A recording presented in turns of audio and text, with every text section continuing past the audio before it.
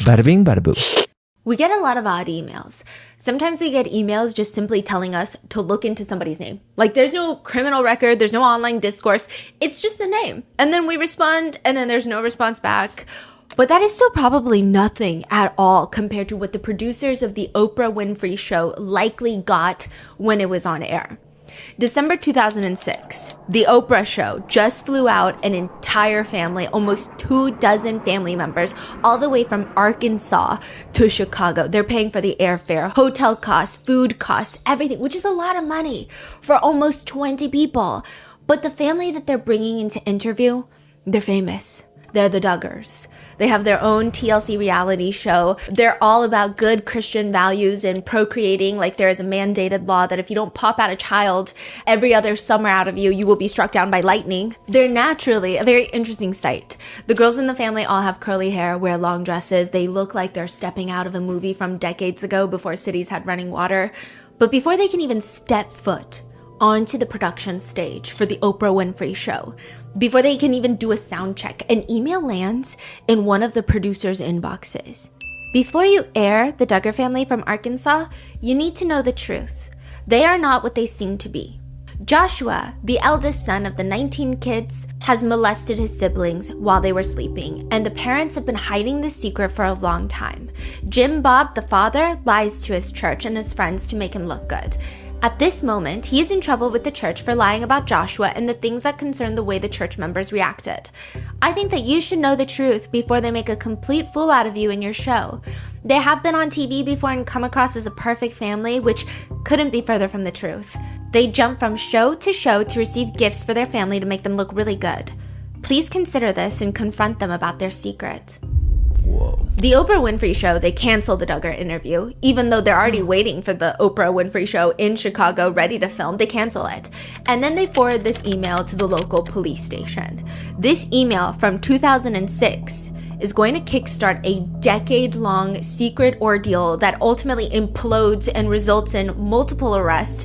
At least 3 Duggars have been arrested thus far, 1 police officer in connection with the case, mostly all for crimes against children. Whoever emailed Oprah was right. The Duggars were hiding something.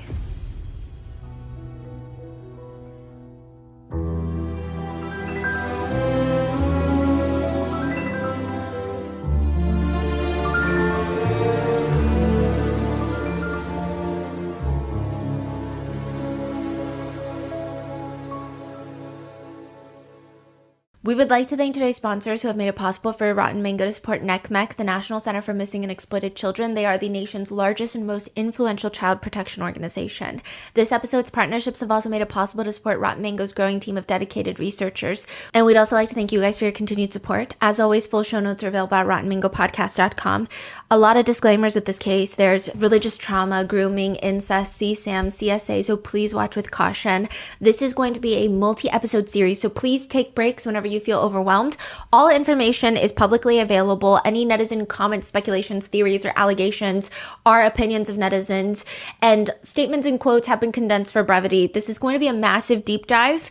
So with that being said, let's get started. So let me just run you through the Joshua Duggar timeline. The Duggar family are about to go on Oprah when her production team get an email that something nefarious has happened in the family home.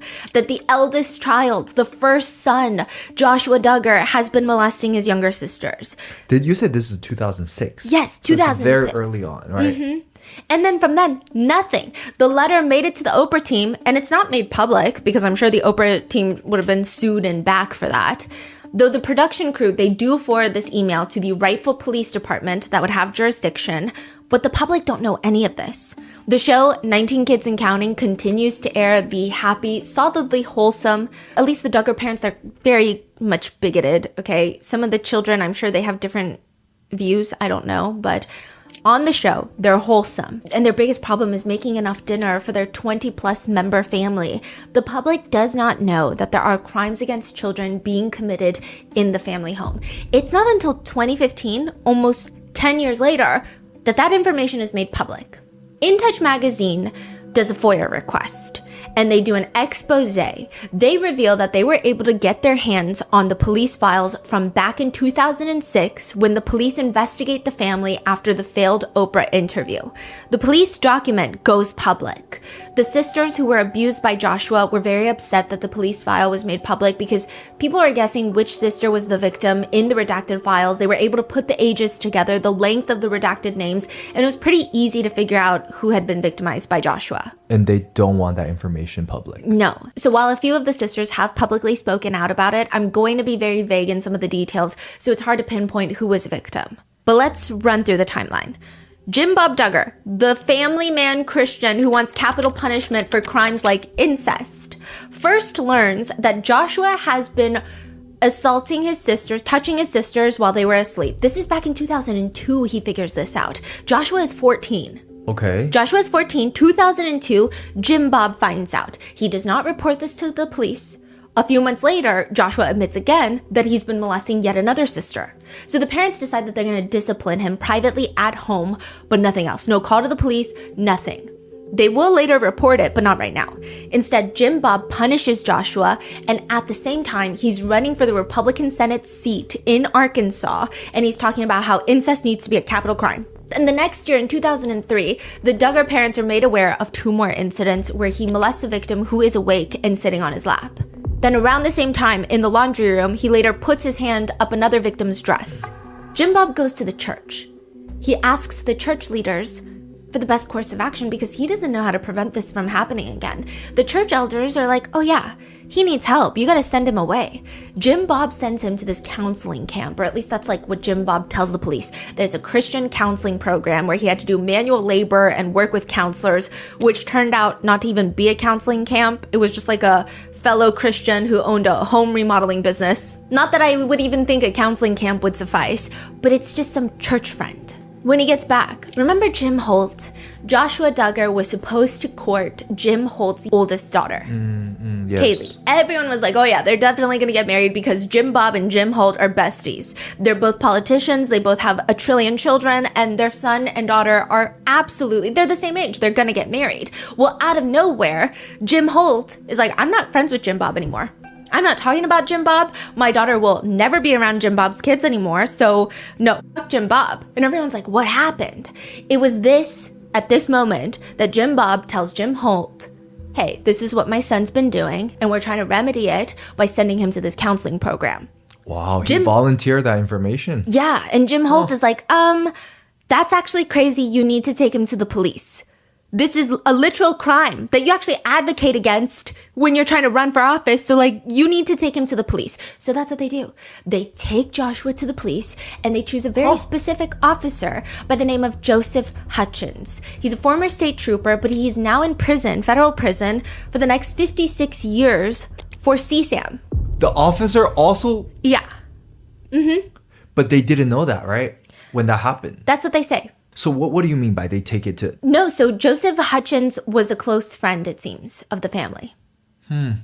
Okay. Or is at least very friendly with the family. So what is the police doing with Josh at that point? So Joseph Hutchins gives Joshua a very stern talking to, and that's it.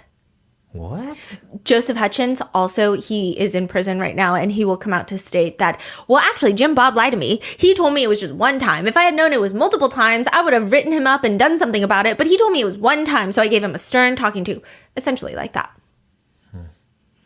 But Hutchins, like I said, is a close family friend, gives him that stern talking to, of what could happen if he continues such behavior. And Hutchins is like, well, there's nothing else I can do about it.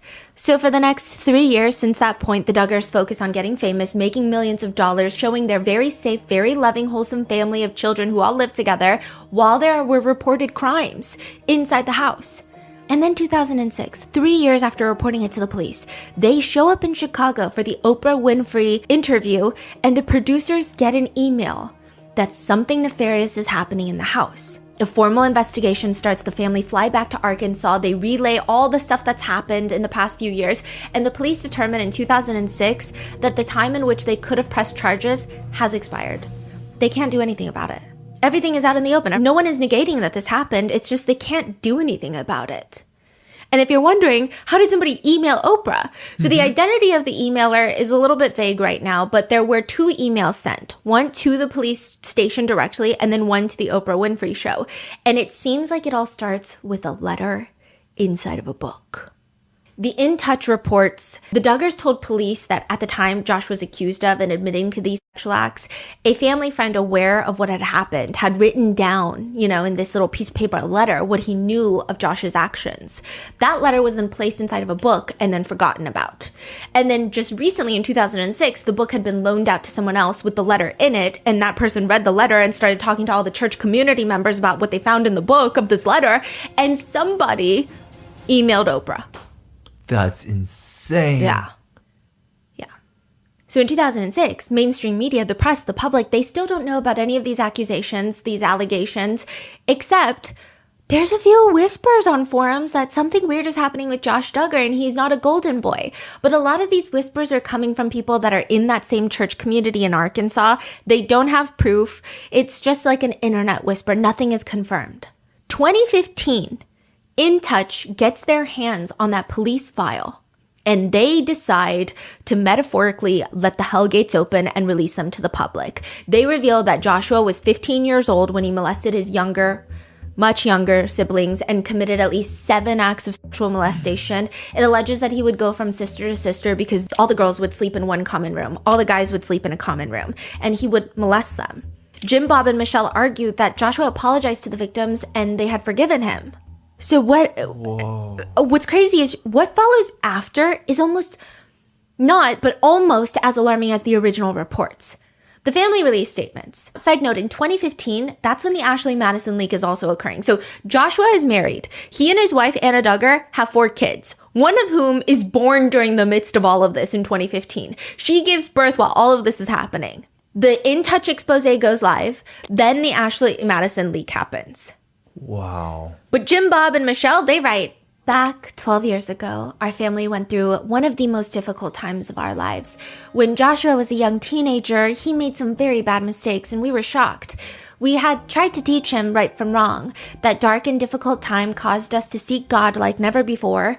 Even though we never choose to go through something so terrible, each one of our family members drew closer to God. We pray that as people watch our lives, that they see that we are not a perfect family. We have challenges and struggles every day. It is one of the reasons we treasure our faith so much, because God's kindness and goodness and forgiveness are extended to us, even though we are so undeserving.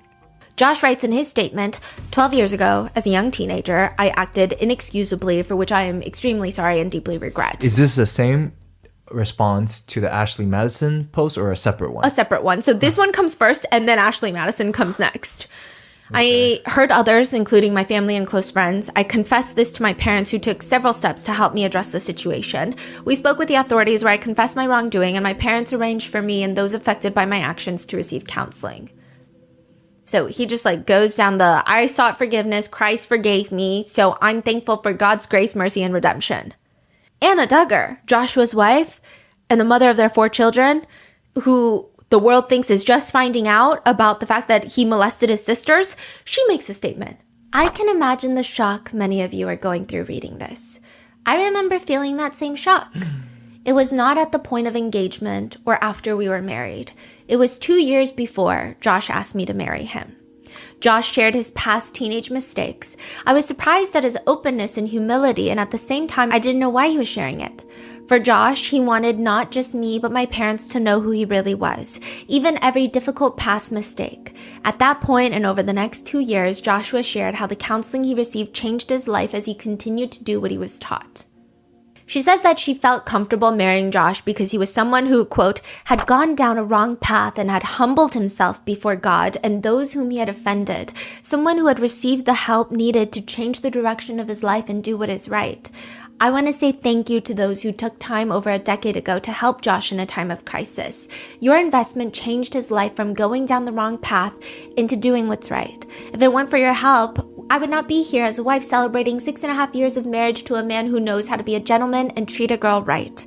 Thank you to all of you who tirelessly work with children in crisis. You are changing lives, and I'm forever grateful to all of you.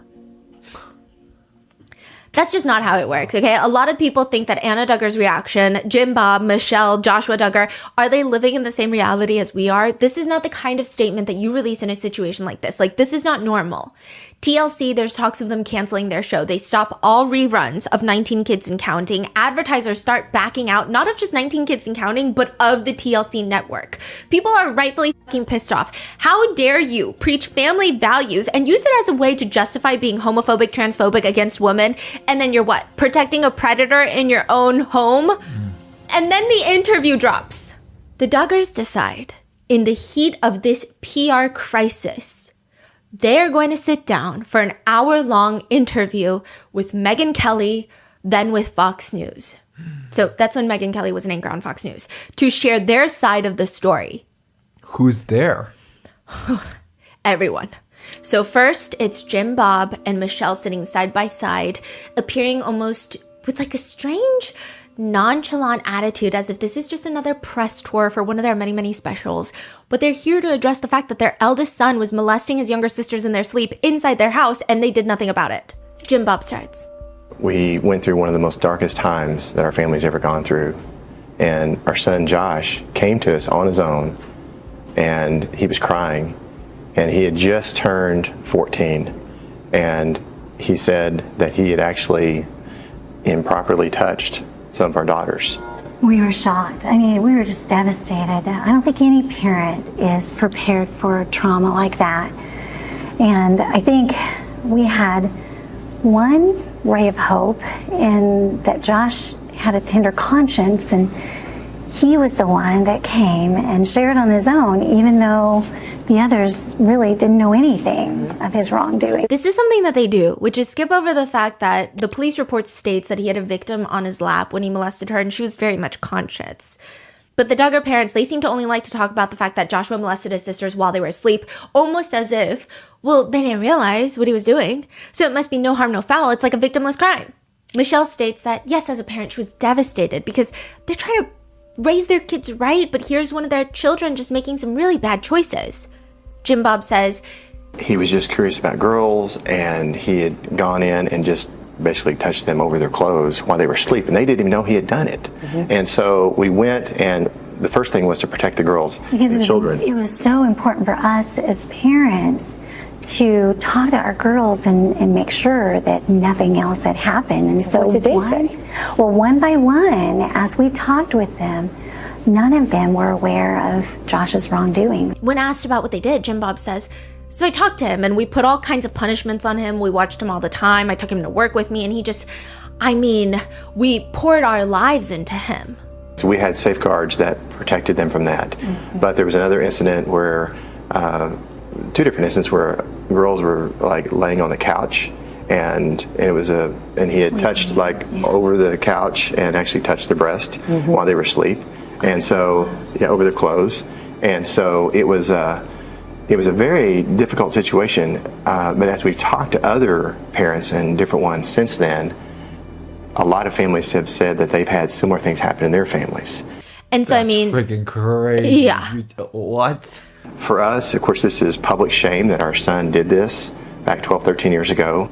Now, Michelle is looking at Jim Bob with her mouth agape, like either she's hearing this for the first time or she doesn't like that he's saying this on TV, but I don't know. What does she not like him saying? Just like, we talk to a lot of families, like this is the other families, everyone right? does this. Right. And also the couch, like how someone was on the couch and he had touched someone, and she's just like, Again, this was not rape or anything like that. This was like touching somebody over their clothes. There were a couple incidents where he touched them under their clothes. But it was like a few seconds, and then he came to us and was crying and told us what happened, and it was after that third time he came to us is where we really felt like, you know what, we have done everything we can as parents to handle this in-house. That's crazy what he just said. Yeah, no, this whole 40-minute interview is... What is he saying right now? He's like...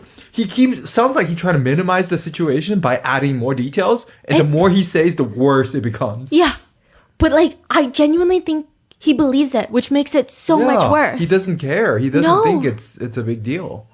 They go to the church leaders after the third time. Why not the police? Jim Bob says, You know what? As parents, you're not mandatory reporters. The law allows for parents to do what they think's best for their child. And so we got him out of the home and we sent him down to this place.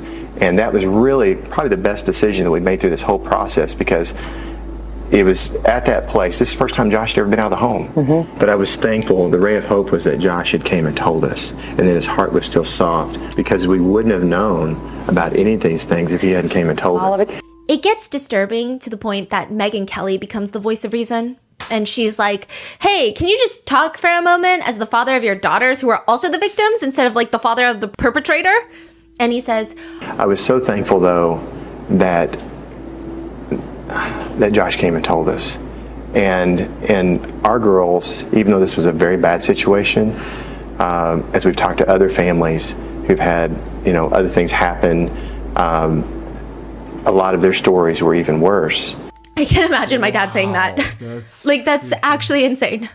Michelle talks about it as if it's something that happens in every single person's house, she says. There were a lot of things that changed in our understanding as parents with, this first child, first son, to come to this place in his life. We're like, there's things that we've learned even since then that I think, you know what, we don't let boys babysit. We don't let, they don't play hide and seek together. Two don't go off and hide. I mean, there's just a lot of things that we put in place, and we said, you're not alone in a room with someone else. You always be out visible, and little ones don't sit on big boys' laps or people that you don't know, or even family members, unless it's your daddy, and so there's boundaries that we've learned. She said they can't play hide and seeks anymore? Yeah, if your children cannot play hide and seek together because you're scared that one of them is going to molest the other, you're doing something very wrong.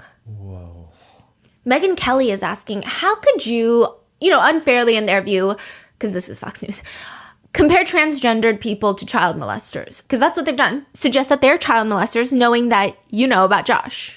Just to give you a little bit of context, in 2014, so just a year before this interview, Michelle Duggar recorded a robocall, which is like it automatically calls a bunch of residents in the area with an automated message. And in it, she says, Hello, this is Michelle Duggar.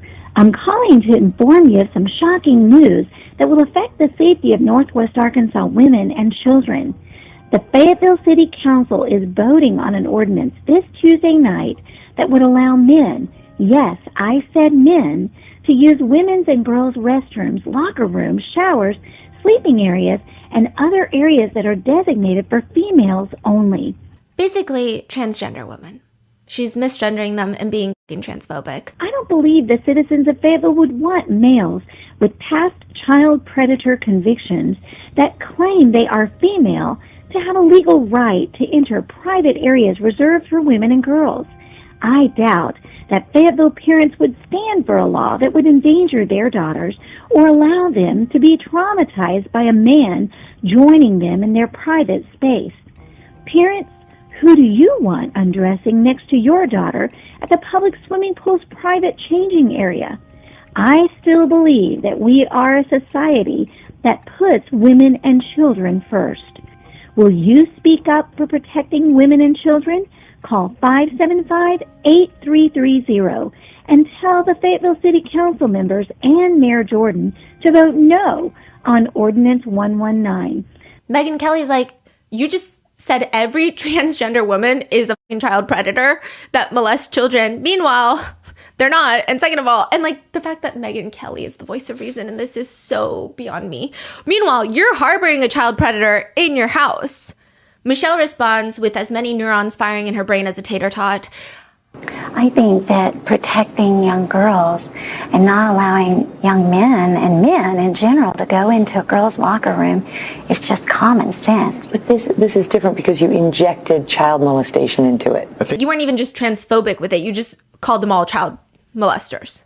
Jim Bob, the king of semantics, interrupts. I think you actually said pedophile in that, and actually a pedophile is an adult that preys on children. Joshua was actually 14 and just turned 15 when he did what he did, and I think the legal definition is 16 and up for being an adult preying on a child. So he was a child preying on a child. Okay. Exactly what did they do to protect their daughters? All they did from that point on, that we can tell as netizens, is they put locks. So they have this new house that they designed. And on one side, you have the boys' room. It's a common room with all the boys. The lock is from the outside.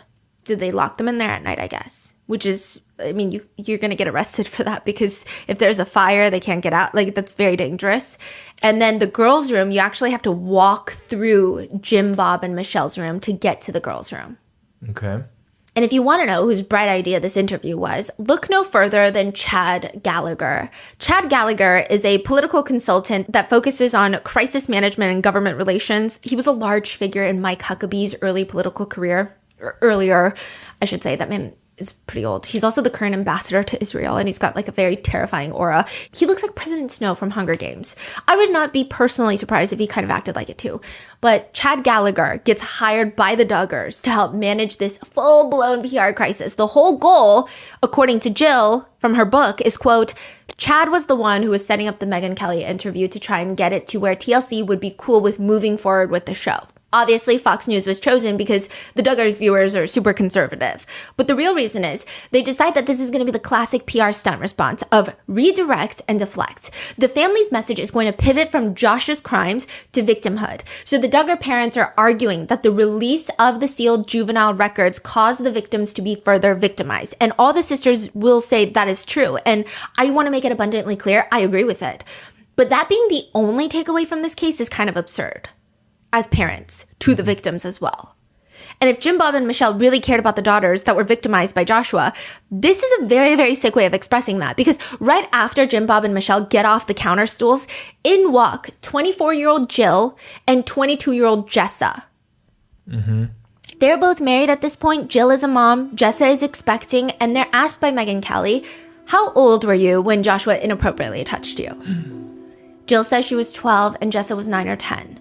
The whole energy of this interview, I mean, it's pretty clear, at least it feels from the audience perspective, that the girls do not want to do this interview, that there is some pressure element to this. I can't speak for Jessa, nor can I speak for Jill, but Jill has come out to say that she felt highly pressured into salvaging the family image. Her husband Derek states that Jill's participation in this interview is, quote, I wouldn't describe it as voluntary. It was more like being thrust into a suicide mission. You're gonna be harmed. But they wanted you to take the hit to ensure the show continues because it cannot fail. They would do anything to recoup their investment, even if it meant Jill was collateral damage. Jill says in her book that she's listening to Chad, the PR guy, and her dad talking about this Megyn Kelly interview. And the conversation goes something like this. No need for Josh to appear. No way. Maybe Michelle takes the lead. That could work. Who does the interview? It's got to be a female. Megyn Kelly. Megyn Kelly would be great. Jill is asked about this in an Amazon Prime documentary called Shiny Happy People, and in it she seems really traumatized by the interview, that she felt pressure and she felt like she was the only one that could fix it.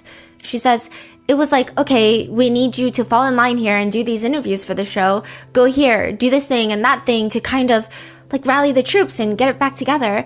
I didn't want to be there. I wanted to help my parents, and I felt like I was the only one who could do this, and I was the only one who could fill that role.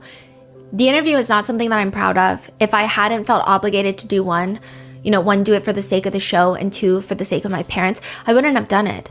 I didn't want to be there. I wanted to help my parents. Jessa has not really spoken out about whether or not she too felt pressure from her parents to do the interview, though I do think that the internet has come to their own conclusion just by the way that they respond to Megyn Kelly's questions.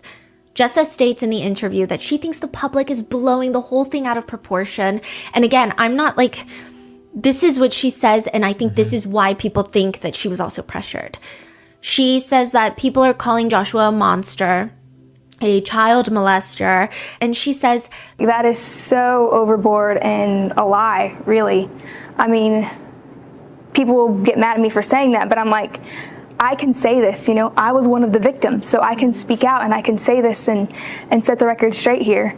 Like in Josh's case, he was young boy in puberty and a little too curious about girls, and that got him into some trouble, and he made some bad choices, but really the extent of it was mild inappropriate touching on fully clothed victims, most of it while girls were sleeping. We didn't even know about it until he went and confessed it to my parents, and they shared it with us.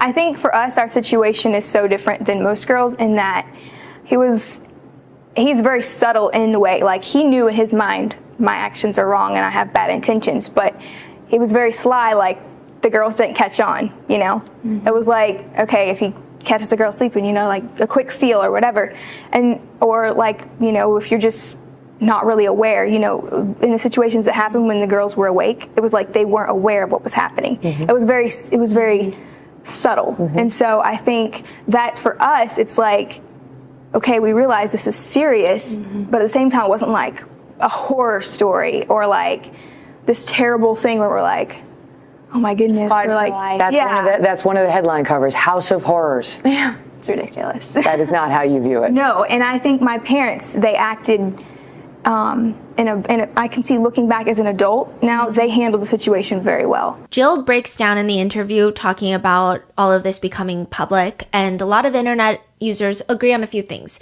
The police report, without better redactions, probably shouldn't have been made public. Even if In Touch got this police report, they should have further redacted it so that you could not decipher at all who any of the victims were.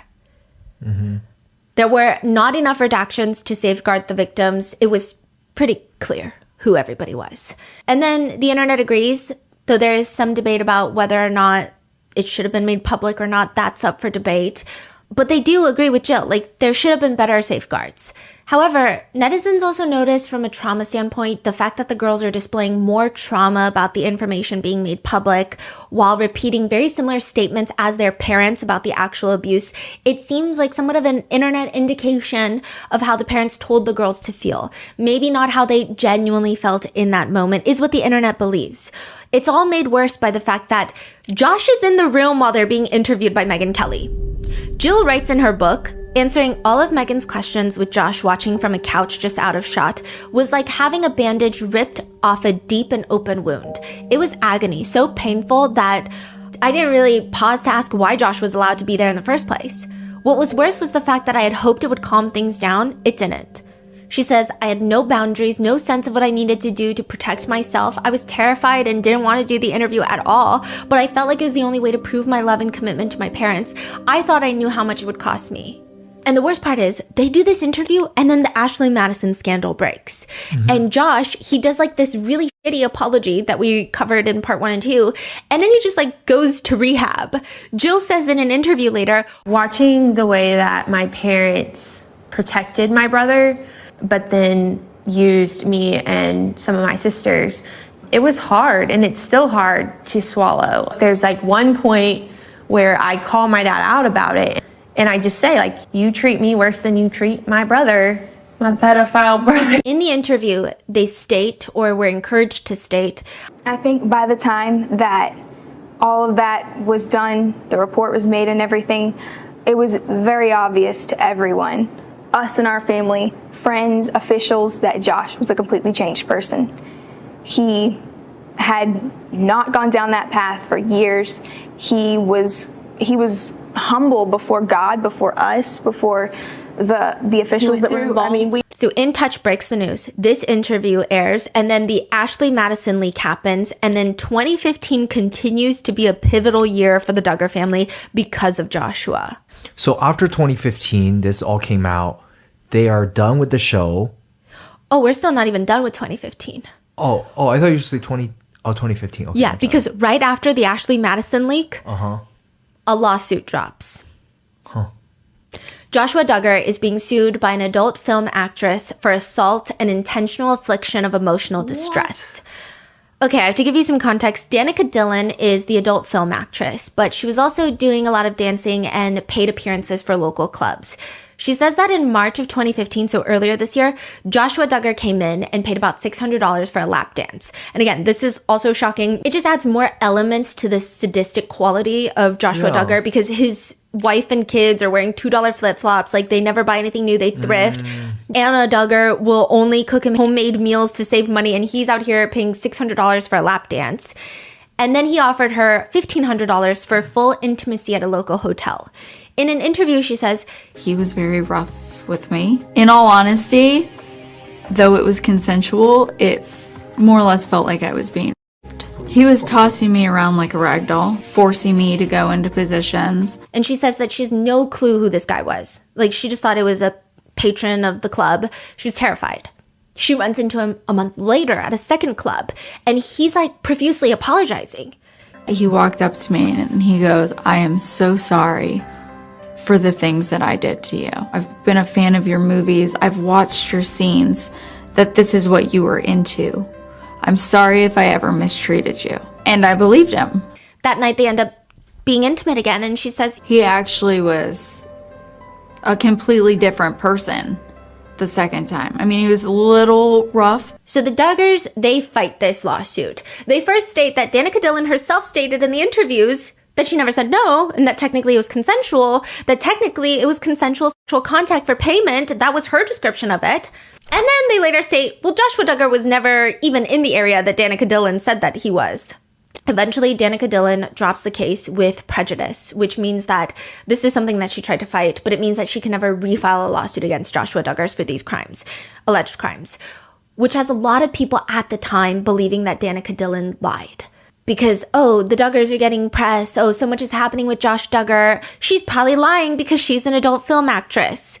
There is no public merit decision saying that Danica Dillon lied. She could have felt overpowered by the Duggars and their millions of dollars that they have ready to fight this case. She could have felt like her career, her profession, everything that she's ever done would be thrown in her face and she'd be dragged through the mud like a lot of victims had this actually gone to trial. She could have received hush money payout that is not on record.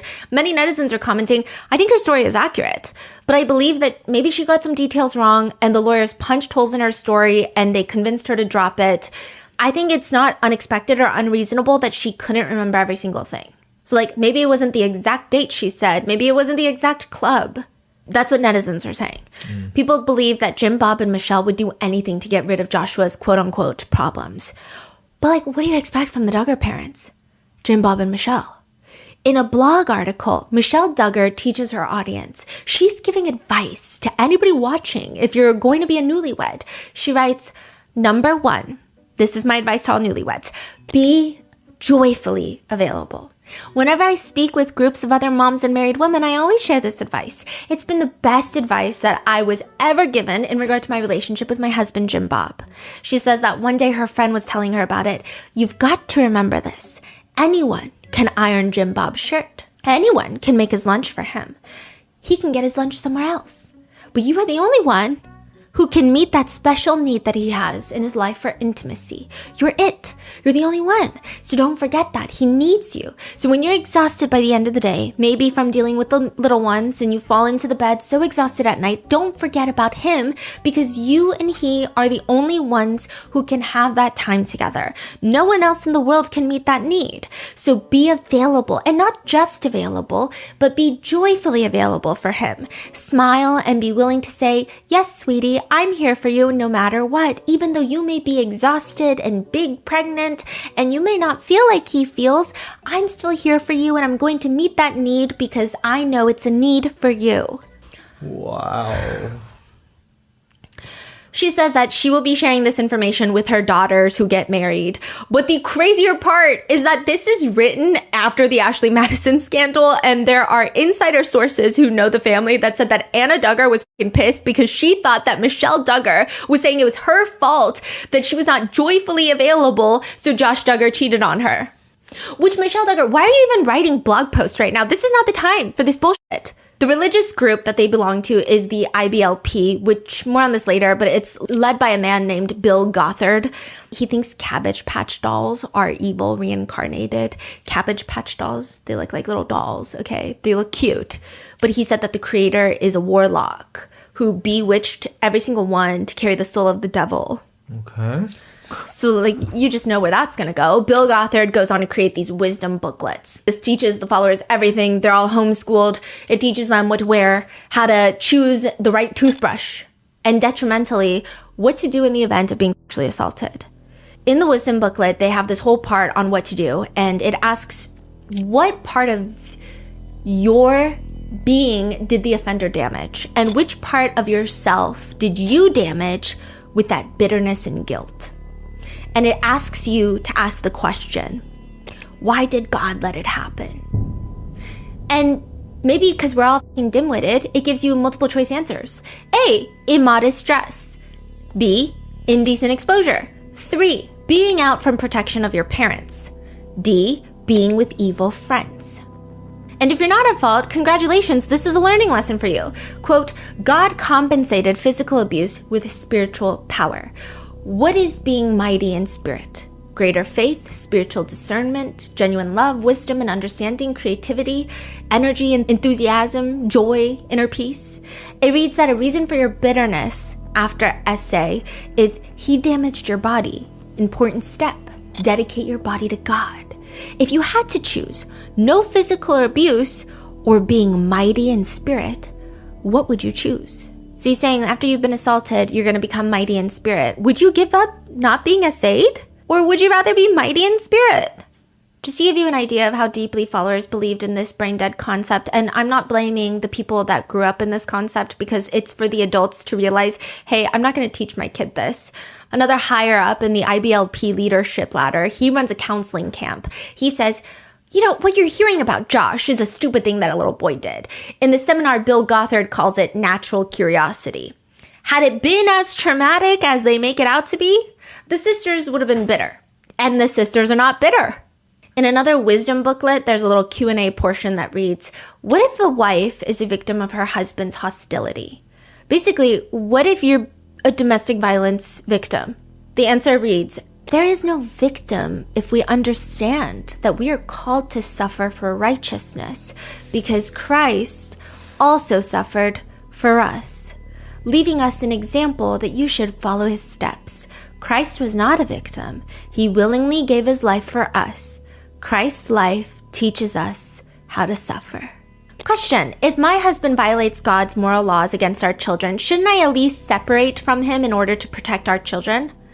A father's authority in the home is derived from and governed by the laws of God. If he violates these laws, God uses higher powers to discipline him. More on these wisdom booklets later, but it's very clear Jim, Bob, and Michelle, along with their son Joshua, are not at all the wholesome family that they keep trying to shove down our throats on TLC. And that is why, in 2015, TLC cancels the show. And it all starts because there is sin in the camp. Wait, when was she arrested? 2021.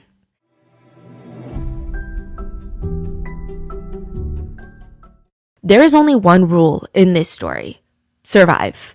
In the new Netflix film Apex, Charlize Theron is Sasha, a woman testing her limits in the Australian wilderness, but what starts as a test of endurance turns into a deadly game with a ruthless and lethal predator played by Taron Egerton, whose familiarity with the landscape gives him a chilling advantage. For Sasha, every decision is a matter of survival, but her resilience and intelligence make her a force to be reckoned with.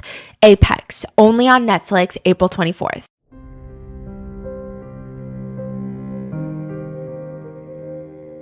If you've been following for a while, you know that we had a limited time launch with Shopify for Grandpa Mingo's art studio. We sold prints and original pieces painted by hand by my husband's grandfather, whom we lovingly call Grandpa Mingo. But starting our small business was something that we could not have done without Shopify. Most of us are not tech people. Maybe you just aren't either and you just want to share your art like Grandpa Mingo. And please do. I see so many DMs from you guys with the cutest little handmade bag charms or artwork. And that's the amazing thing about Shopify. You can still be a small art business without having to be an expert in software and technology. Shopify is the best one-stop commerce platform for your business, big or small, with the world's best converting checkout. Manage inventory, marketing, shipping, processing returns, and beyond. Basically everything you need all in one place. And it just makes your life easier and your business operations so much smoother. Start your business today with the industry's best business partner, Shopify. Sign up for your $1 per month trial today at shopify.com/rotten. Go to shopify.com/rotten. That's shopify.com/rotten.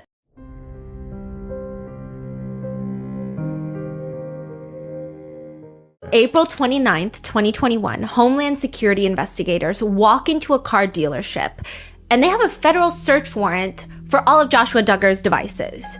The first thing Joshua Duggar does is reach for his phone to call his attorney, but before he can, the agent sees it because the phone is now evidence. Then it comes the big question.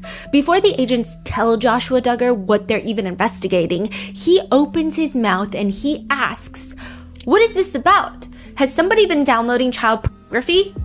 What? It's the kind of question that answers itself, but it doesn't even matter because based off of all of his devices, the evidence is already there. It is uncovered that Joshua Duggar used a computer bypassing Covenant's Eyes, the software he and his wife have to make sure that he doesn't watch legal, explicit videos featuring adults. He bypasses that application, goes on to the dark web to download hundreds of CSAM images. Law enforcement, they track the images to a used car dealership that he works at, and on his computer, there's that evidence that he downloaded and watched these files. Multiple videos of full-on assault, at least 65 photographs of CSAM where one depicts a child being locked in a dog kennel. The victims are between 18 months to 12 years old. He is charged with 1 count of receiving CSAM and 1 count of possessing CSAM. Just a few days before his arrest, Joshua and Anna Duggar announced that they were expecting their 7th child. And he has now been arrested for downloading and possessing images of toddlers, children, being abused while celebrating the fact that he's going to be adding another child into his family. The judge even later tells Josh, the ages of the children depicted in the downloaded materials are very close to the ages of your children. Mm-hmm. There's a lot of reasons that Joshua is nicknamed Pest on Reddit forums. One of them being he just won't go down without squirming and fighting and trying to take everyone down with him too. How did they even find this? Is this all come from the 2015 stuff? They just keep on looking into him, or someone tipped him off, or? No. So a lot of how CSAM is caught is they have this huge database where every CSAM picture, screenshot, thumbnail, video is logged with a specific metadata code. And that code is then shared with all the local police stations and all of the internet service providers. And so if anybody's device downloads or sends out one of those codes, even if they're using a VPN or whatever they try to do, dark web, it usually flags. So then law enforcement will get a flag in a specific area.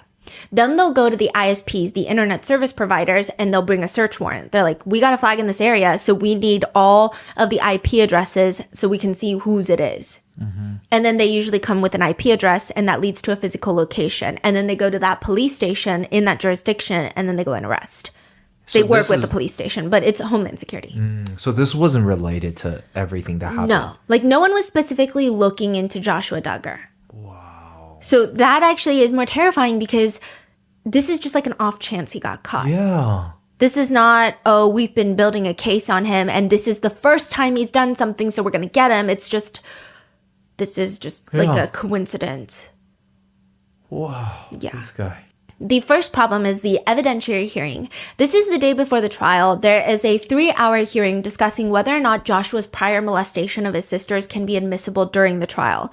Bobby Holt, remember? Joshua was courting their daughter. She's the wife of Jim Holt, also weird politician. She testified about finding out about the molestation. Jim Bob is also called into court, and his relationship with memory seems to be highly strategic. He largely states that he doesn't remember much. Jim Bob? Yeah. The dad is like, I don't remember. It was just years and years ago, a long time ago. He's almost diminishing the severity of it. The court even states, the court found Mr. Duggar's selective lapse in memory to be not credible. He was obviously reluctant to testify against his son.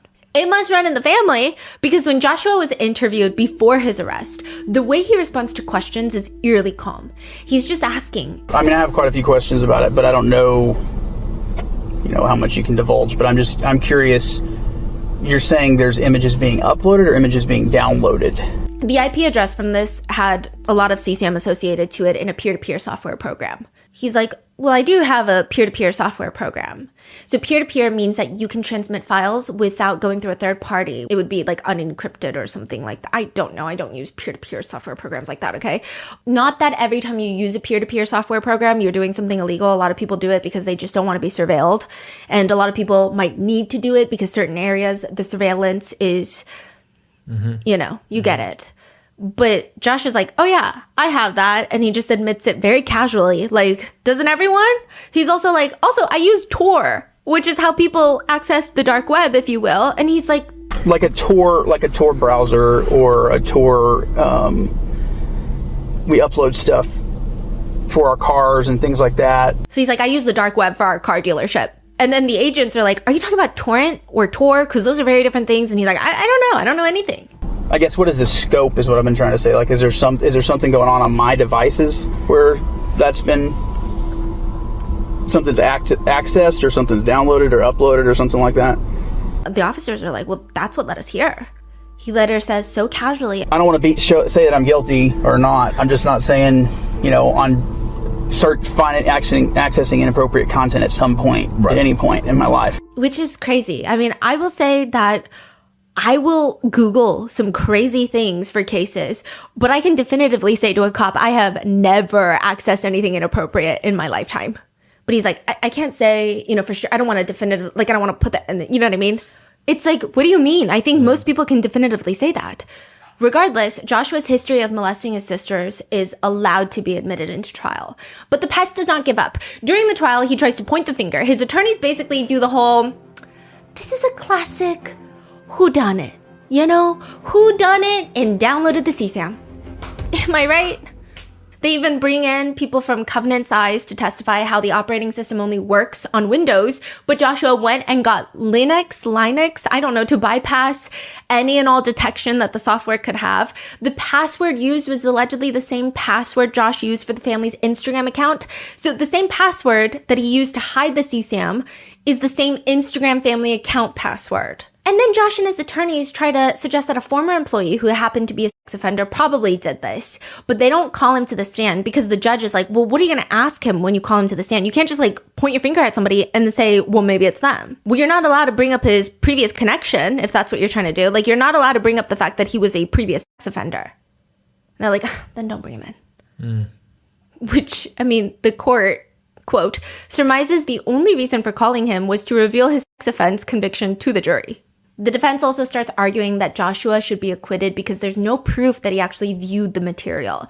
Quote, Mr. Duggar argues that the court should enter a judgment of acquittal as to both counts of conviction because the jury was not presented evidence sufficient to show he actually viewed any CSAM. Basically saying that they need to show proof that he viewed it to establish needed convictions. And their last throw it at the wall and see if it sticks is the most nonsensical. Joshua Duggar is an Apple guy. There's no CSAM on any of his Apple devices because it's not his. During the trial, it stated multiple times the files that he was downloading were, quote, torture and depicted victims in visible pain and screaming. One of the downloads was connected to Daisy's destruction, and the special agent that worked on this case testified that it was in, quote, top 5 of the worst that I've had to examine. The defense... Was there any conversation or investigation or anything about his kids? No. Yeah. Okay. The defense tried to argue that these statements should be excluded. They want to exclude any opinion by law enforcement officers that certain CSAM images are considered worse than others. I guess they're trying to say worse is subjective. But the prosecutors, they bring in proof. Every time Josh would text his wife that he was going to be late from work or that he was being held up somewhere, soon after, his computer would download videos of children. Additionally, through cell tracking towers, the prosecutors were able to prove that 1, these videos were downloaded in the car lot outside of Joshua's workplace, and 2, Joshua was the only one there at the time that he's downloading these files, and 3, he's texting his wife that he's going to be home late. Nobody else is there, not another employee, nobody. It's also revealed during the trial that Joshua would frequent Reddit snark pages, so a lot of people started calling him names for that reason. How did they find out about that? I think it was going through the Covenant Eyes. They were testifying of his internet browser history. Oh, wow. He's obviously found guilty, but during sentencing, Michelle, of course, writes a letter to the judge asking leniency for our son, our firstborn son. In short, it has everything that you expect it to have. She states that she wants to share information about Josh's character that may not be fully known to the court, which I think the court knows enough about Josh's character. But nevertheless, Josh has a tender heart and he's compassionate with others. If someone is having a difficult time, he is the first one to encourage or try to help them in a tangible way. Yet nobody's trying to lock him up for being a negative Nancy, okay? He's a child predator. She's like, he's always positive. He's got a positive attitude. She says that Josh deserves leniency because he's been giving money to a widow friend of theirs for several years now, and he's also great at work. Side note, he was downloading CSAM in the parking lot of his workplace. She continues, he has set a good example of applying himself eagerly to his work and in many other responsibilities he carries as a husband and father. We ask that he would be reunited with his wife and family in a timely manner. Thank you, Your Honor, for taking these thoughts into consideration. Anna Duggar has a brother-in-law, so her sister married this guy, and he is very big in the fundamentalist world. His name is David Waller, and he is a senior pastor at the Fair Park Baptist Church. He writes a whole letter, and that whole letter just goes on and on about how good of a person Josh Duggar is. And why? Quote, it was Josh Duggar who offered to help me finish a large deck project for our in-laws, giving his time and money during Christmas week to complete a large deck with a handicap accessible ramp. It was his generosity and personal initiative that designed the cable railing system for the deck to keep everyone safe and allow wheelchair access to the Kellers family's double wide trailer home. He goes on to create like a laundry list of all the things Josh has helped with, including decorating this pastor's laundry room. I didn't know interior design is like a sign of virtue. Then he continues that he once went on a road trip with Josh and his family, and one of Josh's kids were misbehaving. Quote, I listened as Josh Duggar stopped the vehicle, took his little one aside privately and lovingly, and patiently talked with his child. I was in awe at the tone and love that he showed. On a number of occasions, I've been in Josh Duggar's home for an overnight visit. I've observed him gather his children and read to them from the Holy Scriptures, the Bible, then pray, and then have a beautiful time singing songs about Jesus while playing the piano. This is why I despise character witness statements. When it comes to crimes against children, you feel safe around him? Great. He's also nice to elderly people? Great. He loves cats? Because that's not the demographic he's abusing. His victims are children, not you, a full-grown adult, and how helpful he is with the porch renovation will never offset the crimes that he committed against children. I just don't understand. The prosecutors have responded really critically of the character letters, stating that none of them, 0 of them, address Josh's actual crimes or the victims. May 25th, 2022, Joshua Duggar is sentenced to 151 months, 12 and a half years in federal prison, followed by 20 years of supervised release with the condition that he is not permitted to have unsupervised contact with minors, including his own children. He cannot have a computer, and he definitely cannot have any explicit material on his computer of any kind, even the legal ones. The judge even states, this is some sick stuff. After the conviction, Jim Bob and Michelle state to, I don't know who. Okay. The entire ordeal has been very grievous. Today, God's grace through the love and prayers of so many has sustained us. Our hearts and prayers are with anyone who has ever been harmed through CSAM. In the days ahead, we will do all we can to surround our daughter-in-law, Anna, and her children with love and support. As parents, we will never stop praying for Joshua and loving him. As we do with all our children in each of life's circumstances, we place our trust in God. Thank you for your prayers. Who are you saying that to? It's blasphemous, okay? A federal agent also says, possessing and viewing CSAM is not a victimless crime. Every time it's downloaded or shared, it perpetuates the trauma and re-victimizes the child. They're all acting like this is some victimless crime. In fact, they're acting like Joshua is the victim of the crime. And all while this is happening, Jim Bob randomly decides to run for the Arkansas State Senate. He announces his run a few weeks before Josh's trial kickstarts, and he says, now more than ever, we need a bold voice that is pro-family, pro-business, pro-gun, and pro-life. It's time for conservatives to demand courageous leadership that puts Arkansas families, jobs, and our constitutional liberties first. What in the world is happening? Yeah, he also does his favorite thing that a lot of right-wing politicians and influencers do when they're caught up in actual federal crimes. Cancel culture and the radical left want to keep us from being involved in politics. No, we want that because your son is committing crimes against children. How's that pro-family or pro-life? He says, I will not allow the liberal left, social media, or fake news to define me and my family. The liberals scream, it's my body, when they want to end the life of an unborn child, but would gladly force mandatory vaccines upon everyone without hesitation. So you think he ran just to... Nobody knows. Some people think he ran to take the news off of Joshua Duggar. That this is even more shocking that he's running, that it'll diminish the shockability of the trial. Other people think that he just doesn't care about any of his kids. I see. Yeah, I think that he should go stuff his face with the tater tot casserole and stopping such a demonic presence in everybody's lives. But unsurprisingly, he loses. And the Duggar story continues. About 5 weeks before the guilty verdict, Anna Duggar gives birth to their 7th child, Madison. And everyone had hoped that the Duggars would not make the headlines anymore, but they do, with 2 more arrests, all involving children. Between 2021 to 2026, a lot is happening. Even between 2015 to 2026, even more has happened, and I just need to get everybody caught up. Several of the Duggar children have publicly distanced themselves from the church and their parents, the church being the teachings of IBLP, Bill Gothard.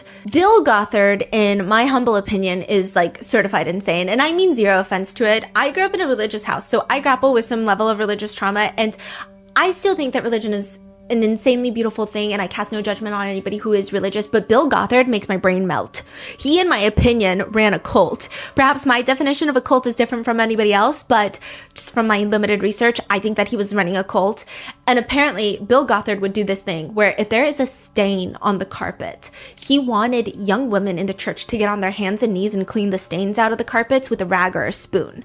So someone who used to work at the main church, he thought the stains were the problem, right? So he goes ahead and he cleans the carpet with industrial cleaner to get out all the stains. And like the young women, they would always be complaining because their backs were, aching from all the cleaning the carpet, which rightfully. And so they're so happy. To which, quote, Gothard visited the center and was livid to see no girls cleaning by hand. He ordered the center leadership staff to round some girls up to start cleaning.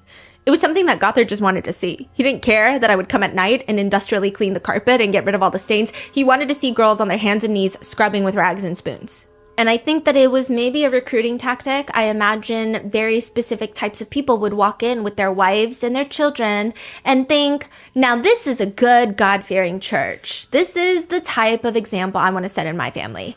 And the Duggar family were very, very close with Bill Gothard, and they followed his teachings quite literally to a T, such as Bill Gothard would state, when a young person listens to rock music, like a rock song, even a Christian rock song, they give Satan a little square in their soul.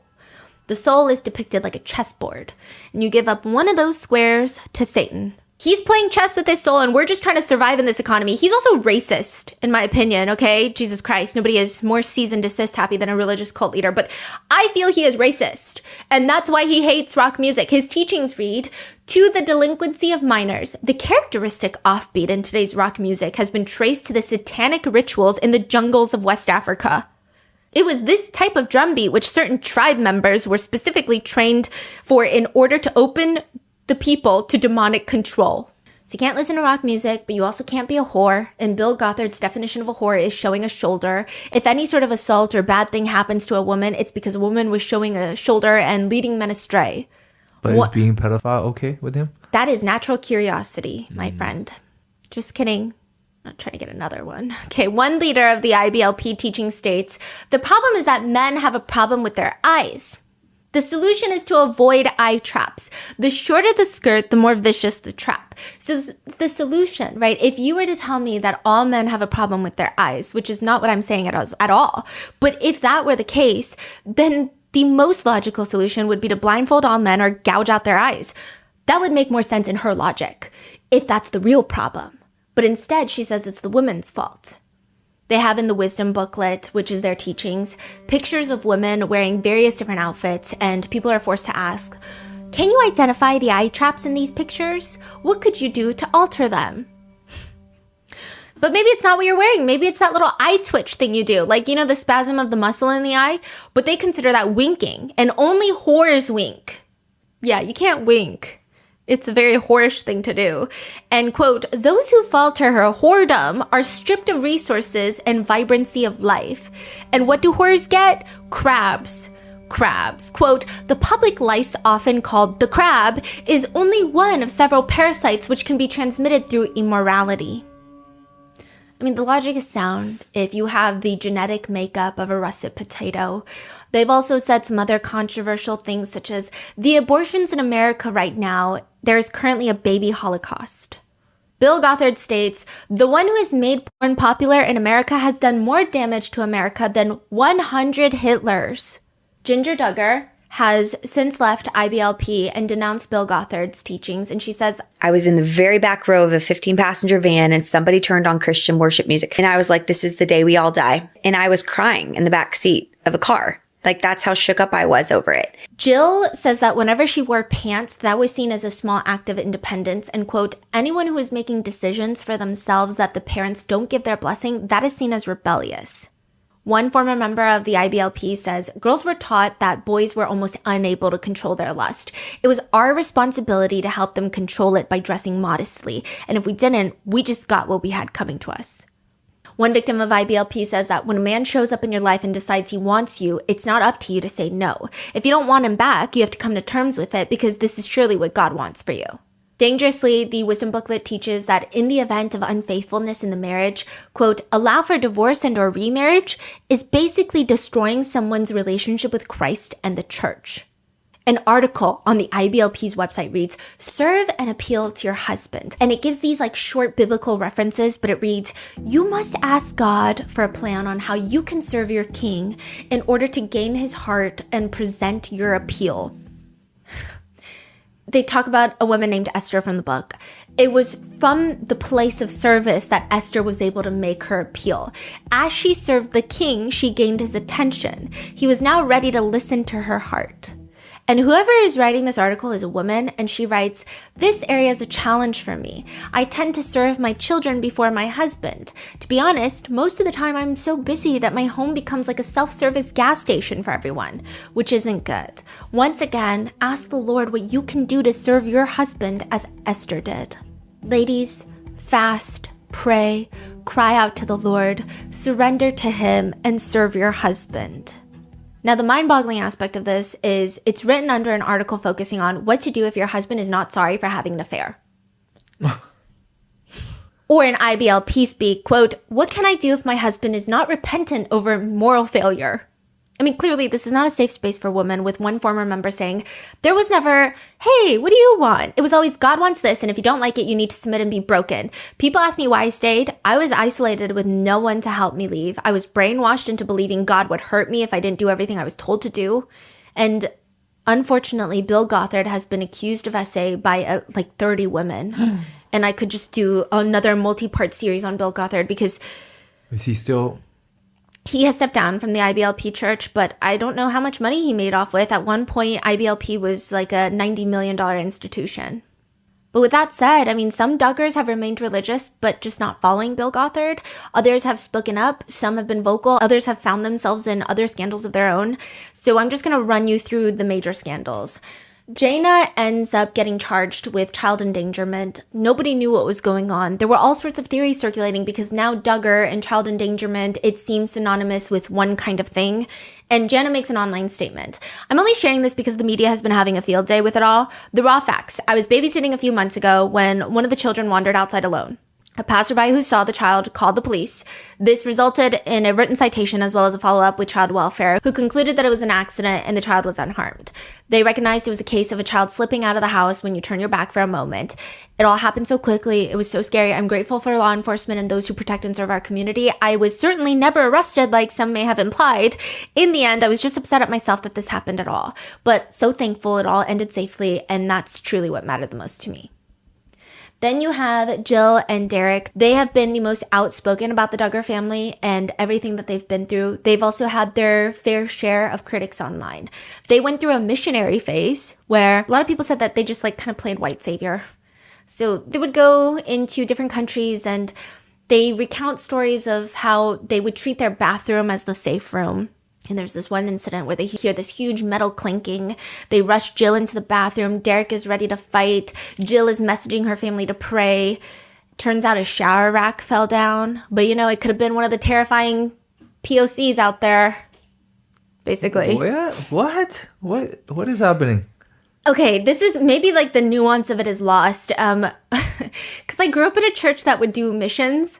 And a lot of it just turns into Americans going into countries, typically in South America, Central America, and then acting terrified for their godforsaken lives, even though they are the ones that wanted to go there in the first place. But they're acting so terrified, like, oh my God, how can I be here? My life is at risk.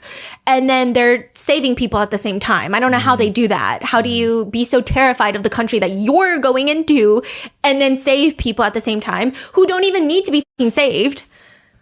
Okay. I see. Okay. That makes sense. I get it now. Yeah, so like all these stories that they're sharing is really riling people up because it's like you were that dramatic over a shower rack that fell down? Yeah. Like what were you expecting? POCs to break in and what? Like what is the stigma that you have in your head? What are they going to do? They also like do multiple episodes where they go on missionaries and they just talk about they're terrified for their lives, like they could die at any moment. And I'm like, right. Okay. Are you like, what's happening? Derek is also deeply, deeply transphobic. I don't know if that's present, past, but he was to a very high degree. He literally targeted a young 16-year-old girl, a transgender girl named Jazz Jennings, stating, "Transgender is a myth. Gender is not fluid. It's ordained by God." A lot of people had their flabbergasted by that tweet because technically you could argue that God is a myth. I'm not saying that's what I think. I'm just saying read the room a little before you start tweeting some weird nonsense. He also just like continues to bully and misgender Jazz Jennings for no apparent reason other than being a giant transphobic person. Also, I will say, as someone who grew up in the South in a very religious area, going to church all the time, I can to some degree have some level of understanding for people who grow up in these bigoted spaces that then believe these things because they are instilled with fear and all of these other tactics to manipulate children at a young age to believe these things until they become an adult. But I just don't think he was 28 bullying a 16-year-old girl. Like, this is not like he's 16 and talking to other kids his age. He was 28 years old bullying a 16-year-old girl. Mm-hmm. He also stated that Planned Parenthood was a hate group, and he celebrated a baker who refused to make a wedding cake for a gay couple. These are all on Twitter? Yeah. Wow. He hasn't necessarily apologized formally, but they've kind of like in subtle ways walked back a lot of their views. They've stated that they have a ton of friends now who are not Christian and are even part of the LGBTQ plus community. Just because you disagree with someone that you can't be friends. I hate that. I hate that so much. Why are you disagreeing about someone else's existence? Like, you shouldn't have a fucking opinion. Like, what does that mean? Like, I disagree that you're a real person? That you can't do that. It's just not rooted in logical. Anyway, they also start saying that, well, everyone's a sinner anyway. Because ultimately we're all sinners. So I don't know if you can really call that. Like, they're standing firm that being gay is kind of a sin. So there's a lot to unpack there. Yeah. And like I said, I think with a lot, maybe of the younger Duggars, it's easier to give not leeway, no excuses, but I think they're too damn old. Like, you could argue, well, I grew up in this type of situation where this was normalized. You're too damn old to be doing this. Yeah. Like, especially with the internet these days, get online, watch a video, go help yourself, get a therapist. You're so damn weird. Jessa, there is a situation on Instagram where she had posted where she went to the Holocaust Museum. Within 200 words, she's able to express that the Holocaust Museum was depressing and sobering, which everybody agrees with. But then she goes on to somehow state that racism is because of evolutionary theory. And she ignores the fact that the Holocaust was the result of a deeply Christian nation, but then turns it around to say that we need to be the voice for those who cannot speak up, #pro-life. Then it's revealed. So because, and you know what, I think there's just so much with the Duggars. Like, there are some people who have a level of understanding for them because maybe they also grew up in very strict religious environments where this was taught to you. And so you almost go down that route. But I think as an adult, there's really no excuse to self-educate. But also, when you are so vocal, you're gonna get shit thrown back at you. Like, if you're throwing shit at other people, you better expect it's gonna get thrown back at you. And this is why this becomes a whole topic. So it is uncovered that Jessa underwent a medical procedure, which is called a DNC. And if you want to be very technical in the medical sense, it is technically an abortion. Jessa and Michelle have made some really offensive comments comparing abortion to the Holocaust. Holocaust, calling it the baby Holocaust. And Jessa has responded online writing, women have DNCs for many reasons, not all of which involve killing a living human being. My baby's heart had stopped beating 3 weeks before I had a DNC. Each person is created in the image of God, Genesis 1:27, and to purposefully destroy a baby in the womb is an affront to the God who created that life. There's a world of a difference between someone dying and someone being killed. To equate one to the other, and to a mother grieving the loss of her baby no less, is severely distasteful. There is a world of a difference between a mortician and a murderer. Even a child understands the difference between the two.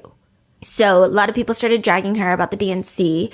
And I mean, I don't know. You could just argue like, oh, should we have come at a woman in her time of grief, of losing a fetus, or she kind of deserved it. I don't know. It's up to you. And then Ginger and her husband, Jeremy, have come out publicly against Bill Gothard, and they have joined a different denomination in Christianity that some also liken to a cult, with a lot of people believing that Ginger traded in one cult for another. Her husband has also gotten into a little bit of trouble. He is an ex-soccer player with a criminal history. He was drunk and he tried to assault a cop. He was not successful. So the officers were like, you're drunk, get your shit together. And then he grabbed one of the cop's arms in a forceful manner. He was arrested. But he's now like a pastor. And he says very weird things like, there's a reality show about a family in California or something. And they've got all these kids and whatever. It's a show. But one of the little boys was 5 years old and decided he didn't want to be a boy anymore. But now he really wants to be a girl. And so the parents say, okay, well, if you're a girl, you're a girl. So they go along with it. Well, that is a sign that the child is ruling. The child is. The parents have no discipline over the child or no instruction of what's wrong and right. It's just whatever you feel, you do. And now you've got a child who's barely come to the cognitive understanding of the world the last couple of years, determining that how they were created is wrong. And they're going to redo that. How do you lead as a parent then? He says, quote, biblically mandated discipline has absolutely no physical consequence to the child, and it's to drive the foolishness from them. And it's called abuse in our day. He also goes on to like do a whole weird Instagram video about Kanye's new album, Jesus is King. He says he listened to the whole album and he saw messages from people saying like, oh, well, Jesus would never save Kanye because Kanye is still the same filthy sinner that he's always been, which he believes is wrong because Jesus forgives all. Jedediah, this one right here. He runs for office in Arkansas State Representatives, 2020 standard platform. He's just like pro-life, pro-gun, pro-religion. In his Vote For Me video, he says, hello, District 89. This is Jed Duggar, running to be your next state representative. I will fight for sound economic policies, push for more tax relief for all Arkansans, and advocate for conservative values. I'm a Christian, and I will stand up for religious liberties. I'm pro-life, and I will be an advocate for the unborn, and I will always defend our Second Amendment. With your prayer, support, and help, I look forward to serving you as a strong conservative voice in Little Rock. They wipe the floor with him. He goes up against a Democrat, Megan Godfrey, and this is like Arkansas is usually the parts they're from are very conservative and mostly Republican. I mean, Megan Godfrey flipped her seat Democratic. And I think it was like 20 years that a Republican held that seat. She flipped it for the first time in 20 years. Yeah. How and so? She's just really good. Fucking competent. She's like a PhD. She has a master's degree. I think she was a teacher. She just knows what she's talking about. And you know what he does to this accomplished woman? He calls her liberal princess, and he starts doing all these ads of like, are we really going to vote for liberal princess over here? And then so the Democrats are like, hey, bunkbed Jed, why don't you shut the fuck up? So they call him bunkbed Jed because as he's running for office, he's still sharing a bunk bed with his brother. Jeremiah? I don't know if it was Jeremiah, but it was somebody. What? Yeah. And he knows nothing about anything. It's like empty up here. So, yeah. And then in 2026, like a few months ago, Anna Duggar has finally come back online. So she was largely gone from the public eye after Joshua Duggar's arrest and conviction later in 2022. She is now breeding golden retrievers in her backyard and posting on social media again. Netizens don't really know how to feel about her. Some people think, again, you're too damn old to be doing this and you have children. And I will say it is always a parent and not a mom, and like I think it's always thrust upon the mom, but it is also a dad's duty. It is always a parent's duty to protect their own children. So that type of criticism I think is warranted. But some people are just conflicted on whether they despise or not Anna Duggar. One comment reads, I just think this is all around sad. Maybe even a bit tragic in regards to Anna. Like, she married this guy so young, and I remember the courting and early marriage stuff, and she was just so happy, and it was cringy and culty and weird. But there she was, marrying into fundamentalist Christian royalty and getting away from her family. She was like really all in on this. She believed in this. She was excited for this. And the only time these girls get to feel special in their lives is when they court, marry, and have babies. And now what does she have to show for it? What can she do, choking on the Kool-Aid as much as she is? Now, with all these kids, she is utterly and helplessly dependent on the Duggars. When you're that brainwashed, there's no moment when the penny drops and you're free. Freedom can also suck. It's unfamiliar, scary, and expensive. People also believe the Duggars will do everything they can to make her stay. They'll put so much pressure on her until she's metaphorically pinned to the ground and paralyzed by the crush. Anna is responsible for protecting her children, but tragically means something different to her than to us. It's likely Anna believes it is her fault for not being joyfully available, and that at least with the Duggar Empire's help, she can clothe and feed her children. And even when Joshua Duggar comes out, he will not be able to have unsupervised visits with any minor children, including his own. We don't know if that's why she's staying or if she genuinely just still loves Joshua Duggar after. I mean, when he comes out, none of them will be minors. No, they will. So she gave birth to Madison during the trial. Yeah. Oh. How long he gets? 13? 12. 12. Oh, that's right. Yeah. 12 and a half. Wow, that is actually crazy. Yeah. And then it happens again. March 18th, 2026. Joseph Duggar is arrested. And everybody loses their mind. Like, I think, in 2015 when this was happening with Joshua Duggar, and then later in 2021, I think most of this news, it did become mainstream news, but it really stayed within this Duggar universe of people who religiously followed the Duggars, and I don't mean that pun intended. But with this 2026 arrest, people are starting to feel like, okay, there is like something very nefarious happening, maybe not even just in this family, but in the IBLP. Like, people need to look into everything. The charges stem from events that allegedly happened in 2020. It is alleged that in 2020, during a family vacation in Panama City Beach, Florida, Joseph allegedly repeatedly suggests that this 9-year-old girl sit on his lap. Who's this girl? We don't know. Some people have made guesses. I would not. Okay. Yeah. He had her sit next to him on the couch, covered her with a blanket, and rubbed her thighs and grazed her private parts. She finally tells her dad about it as a 14-year-old girl. So in 2026, she's like, Dad, this is what happened to me. Her father confronts Joseph, and he confesses, allegedly, to the dad. And this is when the dad calls the police. The police are like, call Joseph again and have him admit it while we're listening. Allegedly, he acknowledges his actions once more. The next day, he is arrested. This comes as a huge shock to most people because Joseph has always been known as the quieter, nicer brother. He was relatively low-key up until all of this. He's also publicly condemned his older brother Joshua for his actions. On the family website, Joseph's page just reads, I recently finished my real estate broker's license and I've enjoyed getting to work in the real estate industry. We've also been building houses to sell. I love getting to work outside with my hands. So people are like, what is happening?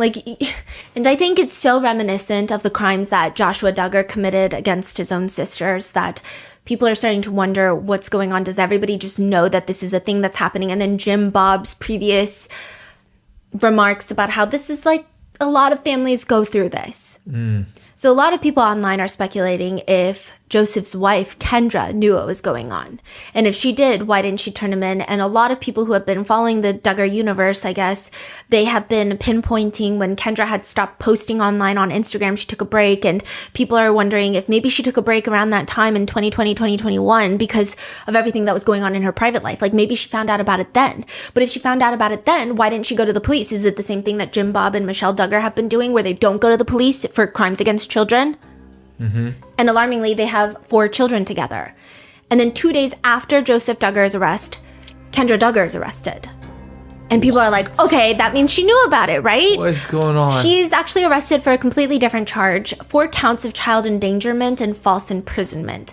Initially, there was some relief that she was not arrested for similar crimes as Joseph Duggar or for participating or co-conspiring to let him get away with it. But It's bad. Locks were found on the outside of the children's bedrooms' doors. That is the That's safeguard. what Jim Bob did, right? Yes. On TLC. Yeah. On the TV show. Well, not on the TV show, but he did that to prevent Josh from... Yes. So she had that. And that leads a lot of questions and people... Why? Exactly. Yeah. Because it's not safe and it's illegal, actually. That's why she's arrested. Because in the event of a fire, I mean, you can't lock your kids in a room. Right. Is that the only thing they found? So far. So far it sounds presumptuous, like I'm insinuating she's committed other crimes. Just, yes. But how did that even come about? Because they searched his house. Oh, and then they found locks. Yes. So she got arrested for that. Both of them have been released from custody. Both of them are not allowed around their children. Joseph's next court date is April 20th. Kendra's is April 29th. And a little bit about Kendra before we get into the jailhouse calls, okay? Kendra is the daughter of a pastor. She's 1 out of 9 children. Her dad in 2014 distributed pamphlets claiming that there are no such things as homosexuals. And when people are like, why the hell did you do that?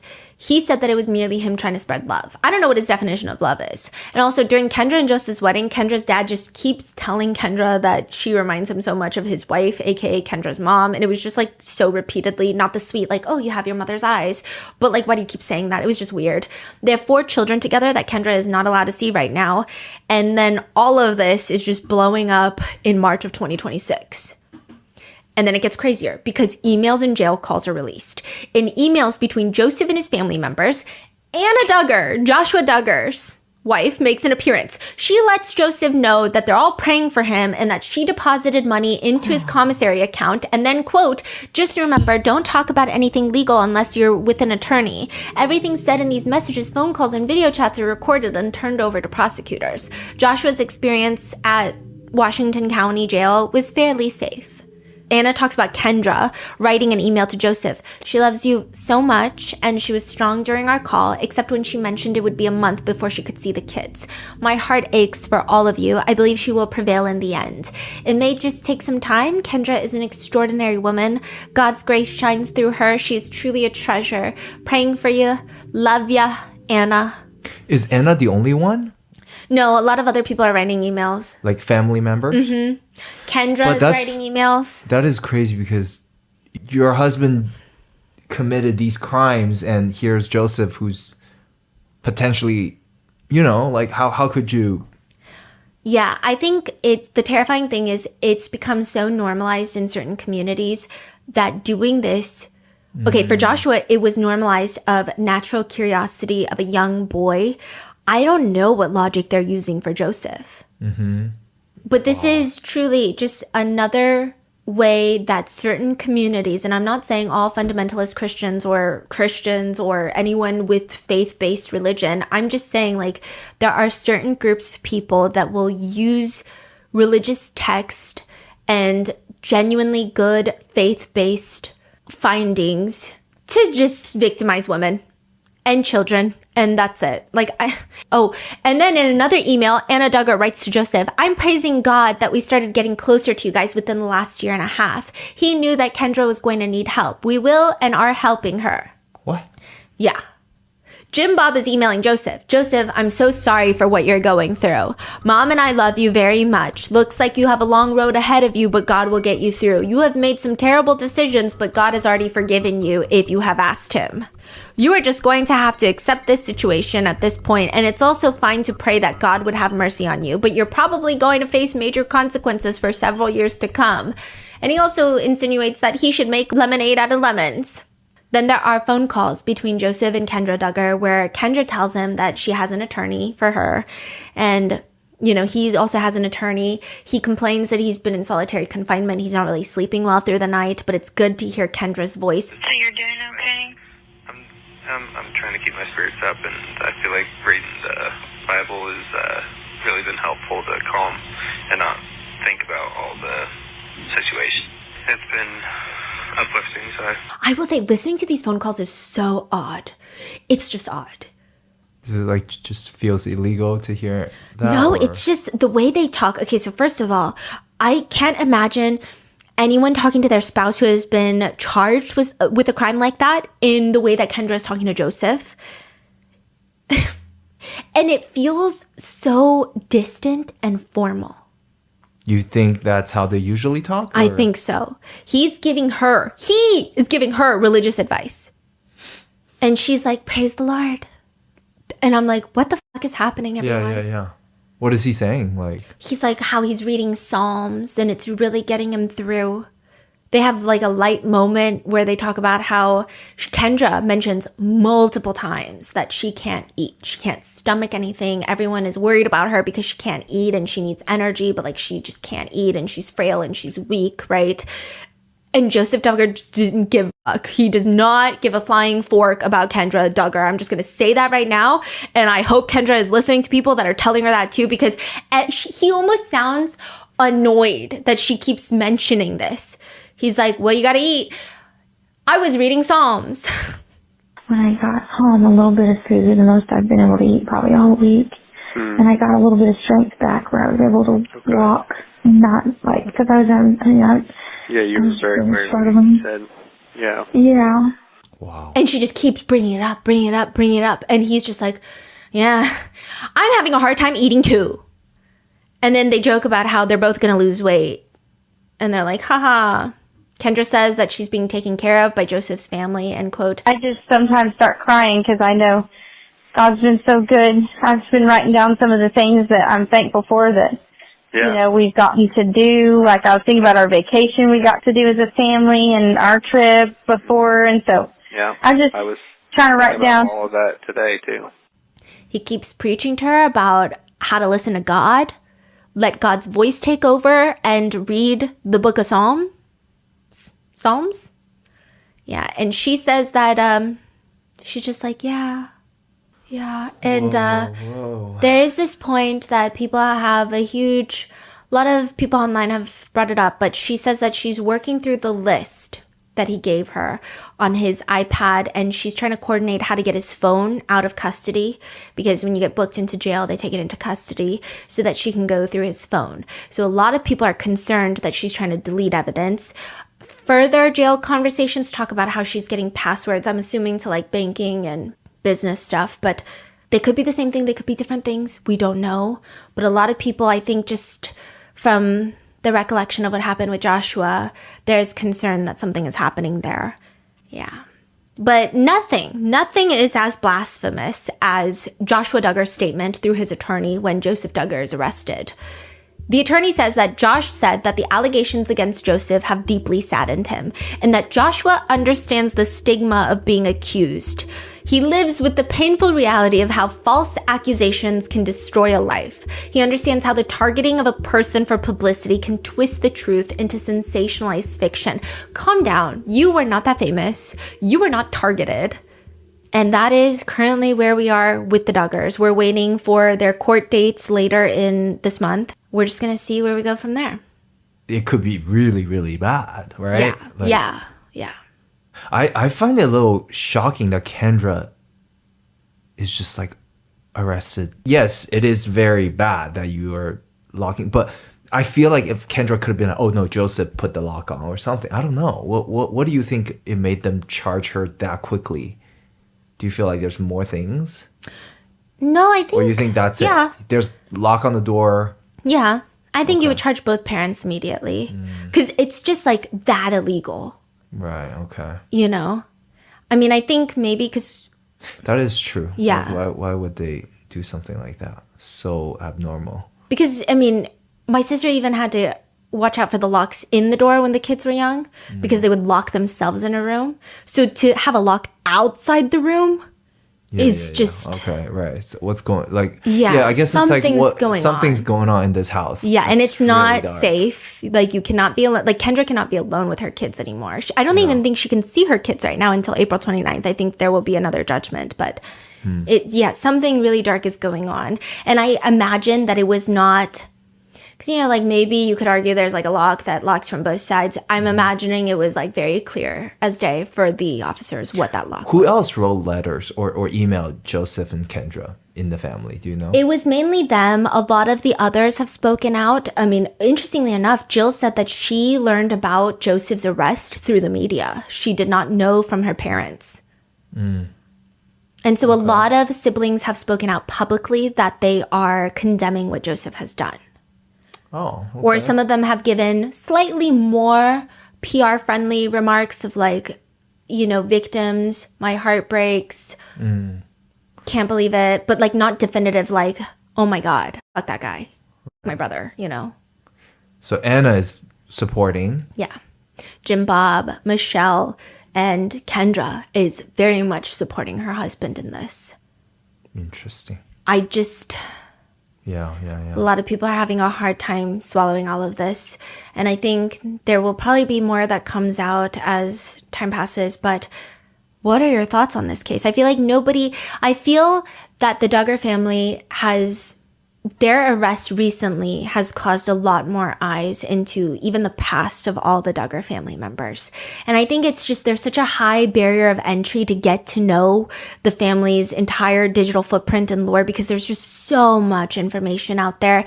And all of that information, I mean, I was even scared to research this case because with a case like this, of course, you're going to have opinions from people who grew up parasocially with the family or people who have grown up in similar conditions. And it's just a lot of even ideological viewpoints that you have to sift through to get to the root of like who these people even are. And it was just like a tremendous amount of content out there. But one netizen comments, is 19 Kids and Counting the name of the show or the Sun's rap sheets? So with that being said, that is where I leave you with part 4. Let me know in the comments, what are your thoughts? Stay safe, and I will see you in the next one.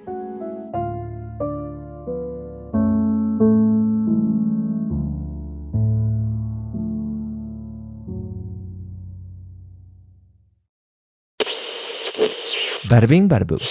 If you really want to know what somebody is into, you follow them at night.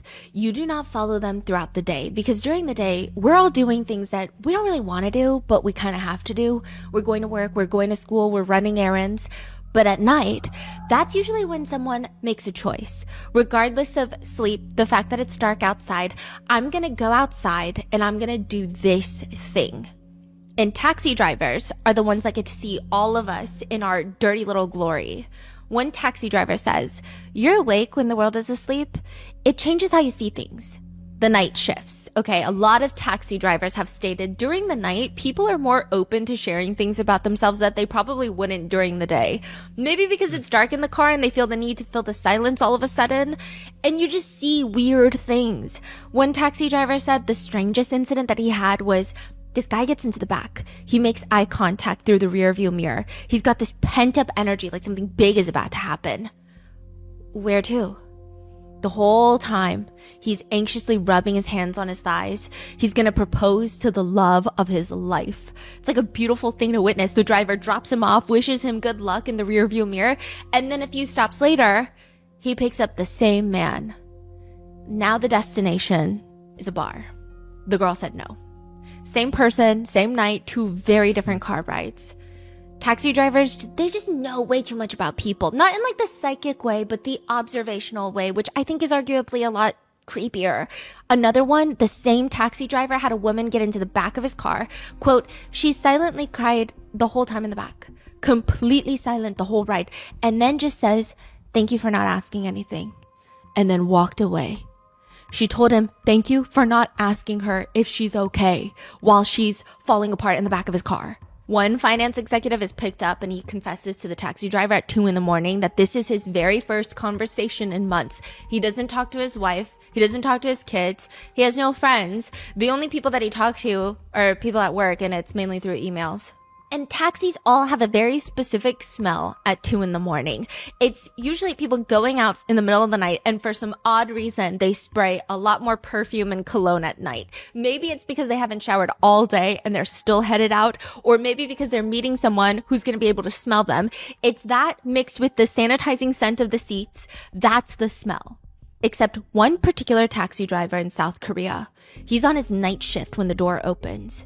beautiful 20-year-old woman gets in with 2 giant takeout bags of fried chicken, 2 heavy bags of fried chicken. He can smell it. The entire taxi cab suddenly smells like fried chicken now.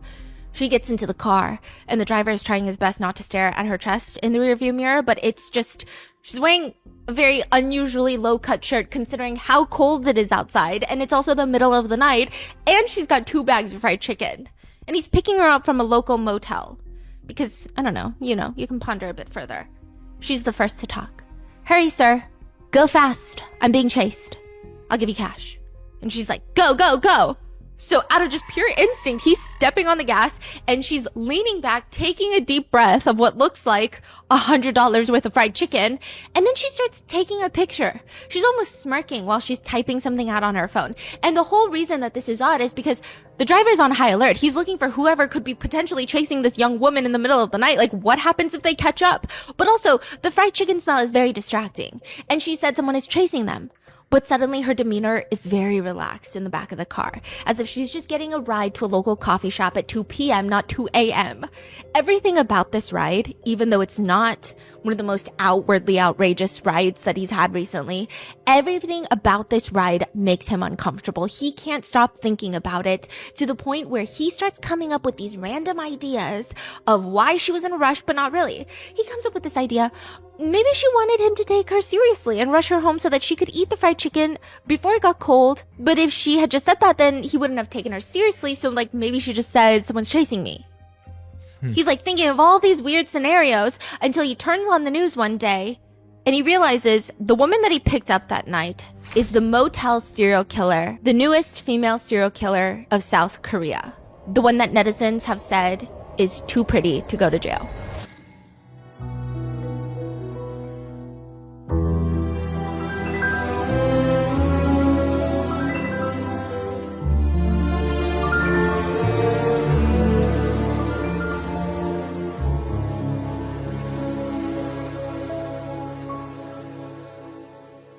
We would like to thank today's sponsors who have made it possible for Rotten Mango to support NAMI National, also known as the National Alliance on Mental Illness. NAMI is the nation's largest mental health organization dedicated to improving the lives of individuals. This episode's partnerships have also made it possible to support Rotten Mango's growing team, and we'd also like to thank you guys for your continued support. As always, full show notes are available at rottenmangopodcast.com.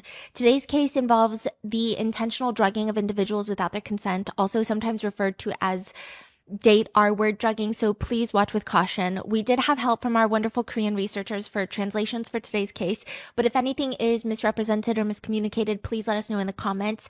Also, keep in mind that any quotes or statements have been translated and may be condensed for brevity. So with that, let's get started. Running clubs are like a big part of South Korea these days. If you search up running crew on Instagram, you get at least 200,000 posts from different running clubs that are packed with a bunch of young single people. Clothing brands create running clubs in the city so that you can go run with people your age, to the point where they have these organized cops and robbers games they do at running gatherings. Okay, so community message boards will read, "Anyone up for cops and robbers tonight at 8 p.m.? Adults only, 20 plus, fast runners welcome." Like what? It's a game? Yeah, so half the people are cops, the other half are robbers, and you just chase each other in the park, and it's a bunch of like 25-year-olds chasing other 25-year-olds that they just met.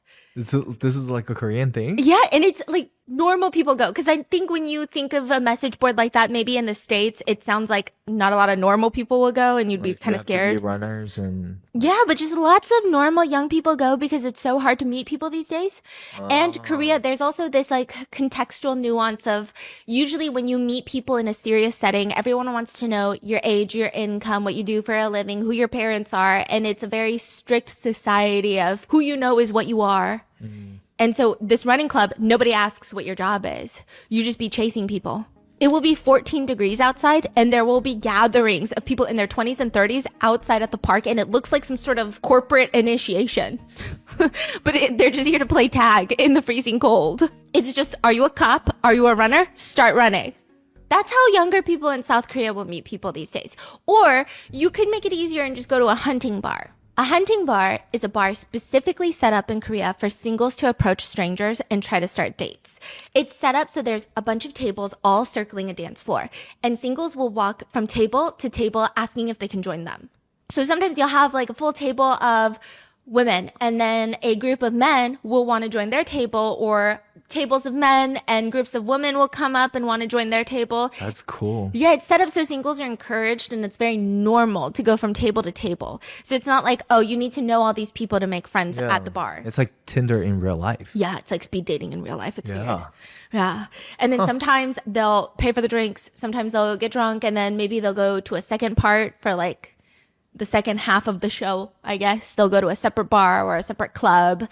The hunting bar is specifically to meet people. But because you're meeting complete strangers, it is hard to vouch for everybody. Sometimes you meet someone at a hunting bar and you meet them outside for a secondary date.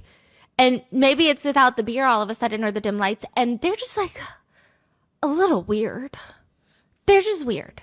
As dramatically as possible, it's like this tiny little part of Seoul is cursed. There's a group of guys. They don't know each other. They're not friends. They don't work at the same place, but they've all been to the local hunting bars. And after that, they've all been on some of the worst dates imaginable. I mean, in the grand scheme of things, is this the worst thing to happen to a man? No. But these dates, they've just been so bizarrely odd. It's not even like your typical, we just didn't mesh well and it was a waste of time. It's like, this is very uncomfortable. I am contemplating the idea of never dating again, because the idea of going on another date after this makes them want to dry heave. Let's start with Adam. These are all fake names because these people have all maintained anonymity, even in Korean. So Adam meets up with a 22-year-old woman. He ends up spending $213 on a single date, which is fine. But she never said thank you, not even one time. He paid for everything the whole night, not even a thank you. And that's not the shitty part. The shitty part is the whole date, she's texting another man the whole time, and he still spent $213. Ben, his head is spinning from this date. Okay, it was like a fake date. He said, 25-year-old woman he's on a date with. First of all, she doesn't even seem 25. What's weird is she looks younger than 25. I mean, she doesn't look underage, but she looks like maybe she's like 21, 22. Why would you make your age older? It doesn't, he's confused by that. Maybe it's the skin. I don't know. It's weird. Why would you? He doesn't get it. But the whole date feels like a prolonged game of two truths and a lie. Every question he asks, she'd just be making up stuff on the spot, and he can tell. And he's so confused why. And it's stuff that it doesn't make sense that she would lie. He asks her, how tall are you? I mean, the evidence is right there. It's hard to lie about how tall you are when you're standing right in front of that person. And it's clear that she's perhaps 5'7", maybe even pushing 5'8". And in Korea, a woman being taller is a good thing. She's like, I'm 5'4". He's like, no, the fuck you're not. I'm so confused. He's just confused. Oh, but like the woman's not taller than the guy, you're saying? Yeah, like she's just like a tall. Okay. She's a tall woman, and that's usually seen as a very positive thing in Korea to be tall. It's almost model-esque, right? Yeah. But she's lying and saying she's 5'4" for genuinely no reason at all. And he's standing right there. He's like, I see you. I can see how tall you are. And I know you're not 5'4". I don't understand. She's just blatantly telling so many lies with so many inexplicable inconsistencies. Even a toddler would think that she's a pathological liar. And she's so straight-faced with it, he can't even call her out. Also, she doesn't pay for a single thing. She orders the most expensive items on the menu. And she doesn't finish any of the food that she's eating before she just ravages more food by asking the waiter to get another plate of this. She's adding on to the order throughout the date, even though she's not even done eating. Not once does she say thank you, but the oddest thing is, quote, despite all of this, she came to the date in extremely revealing clothing on a bitterly cold day. Like her entire chest is out. And he tells her multiple times, like, oh, zip your jacket, because we're about to go outside and the wind is so cold. You should zip up your jacket. Eventually, he's getting 답답해. It's like, that's so frustrating. Like, just watching you makes me cold. So he reaches over and just zips up his jacket himself because he's like, lady, think for a second. You're about to get sick. And she irritably unzips it all the way down so her cleavage is back out and just glares at him. And he's like, I thought I was being a gentleman trying to make sure that you're not getting sick. I'm so confused. Then another guy, Ethan, he meets a girl at the club. They start texting and she tells him in a romantic way, I want to see the beach. They plan a day trip to a local beach. While they're there, she says she has no money. And he's like, then why'd you come to the beach, bitch? Okay? It's fine. He pays for all the food, all the beverages while they're there, which is fine. But she's ordering ungodly amounts of food. And then when they go to the convenience store to grab waters and coffee, she starts adding in like regular house things that she wants, like a little detergent, vitamins, feminine hygiene items, lip balms, face masks, skincare, just random things that has nothing to do with Ethan, and then just forces him to pay for it. Okay. But I guess Ethan is still really into her because he still meets up with her one more time after this god-awful beach trip. She comes over to his house for dinner, and when she leaves, he realizes 2 things in his house are missing. A baseball hat, like a cap, and a Starbucks gift card with $33 on there. So she's a liar and a thief. So he texts her. He's like, did you maybe accidentally take my $33 Starbucks gift card and my hat? And she blocks him. Then a guy named Kang, he goes on a date with a girl on White Day. These are all very relevant stories, okay? He goes on a date on White Day. Holiday where men give candy to women. It's like Valentine's Day. Okay. But White Day, right? And they meet in front of the Women's University station, the train station. They grab coffee, and the whole time she's like randomly pouring her heart out about how difficult her childhood upbringing has been. It's a little bit jarring because they just met and she's almost in tears about how abusive her father is. And he does feel bad, but also he doesn't really know how to respond because it's out of the blue. So he's like, there. He's trying to comfort her, but also like, I want to go. He tries to maneuver the situation so he can leave, and it seems like she catches on because she starts coughing and banging on her chest, and she's like dramatically grabbing onto him, coughing. He's trying to run away from the date? Yeah, he's like, are you okay? My chest, it feels tight. He takes her to a nearby clinic. He's contemplating leaving her at the clinic, but he's like, oh, God, I just feel bad. I guess I'll just stay. So he wastes his time waiting around for her to be seen by the doctor, and then she's crying about how miserable her life is. He then takes her to the pharmacy to pay for her prescription, which sounds really romantic in America because a prescription is like $10 trillion without insurance. In Korea, it's like a few dollars. Okay, so he's trying to pay for the $3 medicine. And she's boom, vitamins, tampons, herbal drinks, lip balm. And he's like, I'm not paying for that. I'm not paying for $67 worth of shenanigans. I'm just trying to pay for your $3 medication. And she's like, well, I need these to feel better too. He's so thrown off. He says, no, I'm just paying for the prescription. She's pissed. She storms off. He's left confused, but also she did take the $3 prescription that he paid for, and he stormed out of there like he's the problem. Another guy named Frank, super relevant, I'm telling you, okay? Goes to a restaurant date, South Korea. How many guys are there? So many guys, okay? And they're all coming out, and they're like, let me tell you, okay? He leaves his wallet on the table, goes to the restroom. This is South Korea. You know what you do in Korea? You go into a restaurant and you pick a table you like and you put your phone and your wallet, your most valuable pieces of items on the table to claim it as yours. Nobody steals it. That's just how you claim a table. He leaves his wallet on the table. Yeah. His date is at the table too. Yeah, and there's like bajillion CCTV cameras everywhere, so nobody really steals. Yeah, nobody steals. So then he goes to the restroom, he comes back, and he's about to pay for the dinner, and all the cash in his wallet is gone. Like, not even just one bill, all the bills are gone, but his wallet is still there. His credit cards are still there. So he's like, what? He asks the date, do you know if like somebody just like came by and took the cash? She's like, no, I have no idea what you're talking about. They check the security camera because it's Korea, and she's just pocketing the cash. And the crazier part is she's standing there watching the CCTV camera footage with them. And then she's just staring at them like, and what are you going to do about it? So what did they do? She gave the cash back and then stormed out of there like he was the problem. Wow. Okay, we're almost done with these crazy dates, but there's this guy named Patrick too. And this Patrick guy, he's like, I should have known she was a problem because the minute that we started texting, she sent me a list of restaurants I really like to go to, all $4 money signs. Not even like a variety. Like sometimes you gotta throw in some variety, right? No, all expensive. And she's just like has this weird obsession with food. She's messaging him nonstop. I love all kinds of meat. By the way, meat is pretty expensive in Korea. Grilled chicken thigh, pork belly, thick cut pork, black pork, beef, Western food. Love it all. I love anything with meat. Okay? He takes her out on a date, and during that date, they have 2 full meals. At the end, she's like, can you buy me a hamburger and butter bread to take home?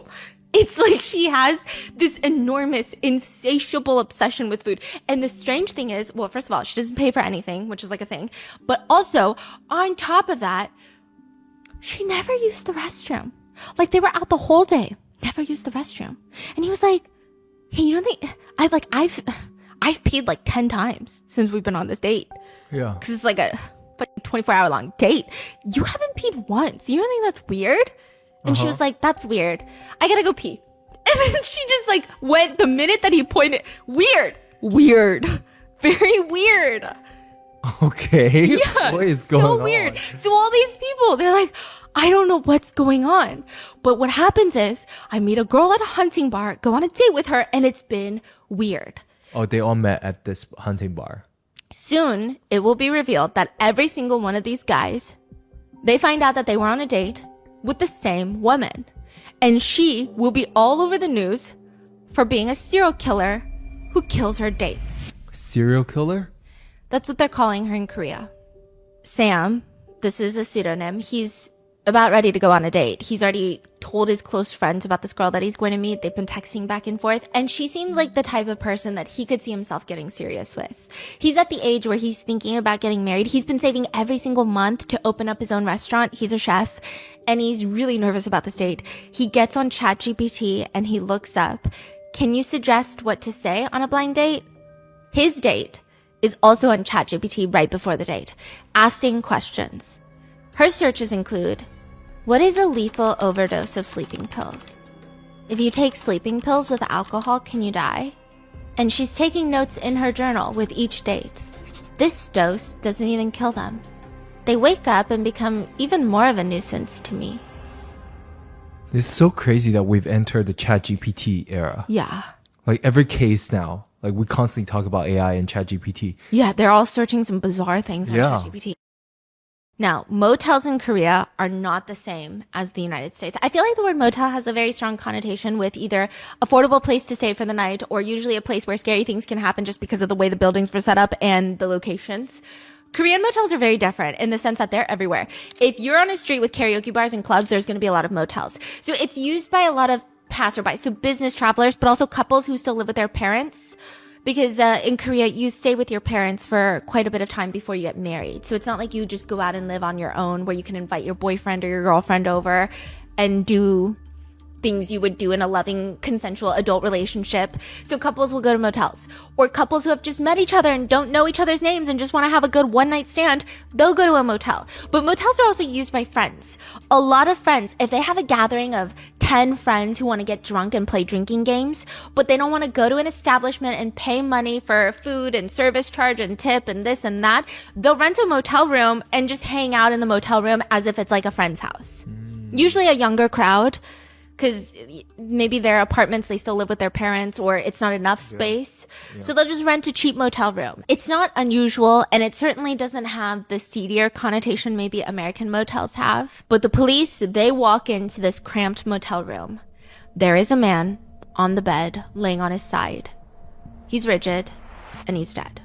Motel staff are hiding behind the motel entry room. We saw him because we were trying to see if the room was ready for checking out, and we saw that there was like stuff in his nose. We think he's dead.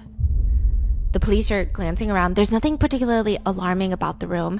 There's no signs of evident trauma. It doesn't appear that he passed with the sign of a struggle. There's no external injuries. This is not a self-exit. There's no gunshot wounds, stab wounds, no strangulation marks. There is, however, they're looking closely with their flashlight. There's small amounts of vomit in the mouth, airways. It looks like there's some swelling. There's some sort of congestion. That's about the only thing they can find. And that and his phone and a bottle on the nightstand. They're like, what is that? It's a bottle of hangover medication. It's like a detox drink that you consume if you want to avoid being hungover the next day. You can buy it at like the corner store. It's not really effective. Maybe it's more so the placebo. I'm sure it's got lots of electrolytes, so it hydrates you a little bit better than water, but it's nothing that serious. I mean, nothing that would cause him to have some sort of medical reaction, that's for sure. Has his phone been checked? There is an unopened message on this man's phone, and it's a very lengthy message, and it's from a girl. It reads, oh, so I suddenly got my period and I felt like I couldn't fall asleep in the motel room, so I decided to go home. And you had given me that wad of cash earlier for the taxi fare, which, by the way, our photo booth pictures were folded inside of it. I'll give that back to you next time we meet. Anyway, thanks for giving me the money for the cab so I wouldn't be cold getting home. Oh, and also, you ordered fried chicken using my phone, and we were watching a movie when your eyes glazed over and you suddenly fell asleep. I don't know if you remember, but when the food was about to arrive, I tried to wake you up a little bit and you wanted to go back to sleep again. I told you not to sleep, but you seemed tired and kept kept wanting to sleep. So I asked you what to do about the fried chicken, and you said to eat it all by myself and just to take it home. So since eating in the motel room alone while you're sleeping seemed lonely, I thought I would just take it back home and eat it at home before work. I packed it all up and left. It just felt lonely eating alone while you were asleep. Next time, let's just go out to eat together.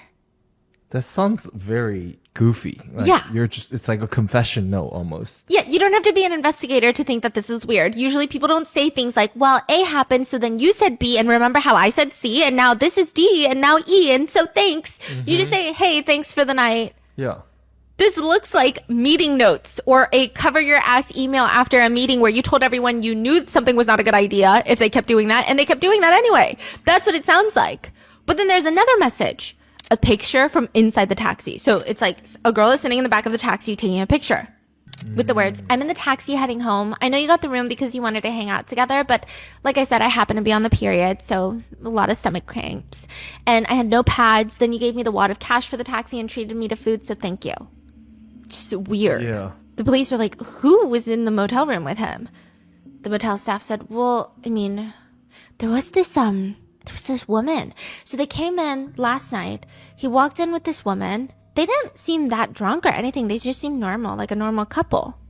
And then I think a little bit while after that, some guy delivered fried chicken. And then like 10 minutes after the fried chicken was delivered, the woman left alone. The man's body is taken to a medical examiner, and it shows that he was drugged. These are all the drugs found in his system. 3 different types of antidepressants, sleeping pills, a benzodiazepine sedative, a cardiovascular drug, a Tylenol, and an antihistamine. And these are just the different types. It's not like the different pill. In fact, the amount of drugs found in his body, it was like 50 pills of different types of drugs. What? So it's only 3 different types of antidepressants, but it could have been 4 pills of each antidepressant. It's like a pharmaceutical cocktail, and a lot of them are prescription medications, which a doctor states the drugs found in his blood were essentially a standard pharmaceutical toolkit for a patient presenting with depression or sleeping disorders. So we got to find someone who was prescribed these things because they were able to give this to him, administer it to him. And these are not fun drugs. This is not a situation where some people decide that they're going to try prescription drugs for fun and get high and then they overdosed. Yeah. These are not fun drugs. And drugs are very controlled in Korea. So according to his records, he does not have depression or sleeping disorder, and he was not prescribed any of these medications. And it's just an obscene amount of pills in his system. And the police know that they have a big, big problem on their hands because a homicide case in South Korea, in Seoul, is already very, very bad. It's a big deal. In Seoul, there is about 1 homicide per week. If even that. What? And this is the second one. Yeah, okay. In comparison, I think in New York, there's about 10 a week. New York City. Wow. I mean, there's a lot more self-exits and other deaths, but in the manner, homicide is about 1 a week. And this is the second one. Not this week, but the second one with the same pattern. Young man in his 20s, passed out in a motel room, drugged. Deceased by the morning, motel staff discover, and motel staff report that he had walked in with a woman who quickly left after checking in. It happened just 11 days earlier, which one would imagine it's only a matter of time before another person ends up dead in a motel room. Police start investigating, and they come across a man. He's alive. Barely, but he might know something.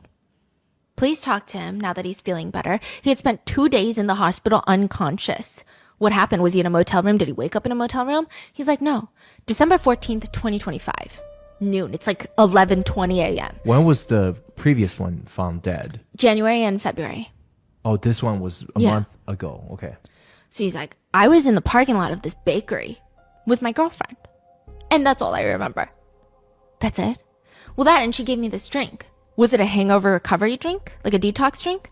No, it was like a herbal medicine for fatigue because I've been really tired with work.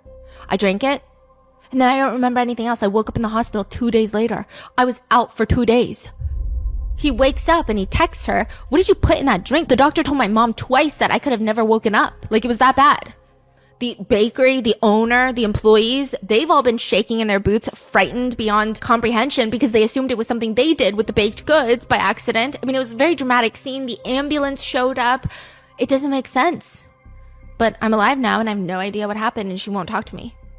And the police are taking notes and they ask if that woman, if his girlfriend looks familiar to the woman in the 2 motel CCTV footages. He's like, yeah, that's my ex-girlfriend. 20-year-old Kim So-young. 20.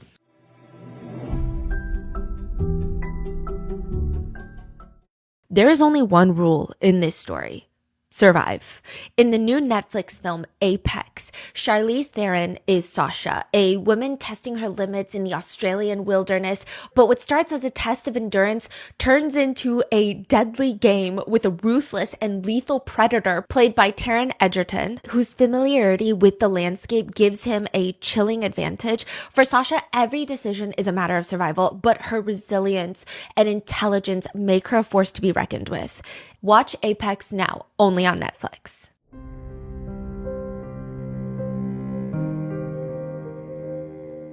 And she's not a hard woman to find. In fact, she's not even hiding. Police arrest her at her house, and just 30 minutes before her arrest, she had just posted another selfie on Instagram. And in the motel footage, her face is out and about. It's not like she's wearing a mask and hiding, and then she's just on Instagram posting her face. And all of these selfies, she posts a lot of selfies on Instagram. She's always pouting at the camera while subtly but not subtly emphasizing her cleavage with the hashtag followers welcome, hashtag cool tone beauty, follow for follow, mutual follow, likes, DM. They bring her in for questioning. And she innocently tells them, I didn't know they died. I didn't think it was that dangerous because I also take these meds myself. They're like, well, why would you give them meds that they're not prescribed? And she said that she was just drugging these men because she didn't like dealing with conflict. She's like, I'm so conflict adverse. I was just trying to put them to sleep. She's saying, they would spend hundreds of dollars buying me food, and I'm assuming that they want to do it afterwards. And I don't want to do it, so I would just put them to sleep. She's like, I just didn't want them to be like a nuisance and try to, initiate these intimate relations with me. So I would drug them, and I guess 2 of them just happened to die. So she does admit to killing them. Okay. A post starts going viral in South Korea, and it's clearly a very, very distraught man, and he's asking for advice. Would it be so bad to be pen pals with the motel killer? Hear me out. She's pretty. Normally, it's not easy to date someone that pretty. If she gets life in prison, maybe I could write letters, put some money in her commissary, visit her every now and then. I had a pen pal with a regular female inmate before. She would call me babe and act all cute while writing. And then she got out and started cheating on me, so we broke up and I was devastated. But with someone serving life, which I'm assuming she's gonna get life in prison, right? She can't go anywhere. She'll be in prison forever. Isn't it actually, kind of okay? Keeping in touch just until she dies? After Kim So-young's arrest, netizens start circulating pictures of her most recent Instagram pictures, her photo shoots, and they have dubbed her, the police have dubbed her a serial killer, even though I think in the US it's 3 people or more have to be victims, but there are 2 victims, and she also drugged countless other guys who thankfully survived. But they've dubbed her the motel serial killer, and netizens in South Korea have dubbed her the prettiest killer alive. In Korea, there's a whole legal process of releasing identities of perpetrators, even if they're adults. There has to be certain criteria met, so the prosecutors have yet to release Kim So-young's age and name. They have now, but at this point in the story, they haven't released her name yet. But netizens are quick. They're spreading her social media pages on internet forums, and it's not exactly the reaction that people were expecting. Because usually when people start outing perpetrators, it's like a wave of hate. But people are like, whoa, she's so pretty. Netizens also noticed that in her Instagram post, she doesn't have a single picture with anybody else. None. Not even one where she's sitting at a restaurant and someone is sitting next to her, but she covers their face. She has 0 pictures with anybody else. People are saying, this is kind of odd. She doesn't have any friends. She doesn't have any family, but she's going on so many dates. This is weird. Other people are saying that she seems to have a fixation on this song that is, now in hindsight, a little bit creepy. It's called Damon's Year by Josie, and the translated lyrics read, whenever you look at the moon, your eyes get bigger. Which people are like, this sounds like when people are really drugged up. Looking at the reflection in your eyes, what you love is the same as me. I see you, without knowing the flowers are blooming, hugging your fine shadow, kissing you like it's the last time. Let's not get old. Take it all so there's no regrets. Leave nothing behind, my love. Good night, my crying love. And in between her second victim's death and her arrest, she posted 41 Instagram stories in post. She's obsessed with posting online. But the thing that becomes almost a second crime is what I said. Everyone thinks that she is the prettiest killer alive. And by everyone, I mean just like a small portion of the internet. And they're very loud about it. Men in South Korea were going to vouch for her in the comments. Like, if you just release her to me, I'm sure I could fix her for you. She's got like the girl next door look, slightly innocent way, except all of her Instagram pictures show lots of cleavage. So like her face looks innocent, but her boobs are always out. All the pictures are angled. So it's like the main focal point is her chest. It's usually from the top down angle. That's the type of picture that she likes to post. And some men in Korea really, really, really want to save her. So for the past 4 months, Kim So-young has been very busy. And they don't care. So the police are like, hey, guys, stop with this nonsense. We're just going to let you know what this crazy lady has been doing so you know what you're dealing with. October 25th, 2025, at a restaurant in Gangnam, a man named H collapses while drinking white wine with Soyoung. She calls 911, or the emergency line. He was just drinking white wine and just suddenly collapsed. Yeah, just come quickly. She's so nonchalant. Employee says the whole thing was weird. I clocked in at 5 p.m. There was a couple at one of the tables. Man was slumped over asleep on the table. At first, I thought nothing of it. But then 30 minutes later, he's still like that. So I'm like, okay, something is clearly wrong. I approached them. I just figured up until this point, if the woman needed help genuinely, she would have asked for it. But when I went over to ask her if she needs help, she told me he was passed out drunk. So I asked her, is that your boyfriend? She says, we've only been dating for like 2 days. I don't even know his drinking tolerance. The server checks the tab. They only had 2 glasses of wine ordered to the table. And the glass of wine in front of the boyfriend has a lot of wine left in it. It just felt off. Do you want me to call the emergency line for you? Sure. She calls the emergency dispatch, hands it to Soyoung, and Soyoung's like, I barely know the guy. We were just drinking white wine and he passed out. 2 months later, December 14th, 2025, 11:20 a.m., Soyoung tries to kill her ex-boyfriend in the bakery parking lot. He's hospitalized for 2 days, unconscious, and she's there playing the doting girlfriend. But when she gets home, she writes in her journal, specifically that day, dose only knocked him out. It didn't kill him. January 24th, 2026, a man is in a karaoke bar with a girl he just met, private room, collapses on the ground. 911 is called. She says, he just won't wake up. I didn't know what to do. I just met him. I'm here for the first time on a date. I don't even know his home address. Like, how am I supposed to take him home? The ambulance comes. And side note, the owner of this karaoke bar said the woman, she paid and she tried to leave alone without the man. And the man wouldn't wake up no matter how much we shook him. And it's actually company policy. If you come and get a private room, you can't leave any of your friends drunk. You have to take them with you because the business does not want to be liable for these drunk people who are passed out in these private rooms. And she's telling us, just wake him up and kick him out when you get the chance. We're like, no, our policy says you cannot leave your companions. So I told her that, and that's when she rolls her eyes and she called emergency dispatch. There's a guy here who's really drunk and I keep trying to wake him up and he won't get up. He's had way too much to drink. I don't even know where he lives. This is my first time meeting him. Are you trying to take him home or are you trying to take him to the hospital? I don't know. I don't know where he lives. Like I said, I just met him today. Okay, we'll send medical and police. Her 5th and 6th victims were both found dead in motel rooms, and the method of killing was the same in both. The hangover drinks in Korea. They're sold at every convenience store. They're marketed as helping your body process alcohol faster. It's like a detox. Soyoung would go home and using the back of her kitchen knife, she would crush up all of her prescription pills that she is prescribed for PTSD. She uses a piece of paper, funnels them into the hangover drink, and throws those in her purse for dates. And when she goes on it, and what's crazy about these dates is nobody approaches her. She religiously goes to the hunting bars looking for dates. She's always on Instagram at local community posts and writing things like, you like bowling? I like bowling too. We should bowl together on random guys' pages. She's initiating these dates. Once she goes on the date, she'll be drinking with the men and she'll look up with them with a warm smile and say, oh, I have something for you. Remember how I mentioned in our text messages, I always get really bad hangovers for work and it sucks? Which, by the way, the police found evidence of these types of messages. She would say these things before the date. Well, I always carry around these hangover detox drinks to just make sure the hangover isn't bad. Here, you should try one. Instead of sobering up, these men would take the hangover drink. They would suddenly start feeling nauseous, as if the world is getting distorted. Their stomachs would start churning. Their tongues get stiff. They can't talk. They lose consciousness. And Soyoung would just stare at them. There's no particular blend of prescription pills that Soyoung cared about. It's not like she was some sick, twisted pharmacist. She just took whatever she could get. that was strong. She would collect prescription pills. They call it medical shopping. So it's when you go around to various psychiatric clinics to get prescription meds and just pick up at various pharmacies. And there's no sort of regulated system in Korea where certain drugs can be bypassed. Obviously, you're not going to get controlled substances. I imagine like in the US, it would be easier to get maybe 2 different SSRIs prescribed versus getting 2 Adderall prescriptions.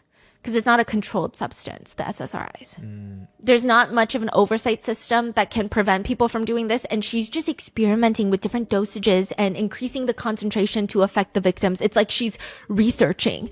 And the weirdest part of each crime is her obsession with food. She's obsessed with food. All she does on these dates is consume and order large quantities of food. It's not even like it's weird. She likes the food, but it seems like she likes the idea of food more. It's almost like she likes the idea of spending every single dollar she can get out of these men. Like, for example, just to give you an idea, the fried chicken that she ordered, well, first of all, that was after her second victim died in the motel room. She was laying there as he's dying on the motel bed, took his credit card and ordered fried chicken to the motel room and waited in the motel room while he's actively dying in the motel bed for the fried chicken order. And this is a huge order with 22 items. Because I feel like with inflation in the US, $100 worth of fried chicken sounds like a lot of fried chicken, but just to give you an idea of how much chicken it really is. 2.5 chickens in 4 different flavors.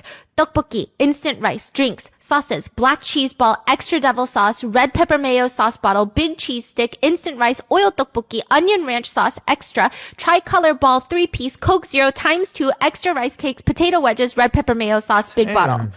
All of that? Yeah. For $60? Yeah. And the delivery guy, he remembers Kim So-young too. He's delivering the fried chicken. And, well, by the way, the owners of the fried chicken shop, they were so excited because business has been slow. This is one of their biggest orders. So they were really excited to get the fried chicken hot to the motel. And the driver is like, they're all on the same page. They're rushing to get it there. And he goes and he's like, I feel like I have the wrong address because this is enough to feed, honestly, 10 people. 10 people could eat this fried chicken and be full.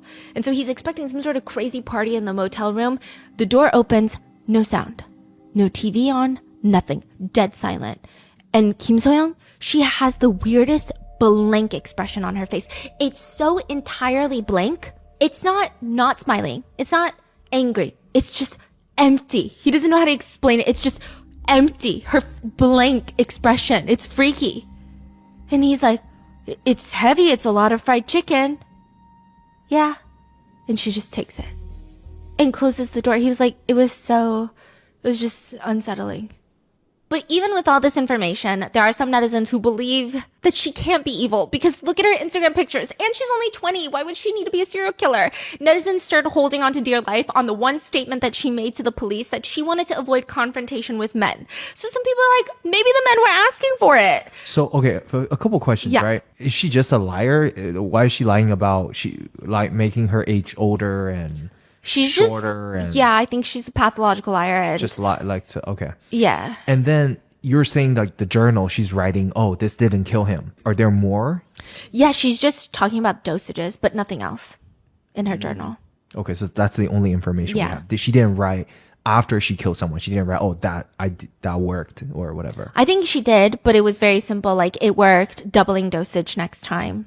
Some people are saying maybe she genuinely thought maybe these guys were being sexually pushy. And she just thought that she could make them pass out so that she wouldn't have to be pressured to have intimate relations with them after the date.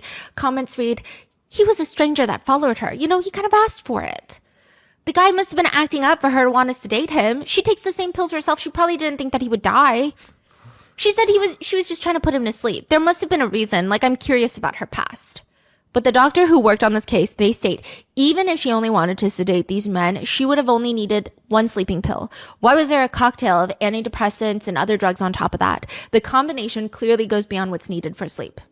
Little by little, people start putting in tips and more information about Kim So-young's entire family and childhood start coming out. Her dad was violent. He would come home drunk, assault their mother, urinate and defecate everywhere in the house. She seems to have some level of PTSD as described by her doctor. Dad leaves, mom works through the night to support 2 kids, but that doesn't mean that she can just go kill people. And on top of that, there's just a lot of alarming stories coming out. She dropped out of middle school, later was expelled from high school. Even part-time jobs, a lot of her former employees and bosses, like coworkers and bosses, would come out and they said she got fired and couldn't hold down a job for such a long time. She would consistently manipulate coworkers against each other and just cause so much dysfunction in the workplace, it was impossible. She suffered from physical and verbal abuse from her childhood, but that doesn't really negate any of the things that she did. Stories from her childhood just start piling on, and people say, if she's around, your glasses, your wallet, your lipstick that you've been using for 3 years, like, it doesn't matter how old or useless these items were, they would just disappear. Like, this girl has sticky fingers. One girl got her AirPods stolen in middle school, and she goes on to Carrot, which is like eBay, or like Facebook Marketplace, to just buy another pair of used ones because she's like, I don't want to buy new AirPods. She goes on there and someone is selling one that looks exactly like hers. I don't know if she had like a sticker on there, but what are the odds? So the girl goes to her homeroom teacher in middle school and she's like, I want to do a sting operation. I'm pissed off. I want to go and act like I'm buying these used AirPods and I want to see who's selling my stolen AirPods. They arrive to the meeting spot and guess who it is? Middle school year old Kim So-young. And they're asking her, like, how could you do something like this? And her reaction is so blank. She just says, yeah, whatever, you want it back or not? And hands the AirPods back. Speaking of resale, people found her Carrot website, like her account. She has over 100 items listed on sale for Carrot, and suspiciously they're all men's clothes, and it's not even that expensive. It would be like a $56 blazer, a $19 button up, a $23 shirt. There's a lot of interesting things happening there, but the one thing about the middle school, the AirPods, is she distinctly remembers her AirPods got stolen. So-young is caught selling them. She gets expelled from middle school, kicked out, transferred. And So-young is the one that goes and unfollows everyone from middle school on social media. Not only that, she blocks them. She mass blocks them as if they all stole from her. Another story comes out about a girl that went to a club with Kim So-young, and she said, I immediately just got a really bad vibe from her. She was always asking me really invasive questions like, I'm so jealous you have your own place. How much money do you have? Why can't I just come live with you? Why don't you introduce me to a boyfriend? Later, at a youth facility, Kim So-young meets this 언니, which is like an older sister figure. And one day, the 언니's wallet and AirPods go missing. And she tells Kim So-young about it. And Kim So-young has this really 뻔뻔한 attitude. It's, I guess audacious would be a similar word. Not really. There's a little more nuance to the Korean word, but perhaps. And she would just look at the 언니 and say, that sucks. I'm so sorry. If I even had $1 to my name, I would offer it to you. What? It's just like a really weird thing to say. Like, what do you mean even if I had $1 to my name, I would offer it to you? But not as weird as when they check the cameras and they realize Kim So-young is the one that stole from her.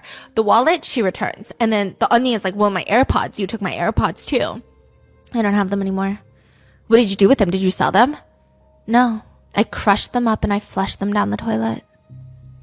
That's not the only thing that she would steal. She would steal straight up pictures, photos of other people hanging out, and then pretend that they were her own and post them on her own Instagram. One other girl says, what does that mean? She would literally screenshot every story that I posted and then repost it as if it were her Instagram story. When confronted about it, So-young would tell her that she's doing it to get revenge on an ex-boyfriend, and then she just went and blocked everybody. Sometimes she would message these, like she would unblock the girls that she hates and then write in their comments, fuck off, you piece of shit. And it's like, you unblock me. Sometimes she would write, God, you look so sleazy, so fucking sleazy. Another comment is, quote, your face has some fat in it and all your features are buried in the fat.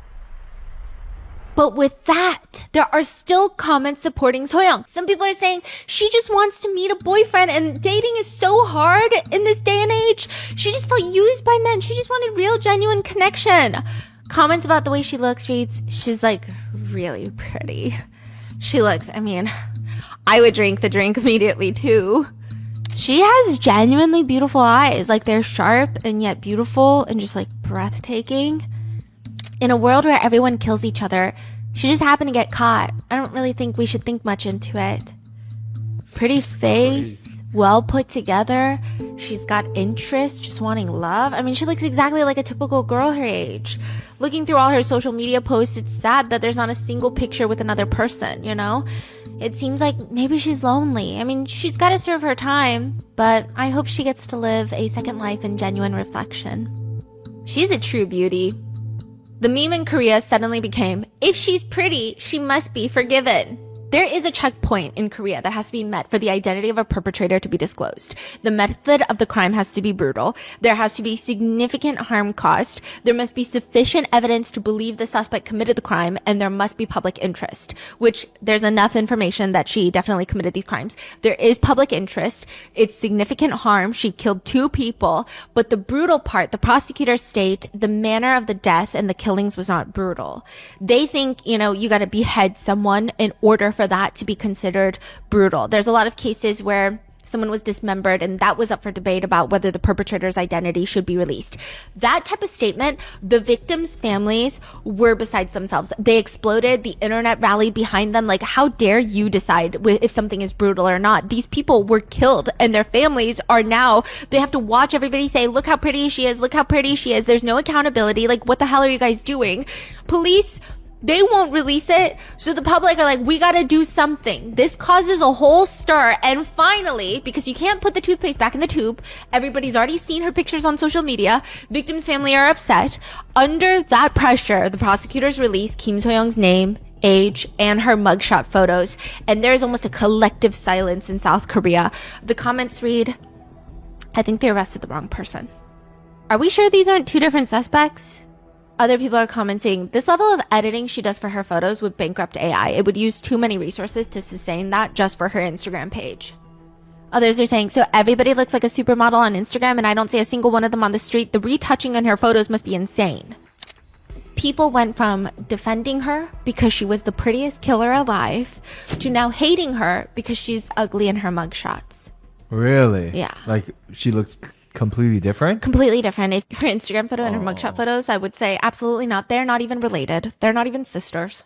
So she's catfishing people too. Netizens decide that Kim So-young, and this is where it gets crazy, okay? A lot of male netizens created a ranking of all the recent female killers in South Korea, their Instagram picture, and then their real mugshot. And people decide that Kim So-young is actually ranked on the uglier side of the female killers in South Korea.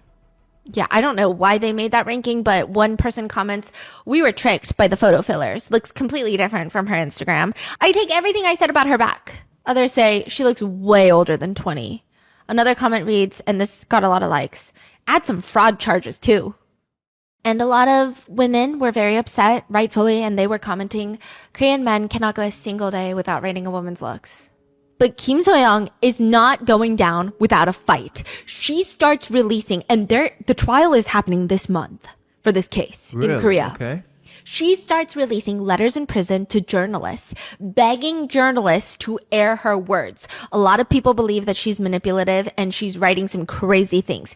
Every single letter reminds me of that very narcissistic person that you probably have encountered in your life at some point or another.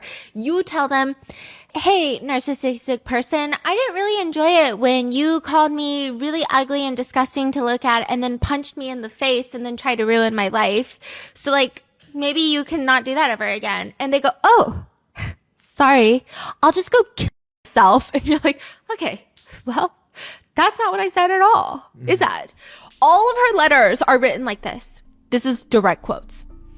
I should have died just when my dad was beating me. I should have just died then. I should have self-exited. Even when I took those online depression tests, it put me at the death stage, the most severe level. Why did I call my mom asking help for surviving? When I fell into the ocean as a kid, I should have just drowned. I should have just disappeared where nobody could have ever found me. Even then, my mom pulled me out of the water thinking that I was going to drown deep and submerged like that, but I survived. When I choked on that piece of candy as a kid and couldn't breathe, I should have just died.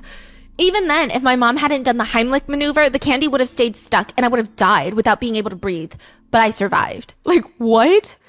She starts describing how she used to try and self-exit and how she's annoyed that it didn't succeed. And like, coming from someone who has been in dark places in her life, like this, I don't see this to be true. at all. Like the fact that she's like, when I choked on a piece of candy when I was a kid, I should have just died then. It's so manipulative. She continues, I should have just let myself get stabbed by the knife that my dad threw at me. I should have just run into it.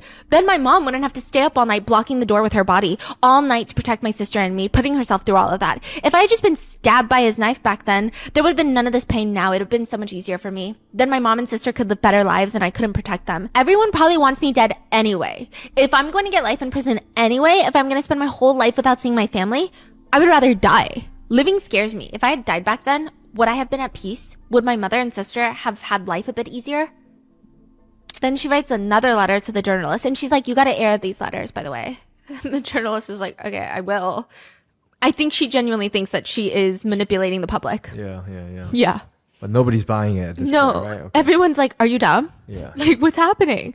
Another letter reads, I miss my mom. I'm scared. I want to be next to her. I want her to hold me. Please don't abandon me. I'm desperately, gut-wrenchingly regretful. I will faithfully accept punishment for what I did wrong. I'm sorry for shattering everyone's ordinary lives. Right now, I have two feelings fighting inside of me. Wanting to die, because it's also hard, and wanting to live. Mom, I need to eat your cooking one more time before I die. No one believes me, and I have no one in my corner. I know you'll all probably just hear it as excuses, but I'll write down the general gist of what I want to say. Even when I try to hold back tears, every single day is hard and terrifying. I'm crying all the time. I'm drained and exhausted. I don't want to live anymore. I'm someone with a lot of questions, and this is my first time inside a detention center, and there's so much I want to ask, but everyone is busy, and I can't even get anyone to answer. It's so suffocating. It's hard. I ask, and then I get no response. Being separated from my family in a place I've never been before, my heart just rots and tears apart every day, every single day. The fact that the garbage who calls himself my dad is watching my face and this case play out in the media makes me feel sick. All this media coverage is torture. My identity being made public and everybody recognize me is just so hard. Just being separated from my mom is devastating and I can't sleep. I cry every day. I'm so worn out from crying. It's like gibberish. Yeah. It's like she couldn't make up what she wanted to say. Like at one point she wanted to play sad, one point she wanted to play this, and then she was like complaining about this. Yeah. Because I think she's trying so hard to not write down her real thoughts. Yeah. She's like, there's no one to open up to, no place to talk about the pain I'm carrying as a suspect. I wish they would expand the counseling services inside detention centers. It's just so hard. Then she writes, the journalist is like, okay, enough about this. I'm not going to air any more letters like this. Can you tell me why you did what you did? Like, just tell me that. And she writes, I'm not denying that I didn't give him the drugs, but I want to properly explain why I did it, because I was scared of being essayed. No one ever listens to my side and it's so hard. I never thought and wanted to kill someone. I was just so scared that they would essay me and keep me there and not let me go. And in a moment of poor judgment, I mixed the drug into a hangover drink, gave it to them, put them to sleep. I was so traumatized and scared. I just wanted them to fall asleep so I could leave. And then once they were snoring, I would just leave. I had absolutely no idea that they would die. I had no plan. I had no intention to kill. I brought these hangover drinks with me to protect myself just in case. I had absolutely no idea that it would end up killing someone. I just wish that I had ended up as nothing more than a victim. Then none of this would have blown up like this. Like no one would be suffering like this. I'm so sorry for the victims and their families and to my own family. I was so scared and terrified. I should have just been the victim and nothing more. She's like, I should have just been essayed by them. Which, by the way, none of these men, and I am the last person to like root for men and going on dates with people that you've never met before. Like, trust me, none of these men were trying to essay her, evidenced by the text messages. She is the one begging them to get a motel room because the restaurant that she wants to try is delivery only. It's not like she goes on a date and they spend all this money and then they're like, let's go to a motel. So premeditated. Yes. Try to kill them in a motel room. Premeditated. She's always asking for a motel. Always. She's the one that brings it up repeatedly. And it's not this spur of the moment where she carries her sleeping pills with her because that's her prescription medication. She grinds them up, puts them in the hangover drink. And not only that, you know how they're in one of the motel rooms, there's a hangover drink on the side. That gets tested. It comes back clean. No drugs. She carries multiple bottles, one with drugs and one that's clean. She pours out the clean one and leaves it so that when police test it later, it comes back clean. Whoa. And you're telling me there's no premeditation? She's writing in her journal the dosage didn't knock him out. It was only a nuisance because he kept waking up. But do we know her motive? Is it money? Is it money? It's pretty much money, right? Stealing. Yeah. The reporter sends her another letter asking, what thoughts take up most of your time inside prison? Like, how has your outlook on life changed since the incident? And she rambles briefly about her sister and mom before responding, "Why are so many strangers sending me letters? Honestly, these people are really weird. Why has my life been so rough? You know, I think about that. If I could turn back time, I would. Does everyone want me dead? Can I survive inside of here? I'm just so exhausted. When I was little, if I had just let my dad stab me with that knife, none of this would have happened. No one would be suffering. Media coverage is truly terrifying. Like, I get it now why people would self-exit from it. Nobody's on my side. Nobody's going to help me. Am I a psychopath? I'm going to die in here without seeing my family. Why is my mom not visiting? This is so hard. Why did I do that? I'm scared. I miss my mom." She continues to rant. Mental health treatment for suspects needs to be expanded. Counseling inside detention centers should be available all the time, as often as needed. Please listen to what suspects have to say. The media reports so much without actually knowing the facts. I think that kind of reporting can kill people, can kill suspects. What the? Yeah, I don't know what to say even. The top comments about her strange letters read, "She seems like she has very low IQ based on how she writes, and it looks like she also has some sort of victim complex too. Gonna have a rough time in that prison, that one." Another one reads, "She'll probably try the same routine in prison, playing the victim, crying poor me, you know, trying to turn people against each other, and she'll get dealt with accordingly." Another reads, "Hey, if there's one person out there reading this letter thinking, wait, could she be telling the truth? You gotta be careful, because people like her, everything that comes out of her mouth is a lie, except when she's breathing." Some people are defending her writing, saying she didn't want to get assaulted. She just wanted to hang out, put them to sleep, and leave. That doesn't qualify as premeditated murder. Maybe she's just dumb and didn't realize 50 pills was going to kill them. They wrote 50 pills? Yeah. 50 pills. Yeah. Okay. But that is also not applicable because there are other ChatGPT questions that she had asked where she writes, "What happens when you take sleeping pills and drink alcohol at the same time? If someone takes a lot of sleeping pills, will they die?" In the police report, they included the exact response that she received. And they were like, "Yeah, you're gonna die. You cannot do that." And the worst part is there is a lot of anger with the police right now. So her very first killing was 11 days before her second killing. After the very first killing, they were able to find the motel CCTV footage, and they found that it's Kim So-young linked to the incident.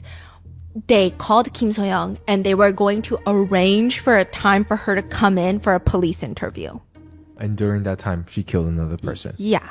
I guess they thought it was, oh, there's no way that she killed him. Maybe he was doing drugs. They were thinking of all these things, and they didn't think that it would be that pertinent to go investigate immediately. But they could have very easily prevented the second death. And they didn't. And then on top of that, the victims' families are upset because all this rhetoric online is, oh, well, the men were asking for it because they were probably going to essay her. And it's like, no, they weren't. They weren't even the ones that wanted to get a motel. She specifically, there's so many messages between the two victims where she's like, you get the motel room. You get the motel room. Oh, my favorite restaurant only delivers. They don't do dine-in. You have to get a motel room. Get this motel room. A lot of people are confused about the motive. I think the motive is money, but it's a small amount of money and food that it's puzzling to people. But experts say that she treated victims like a test subject. They're not human beings to her. They're just objects, and she controls them, studies them, experiments, and then just discards at her own will. That's it. She's going to be on trial for 2 counts of murder, aggravated assault, and violation of the Narcotics Control Act. Kim So-young has written to a very close source in jail that she's scared of getting life in prison and the fact that people are calling her a psychopath. Psychopath, huh? Yeah, and then she told this insider that she's really upset about the food in prison. She says, sometimes I eat it, sometimes I don't, because it's not very good. Interesting. The food obsession. And that is where we are with this case. One netizen comment reads, the fact that she killed people over a few chicken dinners, not even millions of dollars, is disturbing. Other people are saying she killed them so she could eat fried chicken by herself. I'm so confused what this world is turning into. So with that, what are your thoughts on this case? Let me know in the comments, and I'll see you in the next one. Stay safe.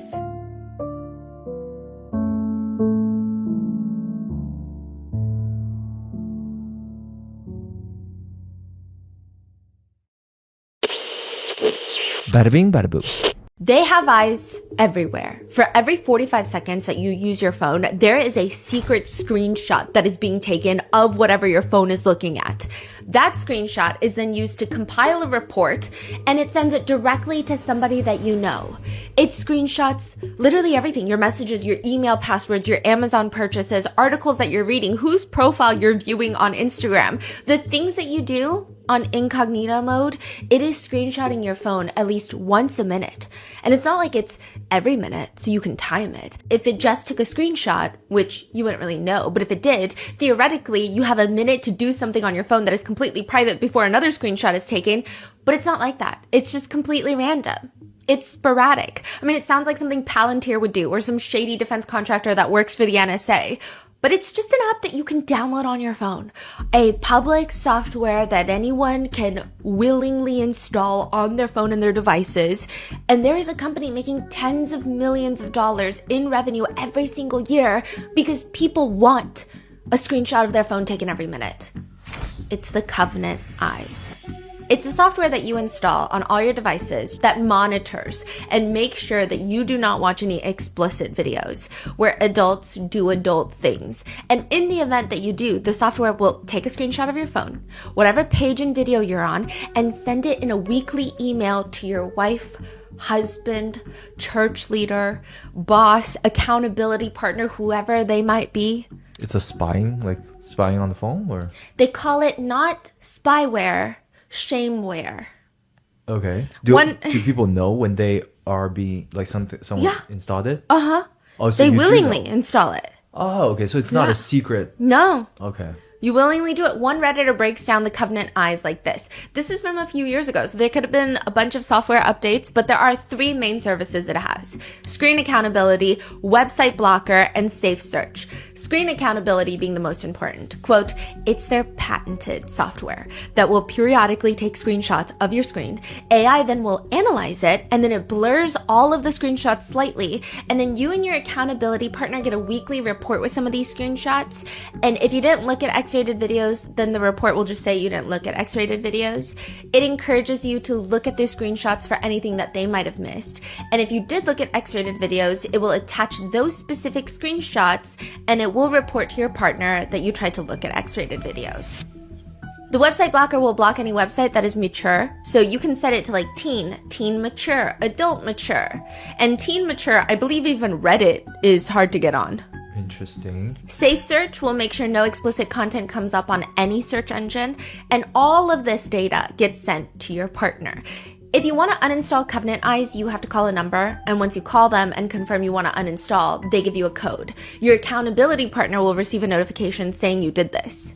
There are over 1.7 million users that have been watched by the Covenant Eyes, including House Speaker Mike Johnson, who back in 2008, he had some very interesting views. He says that the fall of the Roman Empire, okay, we know Mike Johnson, we think he's crazy, okay? He said the fall of the Roman Empire had to do in part due to rampant homosexual behavior. Mike Johnson has also previously stated that being gay is, quote, inherently unnatural and a dangerous lifestyle, as well as, quote, ultimately harmful and costly for everyone. Why is it costly for you, Mike Johnson, unless you're involved, okay? He also weirdly kind of thinks that if we just let gay people get married, what's next? Someone's gonna marry their dog? That's literally what he said. It totally makes a lot of sense if you're a homophobe with a hole in your brain. But in 2022, he spoke publicly about how he and his then 17-year-old son were both on Covenant Eyes, and they were each other's accountability partners. They would monitor each other's weekly X-rated video intake. So wait, so it not only takes screenshot of the video, it takes screenshot of everything, correct? Yes. So it's like your bank account, your private data, they have all of that. Yeah, I know exactly where you're going with this. When he said this in 2022, everyone said, now wait a fucking minute. Is that not a safety hazard to the United States of America? Yeah, but he never addressed it. He just said, Covenant Eyes is the software we've been using for a long time in our household. It scans all the activity on your phone or your devices, your laptop, tablet, what have you. We do all of it. And then it sends a report to your accountability partner.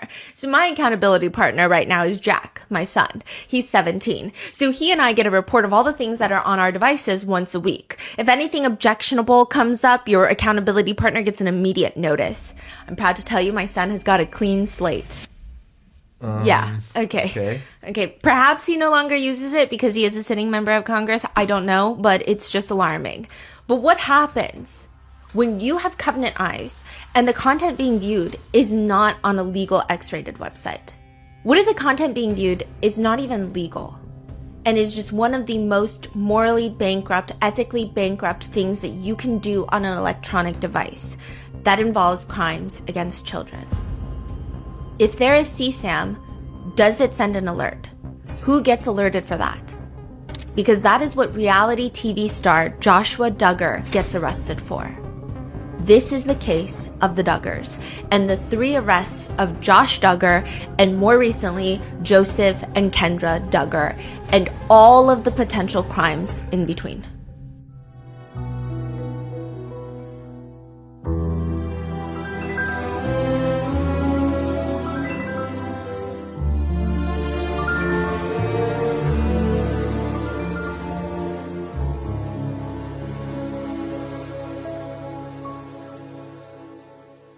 We would like to thank today's sponsors who have made it possible for Rotten Mango to support NCMEC, the National Center for Missing and Exploited Children. They are the nation's largest and most influential child protection organization. This episode's partnerships have also made it possible to support Rotten Mango's growing team.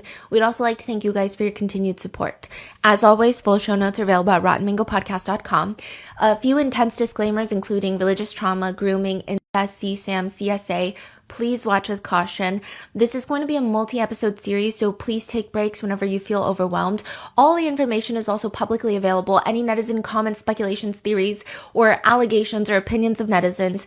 Legally, a lot of people are innocent until proven guilty, of course, except for the legally confirmed convictions that we're going to get into. And lastly, a lot of statements and quotes may be condensed for brevity. This is just going to be a massive deep dive. And another thing to note, this is not a take on religion. This is not me sending my ideological beliefs into the ether and hoping that you latch onto it. This is just a breakdown of the Duggar family and their beliefs. I have a whole wall of the cast of characters that's behind me of every single Duggar family because there are over 20 members of the family and then their spouses that get entwined into the family and then they all have like 50 trillion children.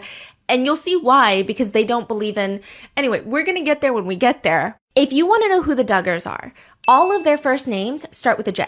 So all the J's, Josh, Jana, John David, like these are all the Duggars. Even when it doesn't make sense, they really stuck to the theme of naming everyone with a J. And so 1, 2, 3, 4, this is the order of the siblings. There's 19 siblings in total, 19 children birthed by one woman, Michelle Duggar, and her husband, Jim Bob. Some people call him Jim Boob, some people call him Boob, some people call him Rim Job. It just matters on how much you dislike this character. What? Yeah. And so all of the Duggars, the original Duggars, they've got a J in their name. And then a lot of them, they get married very early on, like when they're 18, 19, 20, they get married to the first person that they start dating. Their first kiss is usually at the altar. We'll get in there, but they are the people right next to the Duggar family. So the 1, 2, 3, 4, 5, that's their birth order, basically. Yes. And then all the people next to them are their spouses. And then this little number in between is how many children that they currently have. And people, netizens, love to track the number of Duggar grandchildren. It's like a thing. We're going to get into there. Yeah. But first, Noelle Biderman is worth $40 million. Or at least that's what the estimate was at the time. And Noelle... Is Noelle on the board? Or Noelle is not. Okay. But Noelle Biderman is about to have a really shitty day, which Noelle sometimes leans into. He has been known to be the most hated man on the internet. Who said that? He said that. He said it's all self-proclaimed. You're on the internet, you most likely have never even heard of Noelle Biderman. So like, why does he think that everybody hates him? July 12th, 2015, employees of a media company called Avid Life Media, run by Noelle Biderman, they walk into their Toronto office. This is like a corporate office. They open up their work laptops and almost in unison, the AC/DC rock song Thunderstruck starts blasting on every single fucking computer. It's like when you're listening to something, you don't pause it, you just close your laptop screen so that the next time you open it back up, it automatically starts playing. What's AC/DC rock song? It's like a rock band. They're goats. It's a very particular style of music. It's good. It's good. Okay. So it's just a crazy rock song. Yeah. Loud. Okay. I mean, they're famous, but what are the odds that every single employee at the office last night was listening to AC/DC's Thunderstruck on the highest volume and then closed their laptop and then opened it up at 9 a.m. in unison for it to be blasting again? Very unlikely.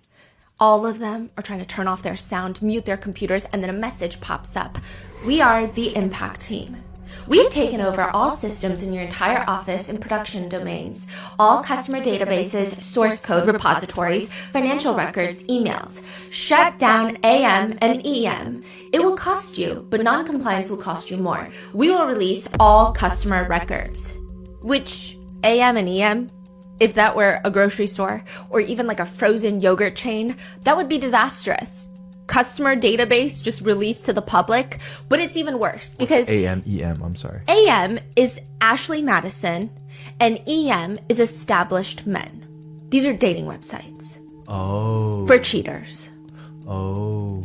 And a data hack and leak from either website is going to ruin millions of people's lives.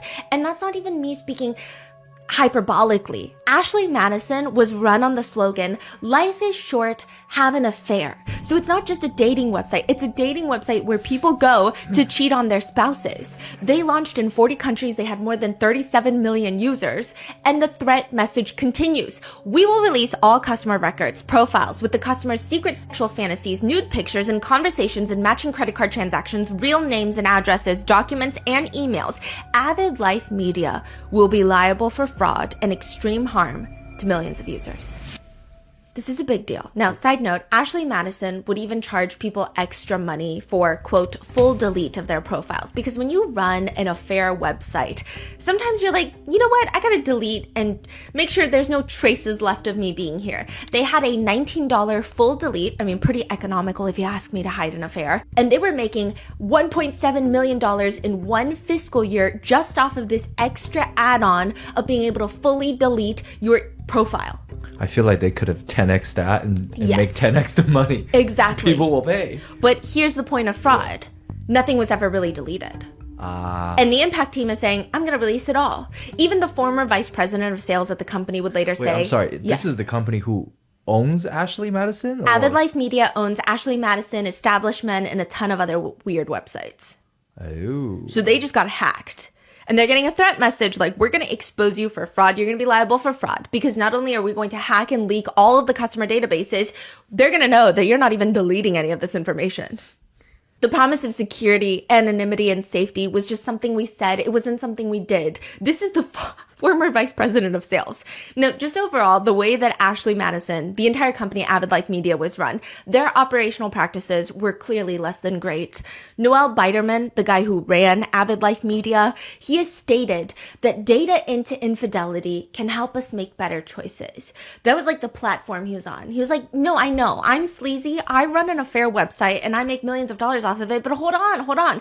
This is really good data that we can latch onto and we can make people have better marriages. We can help women make better choices. So it's only now with the advent of a site like mine that you can look at huge data. That's really robust. That's really interesting. And so for the first time, we get a chance to see what society is behaving like.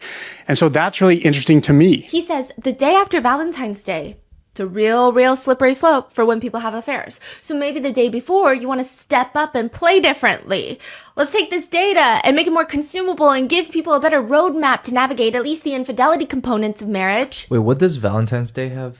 What is he trying to say? So he's saying lots of people get up on Ashley Madison after the day after Valentine's Day. They're signing up. Weird. They're paying extra money for fees. They're messaging people. And he's saying it's because probably during Valentine's Day, you didn't get what you wanted. So he's saying, now what can we do with this data? Probably women, listen up. You guys should be hotter for Valentine's. That's the vibe he's giving. And the busiest day for affairs is Monday. And they like to say it's because the expectations of the weekend were not met. So maybe up it on the weekends. Weirdly putting blame on the partners that are being cheated on rather than the cheating partners. But like, what do you expect from the person who runs Ashley Madison? Noel Biderman has just been known for saying some very weird, questionable, depressing things. He was asked by USA Today, you have made the argument that monogamy is a failed experiment and infidelity is the way of the future. How can you say cheating helps a marriage? Infidelity has always been amongst us. It just happened to be the dominion of men for the most part. What I hear from the women in particular on my site and even the men is, I love my partner. I cherish my kids. I can't stand what doesn't happen in the bedroom. Most people are not willing to give it all up for a one-night stand of an encounter. What I'm saying is, majority of people having affairs are looking to preserve their marriage, not leave it. People pursue affairs because they don't want to leave their marriage. They want to have their cake and eat it too. I acknowledge that. I'm not suggesting it helps the dynamic between the two individuals, but it might help them stay within the institution of marriage. What if people are having affairs to stay married? What if they love their children, their partner, their extended family, their economic situation? They're just struggling with one element, which is monogamy. So what if they don't want to leave, but want to break with monogamy? I think people unfortunately stray long before we created Ashley Madison. And so there's a lot of shooting the messenger, but we're just, fulfilling a void that exists in the marketplace. Also, in the event that this information is not saddening enough, he says, one of the more important groupings we have found on Ashley Madison is the first-time affair seeker. 3 to 4 years into a marriage, typically, and there's a real correlation factor with pregnancy. Yes, men look to stray 3 to 4 years into a marriage. It coincides very directly with that first child on the scene. Essentially, men start cheating on their wives because she is pregnant and exhausted from creating a human life, and then continue to cheat on their wives now because the wives are now exhausted from single-handedly caring for and raising that life that she just birthed out of her body. Don't you love data? And Noel Biderman ran a website that clearly exploited such data by encouraging mostly men to have affairs. Now, side note, Noel Biderman, I will say he did have access to some weird information that I don't know how accurate it is. I don't know if any of the conclusions coming from said data is important to anything. I'm not entirely sure. He just dropped random nuggets of statistics here and there, and I'm just going to drop it for you. It turns out that at least among our users, that's what he says, it seems to be the more women they are in a family, so the more daughters they have, or the more sisters a man has, the more unfaithfulness there is. They also study cheating astrological signs. Their finding is Pisces men and Gemini women are the least faithful on their website. And ultimately, Noel says, but is it really my fault? Yeah, I am the most hated man on the internet, but if I shut down Ashley Madison tomorrow, do you intellectually, genuinely believe that a single affair will not take place? You're shooting the messenger. This is societal life. So what happened with the whole hacking, leaking situation from the Monday? Yeah, so they get that, leak. Yeah. They're like, we've got all your customer databases. We're about to leak it. Shut down Ashley Madison and shut down established men. And they don't. So then it gets leaked.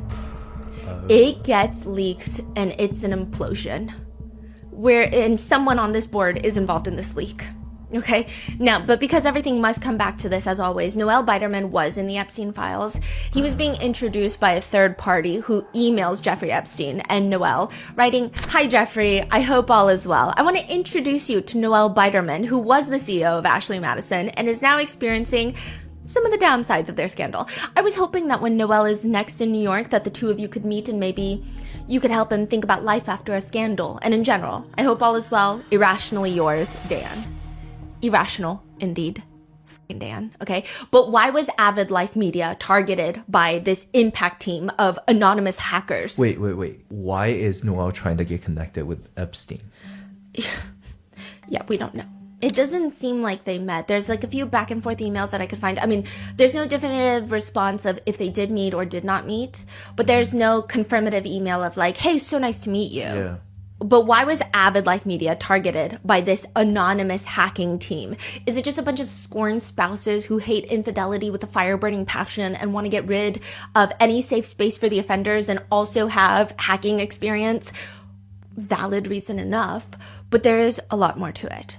Avid Life Media, let's start with Ashley Madison. That's their bread and butter. This is their staple website. This is where they make the most money. This is the website that helps cheaters have discreet affairs. It's free for women to sign up, like most clubs, and it's predominantly aimed at straight people. But they also have established men, the other website targeted by the hackers.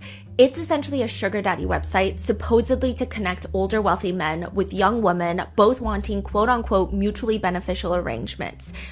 With it basically advertising, female members are young and beautiful and mostly in their 20s and 30s. These women are looking for older and richer male partners, men who can afford to give them expensive gifts and monetary support.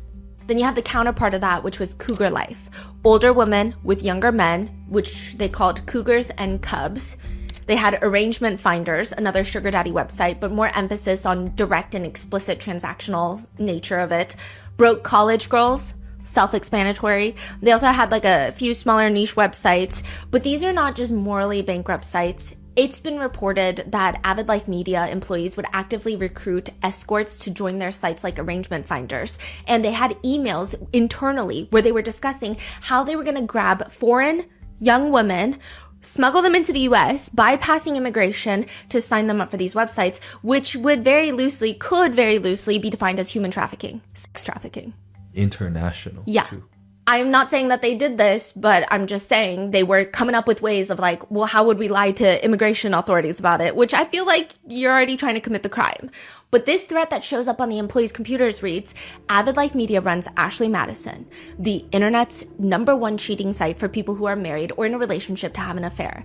ALM also runs Established Men, a prostitution human trafficking website for rich men to pay for sex. Trevor, ALM's CTO, Chief Technology Officer, once said, protection of personal information was his biggest critical success factor. And quote, I would hate to see our systems hacked and the leak of personal information. Well, Trevor, welcome to your worst fucking nightmare. We are the impact team. So they threaten Avid Life Media, shut it down or we're leaking everything. They don't shut it down. And they leak everything. And this is back in 2015. You had random housewives going on looking for their husband's email addresses. You had journalists going in, typing in every .gov email address, typing in all the celebrities' email addresses. It was an implosion of shit. The damage was done. Profiles, billing information, addresses, full government names, messages are all exposed to the public. And the expose aspect is multifaceted with this one. Like, you obviously have the cheaters being exposed, but you also have Ashley Madison being exposed, and not just for their god-awful security measures that a 5-year-old could probably vibe code these days. One of the main things being exposed was the fact that Ashley Madison created more than 70,000 female bots. They had bots, and these bots were supposed to contact men, basically tricking men that they were talking to a woman who wanted to sleep with them, but they were just talking to a line of code. That makes sense. Yeah, because what woman is signing up for this website? If a woman wants to have an affair, she could probably just go to the grocery store. In the US alone, there were 19 million profiles, and 16 million of them were men. So who the hell are they talking to? It's not a local woman in their area who's hot and horny, okay? It's a bot. And the coders would even sit there coming up with their best lines to entice the paying men who want to have affairs. And these are a bunch of dude coders, because you can tell. So this is before like ChatGPT times. Yeah. Because today. Yeah. And so they're writing to them, when I was younger, I used to sleep with my friends' boyfriends. This is like a female bot messaging husbands. When I was younger, I used to sleep with my friends' boyfriends. I guess old habits die hard, although I could never sleep with their husbands. I'm sexy, discreet, and always up for a kinky chat. Would also love to meet up in person if we get to know each other and think there might be a good connection. Which then would push a lot of male users to purchase the $250 Guaranteed Affair Premium, which then passes that customer along to a third-party affiliate who either provides a real person for the guy to chat to, which is usually not what happens, or they just straight up connect him with an escort service, because a guaranteed affair is a guaranteed affair. And because of the bot's god-awful messages, there are internal reports that Ashley Madison was pondering the idea of paying human women to engage with the men if a woman engaged with a man within 20 to 30 minutes of him buying credits, so he could message more, so he could connect with more women. She can be credited with 5% of the profit. They never executed this thought, but they thought about it, which is telling. They also did previously get sued by a former employee who alleges that she was hired to create 1,000 fake female profiles within 3 weeks to make men think that there were more women willing to cheat than there actually was. The suit alleged that she hurt her wrist by typing to get so many profiles done, stating she became, quote, severely disabled. The company responded at the time by referencing a picture of her jet skiing, saying, an unlikely activity for someone who was allegedly suffering serious injury to her wrists. Oh, and allegedly, they were working on an app called What's Your Wife Worth? This app would let men submit pictures of their wife, and others would rate them. And with that, a dollar amount would be generated for how much men likely would be willing to spend for a one-night stand with your wife. They made that or they were thinking about making that? They were thinking about it. Noel Biderman was really excited about it, but he didn't like the developers on it. He said the website interface, the user experience was shit. I just cannot imagine how many customers there would be for something like that. So many customers. There But have been... you will expose yourself for... Yes, but there have been so many Reddit threads where people post explicit photos of their wives, their girlfriends, and those get shut down. There have been so many weird websites. Oh, there was like an entire forum community of people talking about how to drug their wives and partners so that they could bring in other people to art word them. So I'm assuming that the demographic, the market cap would be large. During the hack, it is also revealed that the CEO of Avid Life Media, Noel, sought young escorts, which, like, why is that a scandal? I mean, it would seem like something that would happen. Everyone just assumed that this man is in an open relationship with his wife, whom he shares children with. But not at all. His wife has publicly stated before the hack, I'm sure most people assume that because of what Noel does, we must be in an open relationship. But this is absolutely untrue. She states that she would be entirely heartbroken if she discovered Noel being unfaithful. We have such a great relationship and are open about our needs that it would really come as a big surprise. She says that she supports her husband's career, though, because he looks like a villain trying to tear apart relationships, that he's okay with infidelity, but in reality, all he's doing is bringing light to something people turn a blind eye to. He's not afraid to ask really tough questions. I imagine that she was the one asking tough questions when the affair was brought to light in the hack. And a lot of people were actually asking a lot of tough questions. Hunter Biden was named in the leak, to which he denied all involvement and stated that someone else clearly made an account using his email. Which, side note, there is no email verification needed, so that could be very well true. But Hunter Biden is not particularly known as someone who doesn't have affairs. His most notorious affair being that with his own sister-in-law after his brother passed from brain cancer. There's that. What? Yeah. Yeah, that was a whole thing in the Biden era, yeah. The husband of a real housewife of New York was exposed to have an account. He stated he made one foolishly with a group of his buddies for hee-hee-ha-has. A Florida Circuit Court judge, who was then a prosecutor. This is the guy that prosecuted Casey Anthony. He was found in the leak, and he said, I hope the public will judge me on my 35 years of service and not a bad mistake. He says he never cheated. He just signed up out of curiosity. One Republican Party member was also outed for having a profile, and he said, I did it for opposition research. I needed to see what the fucking Dems were doing.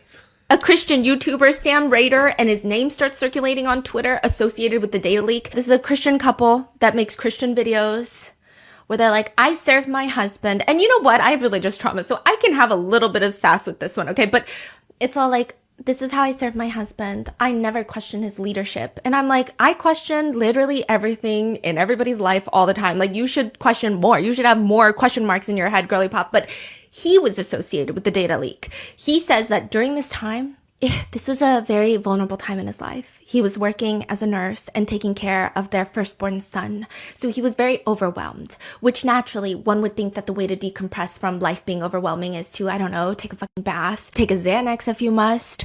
But he says when life got overwhelming, he wanted to start a morally, emotionally, physically overwhelming act of cheating on his spouse. He says, I didn't want to leave my family, but I wanted something exciting in my life. His username was dirty_little_secret_man. Dirty little secret man. He has since gone on to state, this is an issue that is in our past. This was before I got onto YouTube. Yeah, because that makes it better. This was brought to my wife's attention. She has forgiven me for this mistake that I made in opening the account. I have sought forgiveness from God and he has forgiven me, so I have been completely cleansed of this sin. I did make the account. This was brought to my wife's attention. She has forgiven me for this mistake that I made. I've sought forgiveness to God and he's forgiven me. So I've been completely cleansed of this sin. There was a pastor who was outed in the leak, outed as a cheater. To clarify, he ends up self-exiting in his garage. To this day, nobody has been arrested, charged, or publicly identified as a member of the impact team that hacked Ashley Madison. That's crazy. They didn't ask for money or anything, huh? No. They said, shut your shit down. Fascinating. Back then, the vice president of the company would say, I would be asked, who's your biggest competitor to Ashley Madison? And I would say, the Bible. which seems to be very, very much on the nose. A contributor to Christianity Today reported that approximately 400 church leaders had been identified in the data and were expected to resign all across the country after this leak. One person in particular becomes the face of the Ashley Madison scandal. This one right here. As one would say, he was horny on the main. Joshua Duggar, the eldest, firstborn son of the Duggar family empire. So this was leaked in 2015. Yes. And he was already famous? Oh yeah, they've right? been famous for a really long time, and 2015 is the year that everything Josh does comes to light, and then in 2021 it comes to light once more. And we don't even know if he's the worst of all the brothers. And that was already headline news. Josh Duggar in the Ashley Madison. Okay. Because the Duggar family, I mean, they're reality TV show stars from TLC, and they're known to be this huge family of Christian fundamentalists who love God. This is the biggest scandal. And it's not necessarily because he's like the biggest celebrity in the world. I think it's more so the irony of him being on Ashley Madison. Joshua Duggar is part of this family. Christian fundamentalists, by the way, are a very large group of Christians who believe that the Bible and scripture should be oftentimes taken literally. So notable fundamentalists state that God essentially breathed his exact thoughts into biblical writers, meaning that every word of scripture is literally scientifically and historically true. So there's like a lot of different denominations of Christianity, and a lot of them have different beliefs and main goals, I would say. Fundamentalists are hardcore. And they're not that common, right? They're huge. It's a huge group of people, yeah. I mean, depending on the severity, the intensity of how fundamental they are, it gets a little bit smaller the more extreme you get, but it's a huge group of people. Huge group. They want to go back to the basics, the fundamentals, hence fundamentalist. You'll often hear them being referred to as fundies. They can hate that. Yeah, most of them don't like that. But that's what people will call them. There's like snark pages on Reddit, like fundies. There's a really good YouTube channel, Fundy Fridays. She like dissects all the Christian fundamentalists. I love her channel. I think she runs it with her husband, boyfriend. I'm not sure, but so good. But this is just like one group of fundamentalists. Is she a Christian or no? I don't think so. I don't know if she has a background of religious trauma. I'm not too well versed in her lore, but she's incredible if you want to deep dive into, because there's so many different groups of fundamentalists and so many different fundamentalist leaders. She like dissects the shit out of each one of them. But there seems to be a lot of fundamentalists who do have differing beliefs. So you got a large group of hardcore fundamentalists who hate secular culture. A lot of Christians, like a lot of people with faith, will partake in certain aspects of secular culture. They'll still watch TV shows, even if the TV shows, I mean, there's differences. Wait, they don't watch TV? No, they don't even have They're TV. on TV? They're on TV. They're on TV but don't watch TV? I know. It's like Mark Zuckerberg's kids don't have Facebook. What the fuck? No way. Yeah.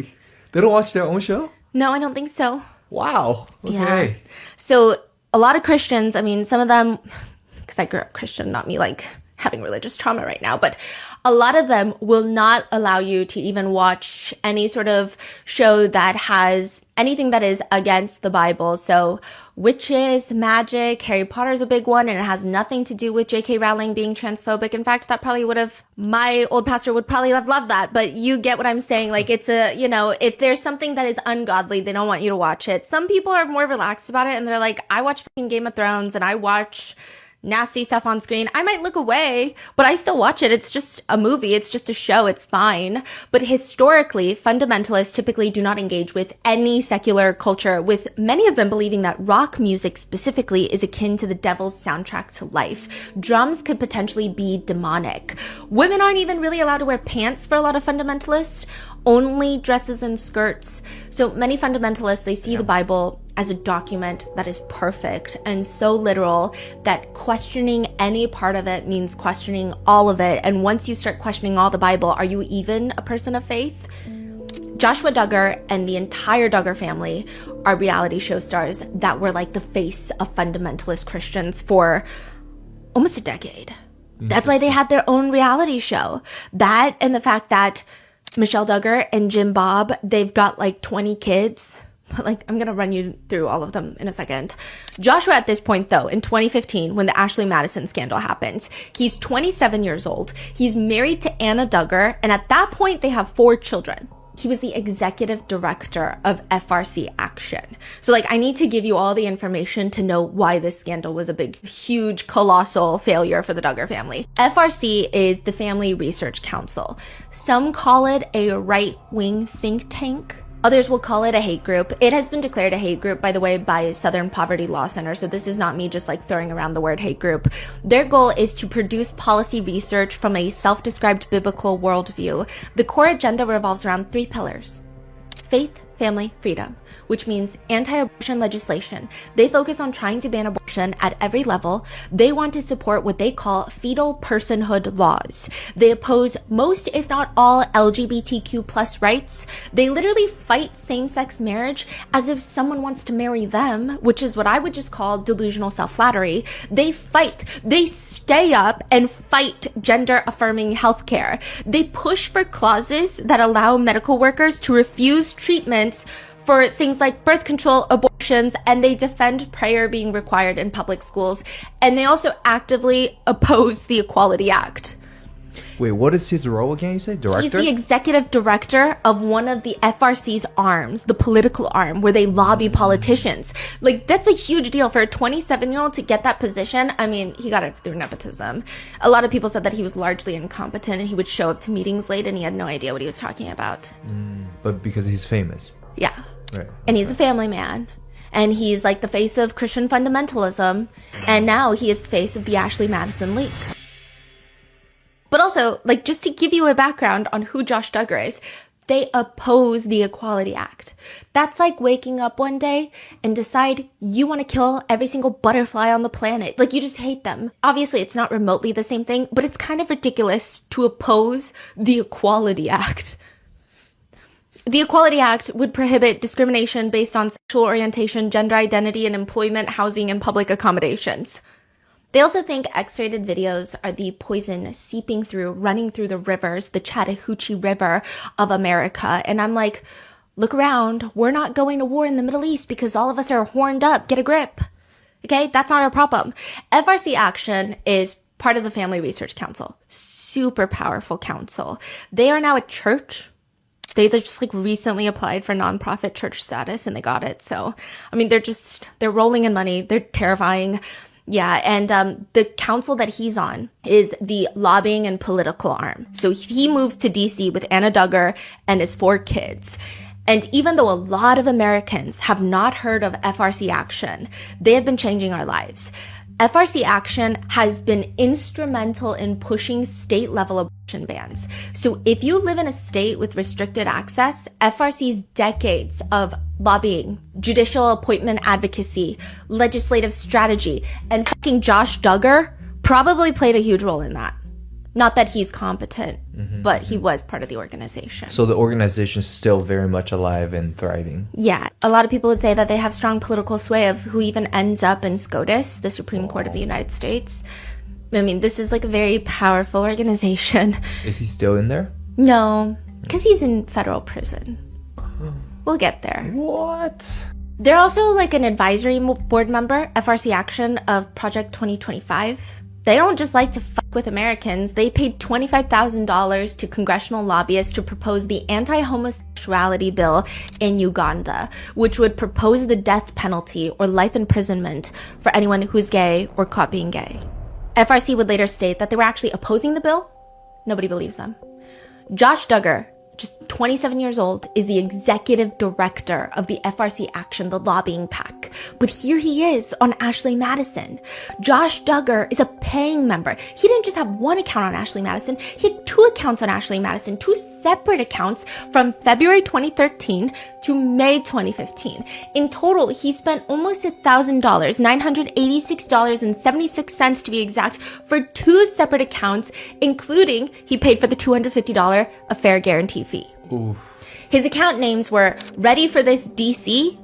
I don't know if DC, I'm assuming DC meant Washington DC. Like, are you ready for this DC? What else could it be? I don't know. I did have a moment of pondering, and it was not a good one. And then Josh _the_ man. Josh the man. Also, he listed one of his billing addresses as his grandma's house in Arkansas. His list of turn-ons include naughty girl, girl next door, aggressive take charge nature. He states on his profile that he's interested in finding a partner that is down to experiment with toys and share fantasies. It's also revealed in this entire shitstorm scandal that Joshua Duggar also had an OkCupid profile. OkCupid? That's like a regular dating profile. How is he so... He's a famous person, right? Yeah. But he's putting his face out there? Yeah. That's like one screenshot away from... Exactly. Okay. And he would answer questions. Okay, so OkCupid does this thing where you can answer questions with someone that you've matched with, and the responses will come up together to see if you guys have the same worldviews. So he's trying to cheat on his wife, but also like answering these questions. Do you feel there's any circumstance in which a person is obligated to have sex with you? That's a question. Joshua Duggar writes, yes. Are you the type of person to tell a homeless person to get a job? Yes. The idea of gay and lesbian couples having children is not acceptable. Have you been faithful in all your past relationships? No. Rate your self-confidence. Very, very high. The rest of the OkCupid summary reads, just enjoying life here in DC. Lived here just over a year now. Lots of work, hitting the gym, finding good places to eat, and really needing to add some fun in the mix. What I'm doing with my life right now, I'm an executive in the city. I develop strategies, meet people, crunch numbers around big tables, and occasionally get out of ivory towers to sleep. Also, OkCupid has this very interesting thing where you take a personality test, and it tells you if you're less than average, average, or more average in certain traits. So this is not like an actual measurement to someone's capabilities, just how they perceive themselves. And it says that he's a lot more arrogant than the average, more romantic than the average, more sex-driven than the average, more political, more spiritual, more confident, more old-fashioned. However, less independent, less literary, less scientific than the average, which we know because he would say things like, marriage is essential to the American family, and every single child deserves a mother and a father. Okay. Well, all 7 of your kids are about to be without a father because you're going to be in federal prison, but I digress. And like any high-profile cheating man caught with his pants down, Josh puts out a formal statement. I have been the biggest hypocrite ever. While espousing faith and family values, I've secretly over the last several years been viewing pornography on the internet, and this has become a secret addiction. I have been unfaithful to my wife. I am ashamed of the double life that I have been living, and I am grieved for the hurt, pain, and disgrace my sin has caused my wife and family, and most of all, Jesus, and all those who profess faith in him. I have brought hurt and reproach to my family, close friends, and the fans of our show with my actions. The last few years, while publicly stating I was fighting against immorality in our country, I was hiding my own personal failures. As I am learning the hard way, we have the freedom to choose our actions, but we do not get to choose our consequences. I humbly ask you for your forgiveness.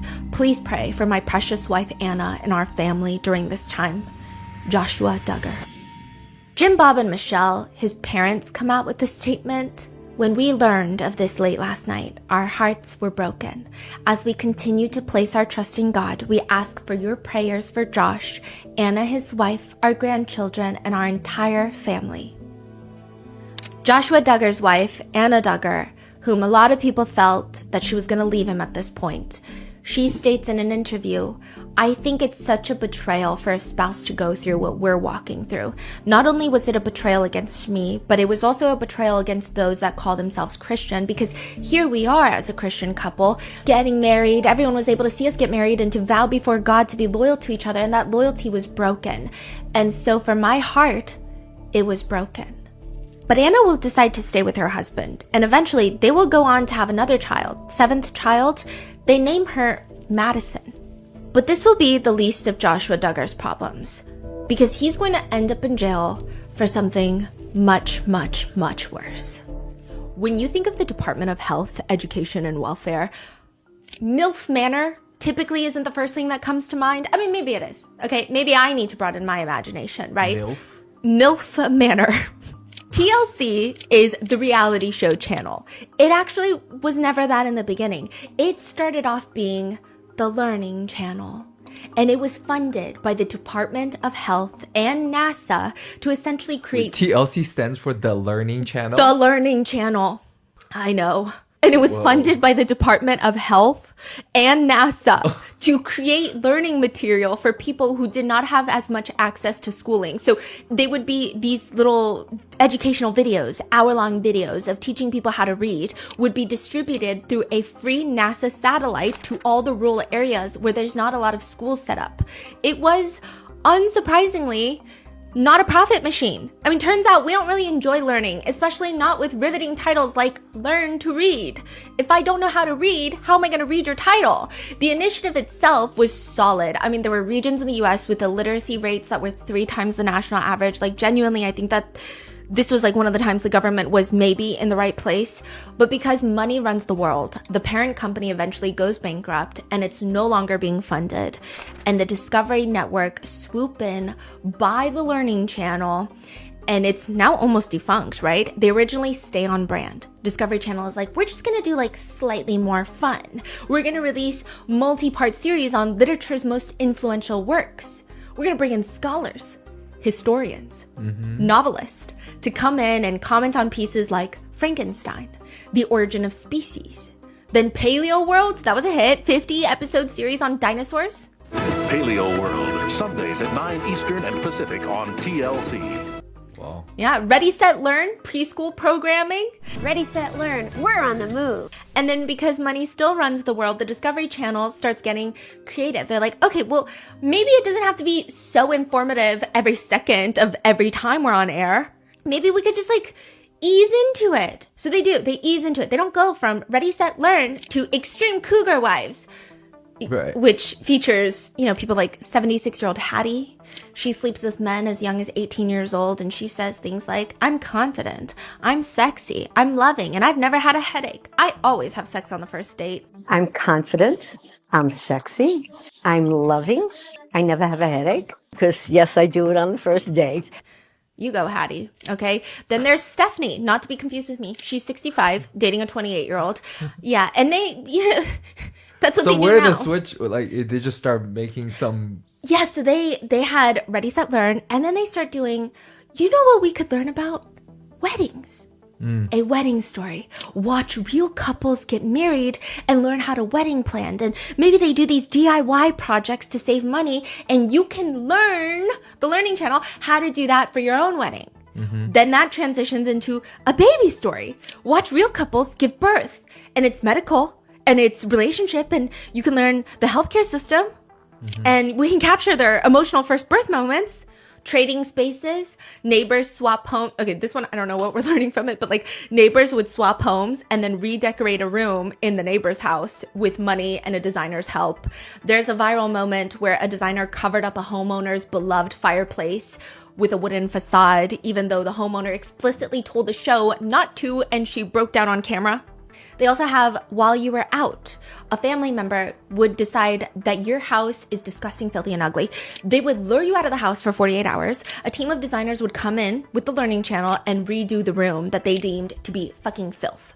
It seems like loosely educational in the sense of like, we want to be voyeurs, but also it was mostly harmless and most importantly, an advertiser's dream. Then TLC starts transitioning their slogans. It was Live and Learn, Life Unscripted, to finally, everyone needs a little TLC. They dropped the Learning Channel. They're just TLC now, and they use it as more like tender loving care. No way. Yeah. Then it starts to get weird. Honey, we're killing the kids. American version of an existing British show, nutritionists will come in and they'll bring in a laptop and they're like, this is what your kid is going to look like at 40 years old if you don't stop feeding them tater tots for breakfast, lunch, and dinner. Look at your kid. Isn't your kid so unconventionally unattractive? Doesn't that make you want to scream and die? Then they should eat a salad.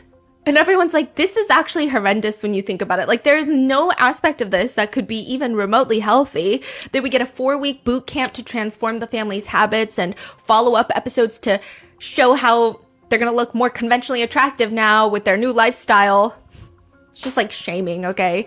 There's hoarding, buried alive, where they would go to hoarders' homes, give them interventions, declutter their homes. One notorious season, 2 members of the crew contracted the very often fatal hantavirus, where humans inhale dust that's contaminated by saliva, urine, or droppings of infected rodents. The mortality rate is up to 38%. The hantavirus now lurking in an eye-opening new place. A Texas home featured on the hit reality series about hoarders, and now it's threatening an entire community. My Strange Addiction. You know that one. People who like to eat glass, mattresses.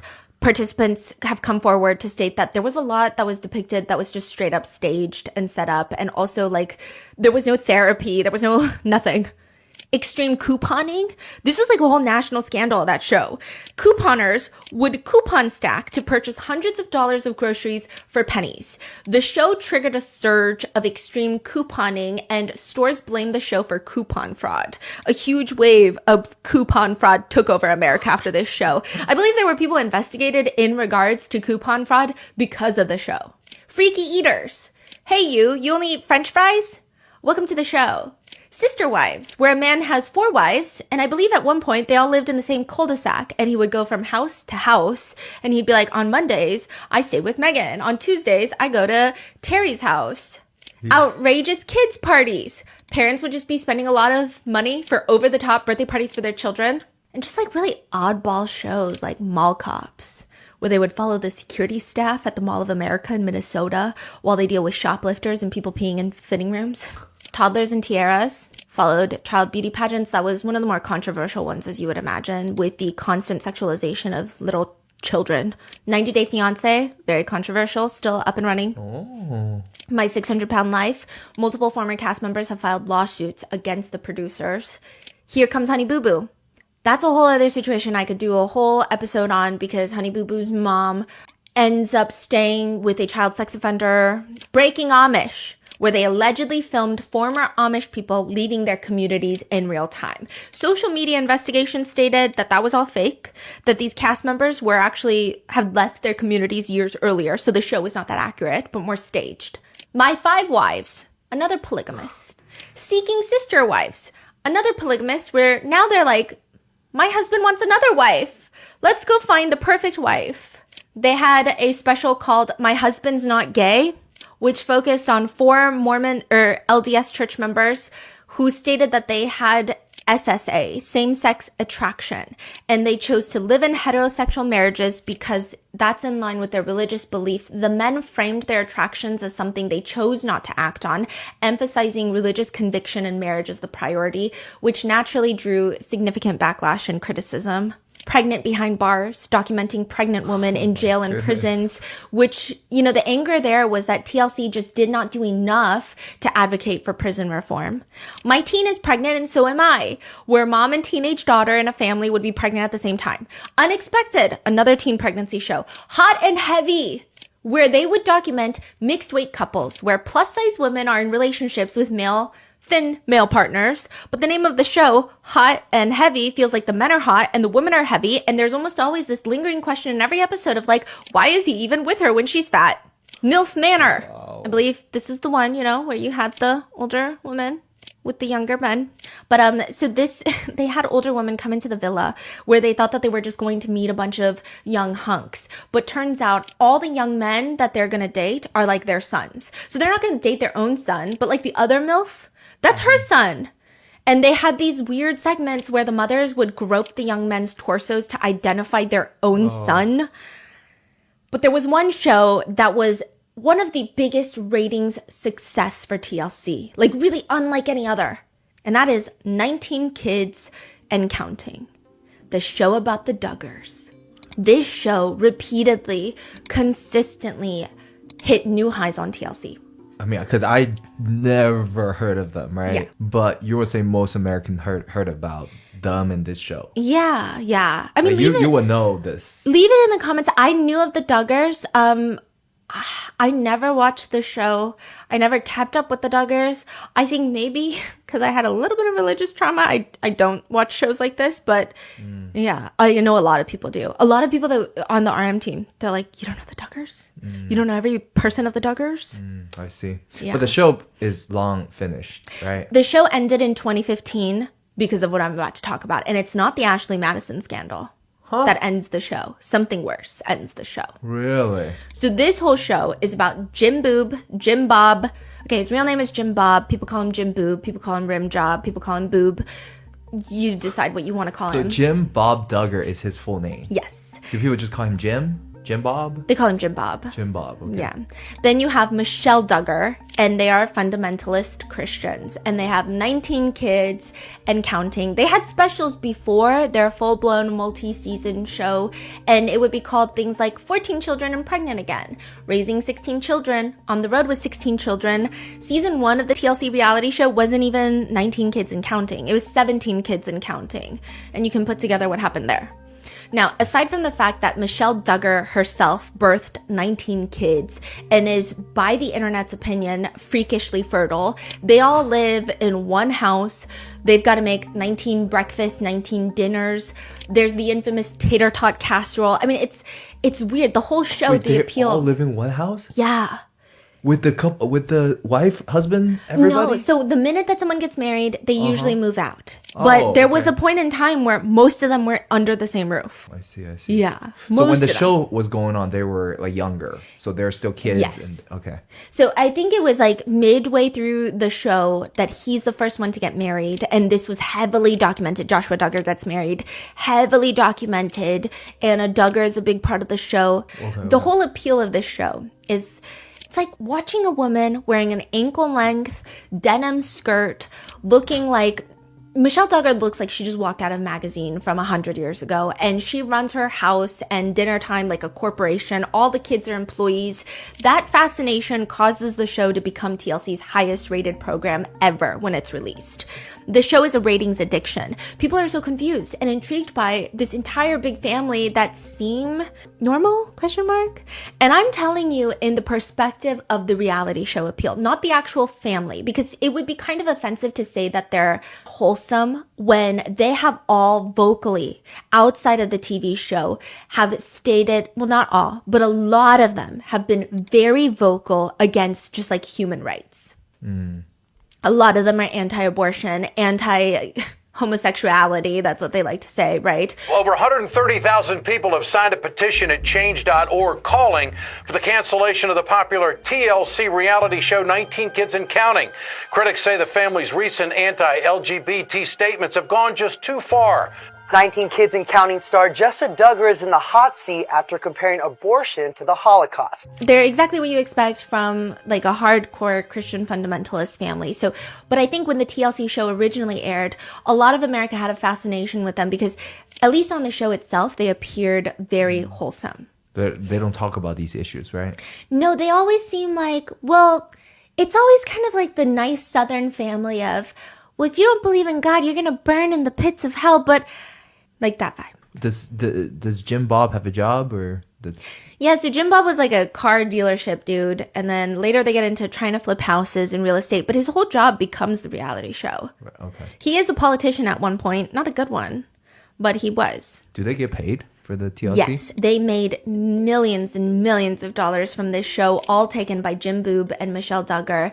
There were lots of complaints, particularly from Jill Duggar later, who writes a full book, and her husband Derek, who say like everything, they were forced to be documented. She alleges that Jim Bob would have her sign contracts without reading them because she just trusts her dad, and it would be like, oh, from now on, you are forced to come to every TLC appearance, and they would get nothing out of it. You felt that your father, quote, tricked you into signing a contract the night before your wedding. Mm-hmm. The revenue you generated, one could argue, was considerably more than that. Yes. But they're Christian fundamentalists, right? So all the children would dress in a certain way. The girls were all wearing dresses, long dresses. They never wore pants or shorts. They all had curly hair. All the girls in the family, the daughters, they had softer voices. Michelle Duggar is known for talking like this, with like a slight Southern accent, but very soft. Nothing, it's almost like she's always whispering, and she can barely, like, you just always hear this very soft demeanor. As a mother, you look forward to the milestones in your children's lives. The boys, they're just there. The boys are just there, and they're scared to look at any girl. The family believes that the female body is a tripwire for sin. It's like a code red. They would have a code where if one of the girls, they're out and about, one of the girls in the family would yell, Nike, all the boys in the family would crane their necks down, looking at the floor, because one of the older girls would later write in the book. So Jill Duggar would write in her book that it's because like someone who was wearing, I don't know, maybe something that showed their shoulders or a butt cheek was out and about. So all the guys had to look down. Nike though? Yeah, so they would scream Nike. Why Nike? I don't know. Yeah, and they all homeschooled their children. And side note, like I said, all the Duggar kids are named with J names. So you got Josh, Jana, John David, Jill, Jessa, Ginger, Joseph, Josiah, Joanna, Jedediah, Jeremiah, Jason, James, Justin, Jackson, Johanna, Jennifer, Jordan, Josie. Wow. Michelle Duggar stayed busy. She was having a baby like every 18 months. So you can say some of them yes. were twins too, right? Yes, there's 2 sets of twins. And you can kind of see how all of this makes for really good reality TV. Large group of people.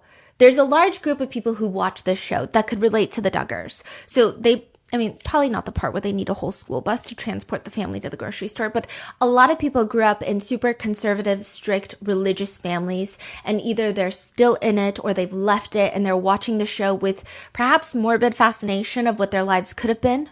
Or there are people who aren't raised religiously and think that the whole show is very interesting because it's so different from their own way of life, but ultimately it still feels kind of wholesome. Like the biggest plot point of every episode is like, we're having a guest over. Now girls run 20 loads of laundry and ooh, how many cans of pickles are we getting at the grocery store? And now we got to teach one of the kids how to drive.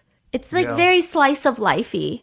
And as long as TLC edits out all the parts that they're probably being homophobic, transphobic, anti-women, anti-diversity, you get it, then it's going to stay wholesome.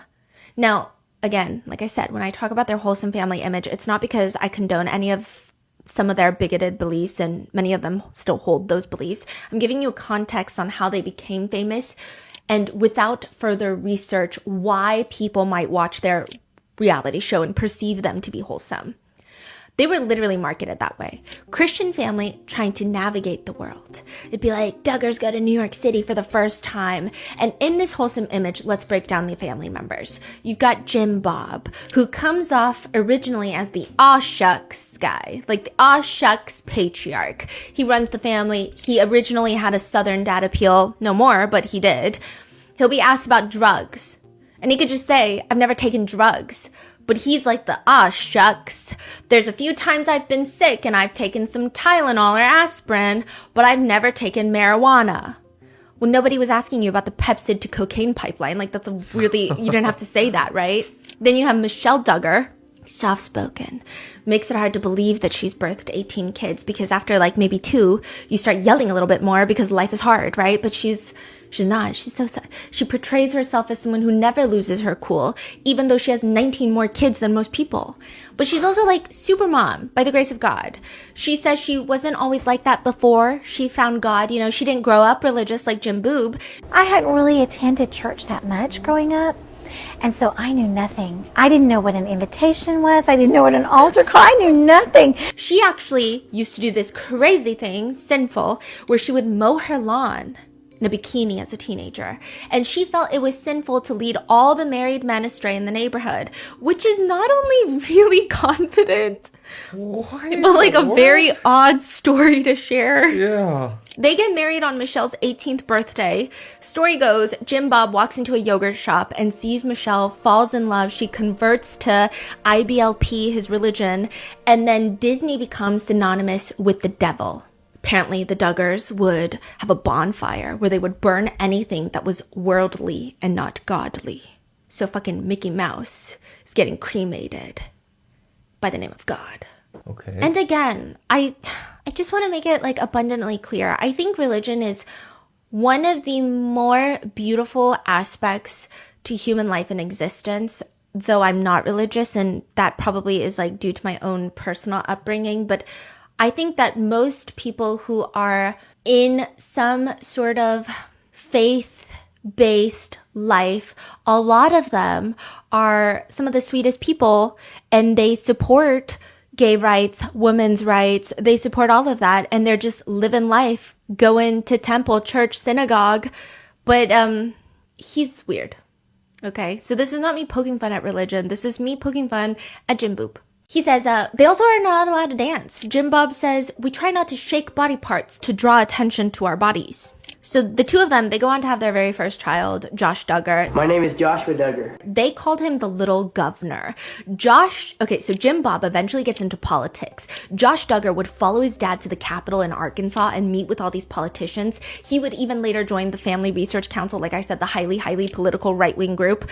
His on-air persona at the time was role model eldest golden boy. Responsible, charismatic, into politics. This is the prototype for what every Duggar kid should strive to be. He's the first to get married, but even then his relationship with Anna Duggar becomes like a huge storyline for the show. The show leans so heavily into Josh Duggar being Jim Boob 2.0. He's going to be a great family man. He also ironically sang the loyalty song to Anna during the ceremony, during their wedding. Yeah. There's this one scene in the show though. Josh doesn't want to move. So they're all sitting at the dining table and Josh doesn't want to move. He's holding one of their babies and Anna is pregnant with another baby. And she's like trying to get behind him and he's like, oh, he like makes a half-hearted attempt to move his chair. He's like, just doing this. And then Anna, she decides, oh, don't mind me. It's okay. You don't have to move, my amazing husband. Let me just get on all fours while I'm pregnant and crawl under the table to get to my seat. Then you have... What? Wait. Yeah. Yeah. Like, she's doing it as if this is a normal thing to do? Yeah. Like, this happens a lot? But I think the way that it's edited with the lighthearted music, I think in hindsight, this show was really effective at normalizing horrendous relationships. Then there's Jana Duggar. My name is Jana Duggar. A lot of people have sympathy for Jana because she's the firstborn daughter, which naturally makes it seem like she was tasked unfairly with basically raising all of her siblings. She actually gets married latest. She gets married in her 30s, which nothing is wrong with that. But netizens feel like she was forced to watch her siblings get married, have children of their own, while she was forced to stay in the family home, homeschooling all the younger kids, raising all their siblings. She's known to be basically good at everything. Musical instruments, gardening, the word Cinderella comes out a lot when people talk about her and not necessarily in like a mean-spirited way. A lot of people who have strong parasocial connections to the Duggars wanted to save her in a sense. She does get married and gets cited for misdemeanor child endangerment. We're going to get into that later, but yeah, later. That's later. Then you have her twin brother, John David Duggar. My name is John Duggar. On the show, he's kind of the older, reserved guy that's in the background. He's very much hated by the internet these days, but on the show, he was just a quiet, reserved, strong persona, very masculine, emphasis on persona. He has a pilot license. He almost killed his entire family because he let the aircraft run out of fuel and they crash landed in a field. What do you mean? Like they were on the show, he was flying This the plane? was not on the show, yeah. Oh. Yeah, but he was flying the plane and they crash landed. And he also was like stealing supplies from missionary efforts, is the allegation on the internet, not my allegation. Yeah, people hate him. People hate him. And he has one of the more viral moments on 19 Kids and Counting because at his wedding with his wife, this is a lot of the Duggars, their first kiss is their wedding ceremony kiss, like, which is great for ratings, right? But he does this thing where he doesn't just like kiss his wife. He like makes a whole drawn out production of it where he kisses her hands, then her cheeks, and then her forehead and her lips. And it's very uncomfortable to watch. Then you have Jill Duggar. My name is Jill Duggar. She's been very outspoken about her family since the show. She will become pivotal later, but while on the show, they kind of molded her to be the persona of the eager to please daughter who wanted to be noticed. She seemed deeply enthusiastic about anything that the family valued. On her wedding day, Jim Bob, her dad, tells her new husband, Derek, that he has permission to kiss the bride. Derek, you may kiss the bride.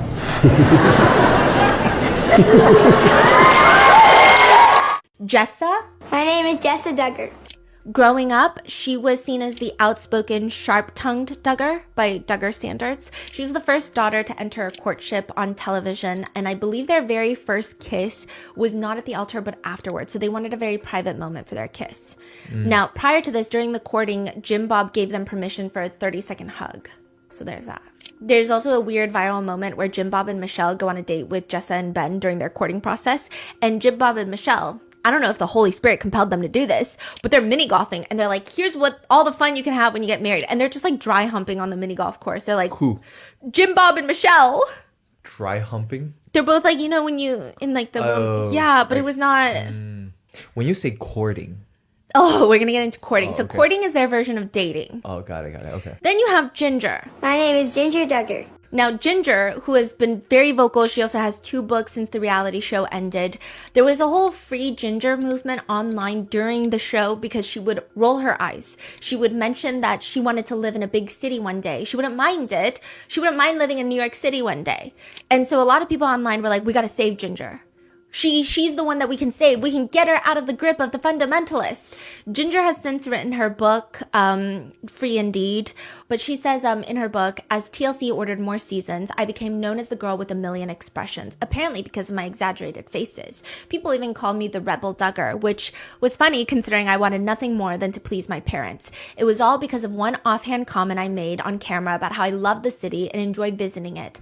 That innocent statement turned into entire Reddit threads about how I wanted to move away from my family and lead an exciting life in the city. Joseph Duggar. My name is Joseph Duggar. At the time, he's known as the quiet, nice one, athletic. A lot of people loved him. They thought that he was soft. He has this baby face. More on him later. Josiah. My name is Josiah Duggar. Class clown, family prankster. He's notably also a rebel by Duggar standards, so much so that he was sent to this camp that fundamentalists go to, which is just like really harsh military-esque training. Really just, and people said that you could see the light leave his eyes after that. He's generally well liked by the internet. You have Joy Anna. My name is Joy Duggar. She's known as the tomboy. I don't know if that word is offensive to some people, but that's what a lot of people would call her on pages. But the show focused on her gravitating more towards boy activities rather than domestic chores like her sisters. Then you have Jeremiah and Jedediah. They're the Duggar twins. My name is Jedediah Duggar. My name is Jeremiah Duggar. Fans dubbed them the Lost Boys because they barely ever got individual screen time. They just kind of blend into the episodes. And this is again when they're young, because Jedediah later is going to get himself into some trouble because he's going to pat his wife on the head when she gives labor, and he's going to weight shame his wife during pregnancy, and then he's going to run for public office. Jason the Builder. My name is Jason Duggar. Another one that just kind of gets lost. He just like builds things, very into construction work, flipping houses. James Duggar, known to be resourceful. So in this pink square, I actually have a lot of the single Duggar children, and then obviously they're underage, but like single as in, it's actually very important in the Duggar universe of who's married, who has children, who's courted, and who is, quote, eligible for courting. It's like a thing. James Duggar, resourceful helper. Justin Duggar, people say he was like the sweet, thoughtful one, and this is during the show. Jackson, the jokester. His parents would say that he's like the best jokester, best storyteller ever. And a lot of the younger Duggars, there's not much. I would say like their biggest controversies that they face are still being part of very like right-wing religious groups. Like Jackson's thing was he is very involved, I believe, in Turning Point USA, or he's at like a lot of their conferences. So like the younger Duggars, there's not as much compared to the older Duggars. There's not as much history. There's not as much of a digital footprint and all of these things that's going on. And with 2 of the older Duggars, criminal histories. So with that, you know. Jackson's classic move, though, would be to bring in snakes indoors to tease his siblings. Then you have Johanna. Johanna is, after 6 boys, they finally have another daughter, and she's described as outgoing and always tidying up after her siblings, which I don't know if like anyone should be known for that. Then you have Jennifer, the younger ones, like I said, we don't really know much about, but huge animal lover. Jordan Grace, people call her the overlooked baby because right after, and you can kind of see it happen, like right after Josie is born, quickly after, and Josie is nicknamed the miracle baby. She spent 6 months in the NICU. And actually one of the most disturbing scenes in the entire series is the producers film her having a seizure on camera, Josie. Jana is watching over her, sobbing, praying for her, freaking out. The directors finally step in to help. They rush her to the hospital. Meanwhile, Jim, Bob, and Michelle are away and do not rush home. So there's something called the quiverful movement in fundamentalist Christians, which the family has denied being part of it, though it seems like they follow the principles to the T. These are essentially people who believe that children are tools for God. They invoke God's word. And that's really the only reason to keep having children beyond conventional desire. Therefore, if you have a ton of children, you are blessed by God and you should keep having these kids because that's what God wants. So for Like family planning is frowned upon. Any sort of contraception is frowned upon because it's God's will. Like if it happens, it's God's will. And if you follow that logic, you can see how forms of birth control can start becoming demonized. There have been lots of controversial statements made by people in the Quiverful movement who liken birth control to murdering children. Even natural family planning, just like following your ovulation schedule, is frowned upon by hardcore quiverfuls, aka don't even plan when you're least likely to get pregnant. Like just do it and see what happens. A woman's body is meant to be a living sacrifice. Yeah, to having kids. And that's why a lot of people will track the Duggars kids. So they want to track, a lot of internet people like to track how many kids each Duggar child has, because that gives them an indication of how deep in the fundamentalist religion that they still are, because not all of them have spoken out. Does that make sense? Spoken out about, like just Duggar, the whole scandal and what they believe in. Yeah. So they can tell by how many kids is how much they're still following this belief. Yeah. I see. If you are a man who had a vasectomy, you should go and reverse it because you can't cut off children. You owe it to God. In the Quiverful movement, there are people called reversal babies, where husbands would reverse their vasectomies, then go on to have a child, and they were known as reversal babies in the communities. Is that good or bad?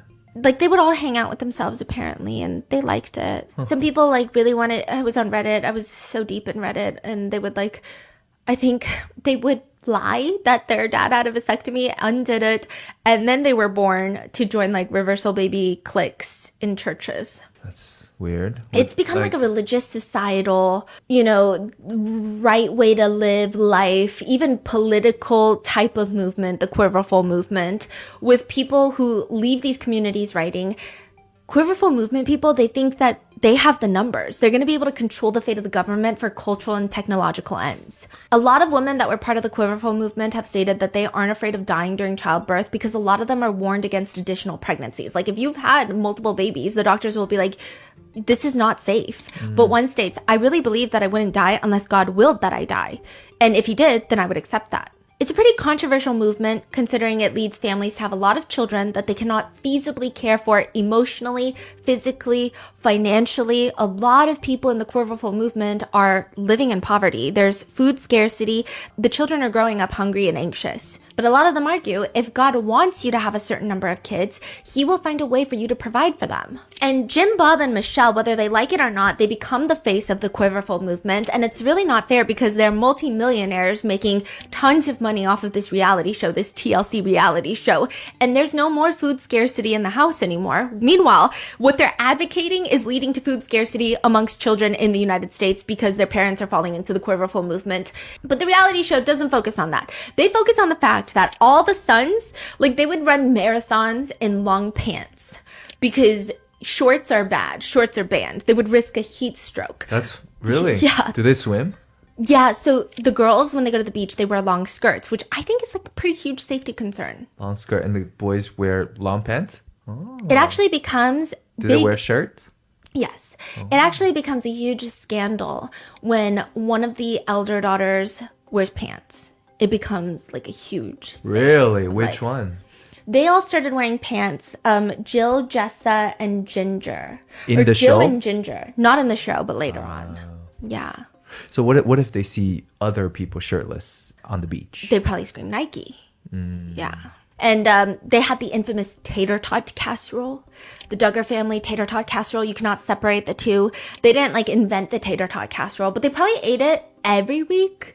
It's cheap. It's easy to make. It's filling. You get frozen tater tots and then you add like cream of mushroom soup, sour cream, all this. You make a casserole.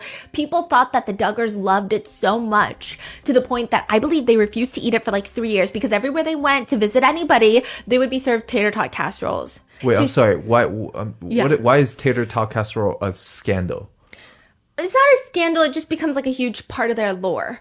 Oh. Yeah, like they make tater tot casserole and they love it. And then now everyone thinks they love it. So everywhere they go, they're served a tater tot casserole, and then the kids are like, I fucking hate tater tot casseroles now. They finally Yeah. just came out to say we actually hate that. Yeah, one of them said like we couldn't eat it for 3 years because all we did eat was tater tot casserole because everyone thought we loved it. Yeah. Okay.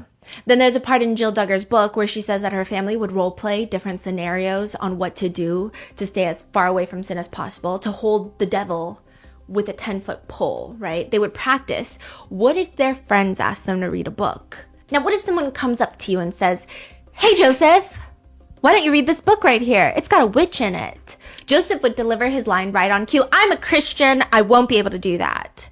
Joseph will later be arrested, so there's that. All the kids are homeschooled. They don't even have a weather radio in their house. So if there's a tornado coming their way because they live in Arkansas, their cousins would have to call them and scream at them, shelter in place, shelter in place. I repeat, shelter in place. There's a tornado warning. They had, ironically, they also had an entire camera crew following them around that would be aired to the very, very secular network of TLC, but all in the name of spreading the word of God, I guess. Look, I don't know, but the most controversial things to come out of the show initially, in the very beginning, were the buddy systems. There is no way for Jim, Bob, and Michelle to raise 19 children. So they just thought, why don't we have the children raise the children? Michelle says, Mom cannot be everywhere at once, and so my older children help to take care of my younger children. When a baby is born, it's my buddy until it's weaned, and then from there it goes to the other buddy, whose ever turn it is to get a buddy. Guess who's all the buddies? All the girls. Oh, so the guys didn't have buddies? No, not really. I mean, like, they compare all the girls' tasks, so all of them have to pull their weight in the house. And all the girls, they're doing like 10 loads of laundry, they're cleaning all the rooms, they're doing this, and the guys are like, well, today, on my list of to-dos, I have to feed the dog. Process goes like this. Every Duggar has at least one buddy. If you're too old and don't need help from a buddy, that means you're ready to take on a younger buddy. A big buddy helps you get dressed, brush your teeth, comb your hair, get your breakfast, do your homework, learn to play violin, piano, and sew. They're there to pick you up when you fall and keep track of you when you're out and about. No one is exempt from the buddy brigade. Yeah. So, I mean, the boys did have buddies, but, like, they're not really doing much. Jim Bob's buddy is Michelle, because he still needs to be catered to and taken care of like a fucking infantile toddler. And Michelle reserves the privilege of being each of the children's very first buddy. Basically, 11-year-old little girls becoming parents while the boys are off being boys. But they also have the courting system. Like a lot of fundamentalist Christians, the Duggar family has a tendency to get married very early with the exception of 2 siblings. Most of the others get married 18, 19, maybe early 20s. And you could say it has to do with their dating system, courting system. The system where God is the ultimate chaperone. So the rules are this: no dating, no kissing, no hand-holding, no frontal hugs. If you want to spend time together, chaperones must be there. Spend time with somebody else, you mean? Like a new person? If you want to spend time with someone that you are going to marry, even if you're on the phone with them, another sibling has to chaperone and make sure you're not doing anything ungodly. And maybe America is the chaperone because we're just watching this all play out on the reality TV show. A lot of it comes from this decades-old book that got a lot of evangelical Christians like in a knot, where the author states dating is training for divorce. So courtship should be a godly thing. A young Christian man should decide that he is financially, spiritually, and emotionally ready for marriage, and he's going to approach the father of a potential bride, asking permission to be in a supervised relationship with the explicit intent to marry. So, a few questions, right? How do they meet people? How do they know they just walk by someone on the street and decide that's the person, or? No, so they all go to similar churches. A lot of them got courted by people they either went to the same church with, or they would have these like youth seminars all around the nation where people with same ideological beliefs would gather for like summer camp. VBS, ooh, that used to be the bane of my existence. VBS? Yeah. What's that? Vacation Bible Study. Oh. They would like starve us. It was a thing. Yeah, you couldn't get your food until you memorized a ton of Bible verses. And I was like a chubby little hungry kid. And I would come back just like so hungry. Yeah, it was actually like, I don't even know how that's ethical, but okay. So you see a girl that you kind of like and you go straight to the dad saying, yeah, I'm going to marry her. Yeah. Is there like a trial? Do I have to marry this person? Like, Yeah, most likely. really? Yeah. Yeah, because I guess if a girl was courted by multiple men, she's just a whore, right? Yeah. And girls get no say They in a can't lot say of no? this. So, I mean, it really depends on the family. There are certain families on Reddit who are saying, like, no, I don't really believe in this courting system. But there are also a lot of families deep in this religion where they say, if God wants a man to marry you, the man will want to marry you, and that's God's will. The author that wrote this book that some people would accredit to the beginning of this courting system would later pull his own book from publication stating that he gave millions of people the wrong advice and that he's not even a Christian anymore. So, like, what the hell? A lot of people built courting systems based off this original book, and now he's just, like, taking backsies, his information. He's like, oops. But the Duggars, they had their own little spin on it. Apparently, Jim Bob, who a lot of people, like I said, call Rim Job, would have potential suitors for his daughters fill out 45-page applications, questionnaires, which, you know what, is not the craziest thing in the world. I feel like that's something I would do if I had a daughter in this world. However, the questions aren't even good.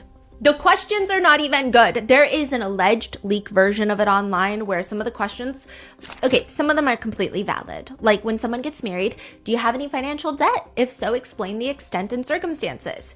You should probably know your partner's credit score before you get married, okay? Yes, that, fine. But other questions are just weird. Would you be willing to die for Christ? If you're not dying daily, how can you be so sure you would die for Christ then? Then, when did the fruit of the Spirit start appearing in your life? I don't even know what that means, sir. Fruit of the Spirit? What was your prior experience with dating and romance? Have you ever kissed or been physically intimate in a way with a girl or a woman? If so, explain the circumstances. What is your stance on terminating a pregnancy? What about in the case of our wording? What are your views on child training, including corporal punishment? When at home or in the car, who does the temperature have to be set to please? You or the others in the car? How about in regards to your mom or sister? So if you're in the car with your mom and sister and your partner, Yeah. who do we set the temperature catering to? Yeah. What's the right answer according to Jim Bob? The man, duh. What about like the man and Jim Bob in the car? Jim Bob. I see. Yeah. Yeah, what a weird question, no? Like, can you imagine telling my dad that in the car, you're the one that sets the temperature? My dad would bonk you over the head. That's actually insane. Yeah. How will you approach your wife or daughters if they are immodest? What are your views on public swimming?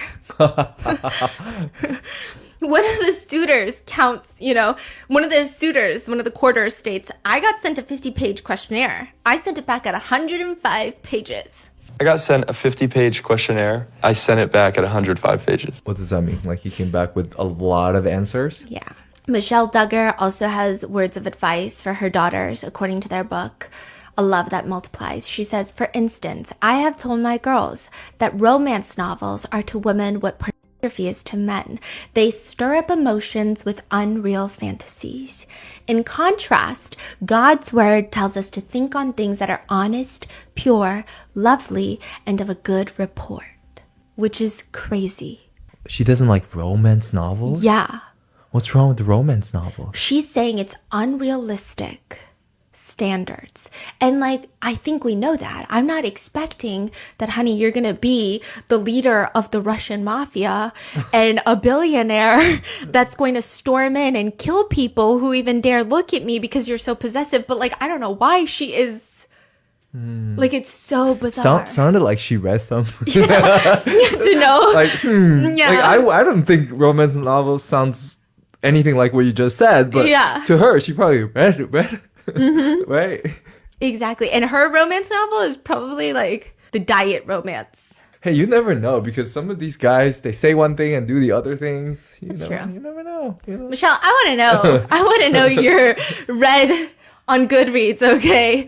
And from, again, a reality TV standpoint, we love Love Island. We love Love is Blind.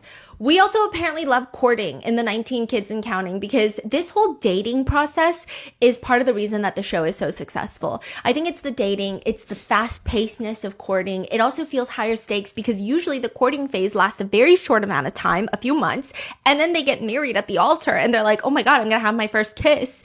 I'm gonna like have a kid. And the cameras are everywhere. We are the unpaid chaperones. Wait, so all of these people, we see them start courting on the show and they get married in a couple months and there's no divorces so far? Nope. Really? Even when there are crimes committed against children, there are no divorces. Like genuinely the rhetoric in their beliefs, and I'm not saying there as in the children, but maybe perhaps because the lack of divorce is kind of astonishing in certain circumstances. But I think their view of divorce is genuinely, you might as well sever your relationship with Christ. But the whole point of this is just to get you familiar with Joshua, the firstborn Duggar child, and to understand him and why he gets locked up in federal prison for over a decade for crimes against children. So in order to understand that, we also have to know, like I said, we got to know 19 Kids and Counting, the reality show, which I just told you about, but we also have to talk about Jim Bob's political run. This is a high bar to call a political career. It's just disastrous. Everyone holding office, their career has been disastrous. Jim Bob's career is a car crash straight into the Capitol, but he hasn't even made it in the car. The car is driving itself and he's just like chasing after it, trying to get into the car crash. His political career is a mess. He does get elected as a House representative in the Arkansas House of Representatives and then wins re-election, but instead of seeking a third term, he's like, I gotta run for the Senate in Arkansas because God told me to, and God wants me on vacation, but the world works in mysterious ways. Here we are, right? But he first runs for Senate, and the only issue he seems to care for is abortion. And apparently, he hates Bill Clinton. Bill Clinton being elected horrified him into action. So, I don't know, maybe he's got a good chance, right? So the person that he's running up against is another Republican. He's actually gotten a lot of hot water. This is why I think he has a good chance. So this Republican that was in the Senate, he's all, God is good all the time, God is good. And then he goes and divorces his wife of 39 years and then marries a former employee. And his voter base is like, hello? What the hell was that? This guy is a former Southern Baptist minister turned politician, turned divorcee, turned second marriage with a former staffer who's much younger than you. I mean, what? So Jim Bob is going up against that. Most people could win up against that. He just doesn't know anything about politics. During debates, when he's asked to address key issues, he's like, come on, kids. And he'll bring 13 of his kids on stage and they'll sing a song. And everyone is like, we asked you a question. And he's like, shut up, I'm a family man. Needless to say, he gets wrecked. He loses. But he runs again after and then fails. And then he just ends up helping other Republicans like Mike Huckabee, Rick Santorum, stating that he loves Rick because Rick wants less government intervention in our lives, except when they want to control women's bodies, okay? Interestingly enough, Jim Bob, very vocal about wanting to make and incest capital crimes. Basically, if you commit incest, you should be killed by the government. Keep this in mind for later. But he also tries to outlaw anyone from under 21 becoming a midnight ballerina, and it's just like a mess of a political career. And if you think that Jim Bob has very anti-everything values in politics in Arkansas, there are two Jims in politics in Arkansas with these beliefs. You've got Jim Bob and his very close best friend, Jim Holt. So Jim Holt is going to be important, okay? Jim Holt has a lot of similar beliefs to Jim Bob. He and his wife, Bobby, have 11 kids. And Jim Holt has won a seat in the Arkansas House of Representatives where he co-sponsors a bill that would require public schools to state that evolution is an unproven theory. He's also homophobic. He said that, quote, if my own mother voted against the federal marriage amendment, I'd be campaigning against her. Every person in America has come together on this issue of same-sex marriage. We have the issue that is we must defend our traditional values. He also said for Roe v. Wade, it is a terrible decision and should be overturned. If we truly care for the women of our great country, we must end this cruel and gruesome procedure. Depressing, yes, but Bobby Holt, the wife of Jim Holt, says that she's known the Duggars for decades. They're all in politics and they all go to the same church. They do Bible studies and ski trips together, and the Duggar kids apparently call her Auntie Bobby Holt. It would, only make sense, right? That their children would eventually court each other. So Joshua Duggar was originally not, by most people's beliefs, going to marry Anna Duggar. The little governor, that's what they called Joshua Duggar, asks Jim Holt for his eldest daughter, Kaylee Holt's hand in marriage. They start the courting process. It's kind of expected, common knowledge. On the show? No. Oh, but secretly? This was like before. Oh. And it was common knowledge that this was going to happen in the community and they were just going to get married. Like that was it. No one was like even looking at Joshua as someone who was going to be courting anybody else because that's how close they were. They're like 2 boobs in a bra. And then, no, because I have to find some happiness somewhere sometimes because this was so depressing. Okay. But the Holts find out something really, really bad about Joshua. Something that requires Josh to be sent away for 4 months, away from his family, his parents, his siblings, and the Holts, they want Joshua to never come around their daughter ever again. But nobody knows why. Then how do we know this? It comes out all later. But around that time, the courting just like ends abruptly. It's not happening. They're not doing it. And that's where Jim Bob and Jim Holt, they suddenly become icy. And everyone's like, okay, something happened. And then Josh gets sent away for months. Sent away where? To this like other Christian family who run a home remodeling business. And he's got to like home remodel. Okay. And then Joshua comes back. Now they're on a TV show and he starts courting a girl named Anna Keller. She's number 5 of 8 children in the also deeply religious Keller family. The Keller family are very different from the Duggars. They are financially not well off. And a lot of people, a lot of internet users and people who run in the same fundamentalist circles say that Anna Keller's dad is all about marrying up in the religious ladder. They meet at a homeschooling conference and Josh is like, that's the one. He asks the Kellers if he can court Anna Keller. Their courting, relationship, eventual wedding, and marriage are all documented on the TV reality show, even the wedding planning. Josh is all like, men approach planning a wedding. I think I'm more of the kind, I look at it more of like a systematic process, I say. So, like here's the desired result and here's the way we need to accomplish it. Women look at it as like a wedding and XYZ has to happen in between. He's just saying nonsense. He's just saying like whatever comes up in like 3 neurons that are going off, okay? They just have a lot of uncomfortable moments. And his dad also say it's the way God ordained it. Josh becomes the authority at the wedding. He becomes her authority, not me. And that's the way God designed the transfer of authority. And it's a good design. So basically, women can never have authority over themselves. They must always have a man being authorized for them. Okay. So like the logic is, women cannot be responsible for themselves and it needs to be a man. So God has the ultimate authority. And then a woman, usually it's their dad. And then once they get married, they're under their husband's authority. Now, when they get married, Jim Bob gives Joshua a CD from like this guy named Ed Weed, who is a pre-marriage counselor. It's a guide on how to, quote, instructions on how to give a good hand job and be available at all times. Oh, when you say CD, it's like a CD player CD. Yeah. Oh, I thought it was cash deposit. I was like, oh, he give him some cash. No, it gives like a CD, video tutorial CD for the 2 of them to watch on their wedding night on how to give a good hand job and be available at all times. Be available at all times. That is what women are taught in certain circles of this religion, that you should be joyfully available for your husband at all times. Jim Bob explains it's so important for the man to learn to cherish his wife and for him to realize that it takes a lot longer for her to kind of get in the mood and stuff after they're married versus a man is instant on, instant off, but a woman, it takes time. Spoken like a true man who has never pleased a woman before. At the wedding, Josh sings a song of loyalty that goes like, when you have hard times and all the others are gone, I will be there. When the troubles have come through sunshine or rain, when no help can be found, things may seem hopeless. Things may seem hopeless, but just look over. And if you think that I'm tone deaf, his is worse. I will say how they get married is a lot. They were planning on courting, but Anna stated specifically that she did not want to officially start courting until she was 20 years old.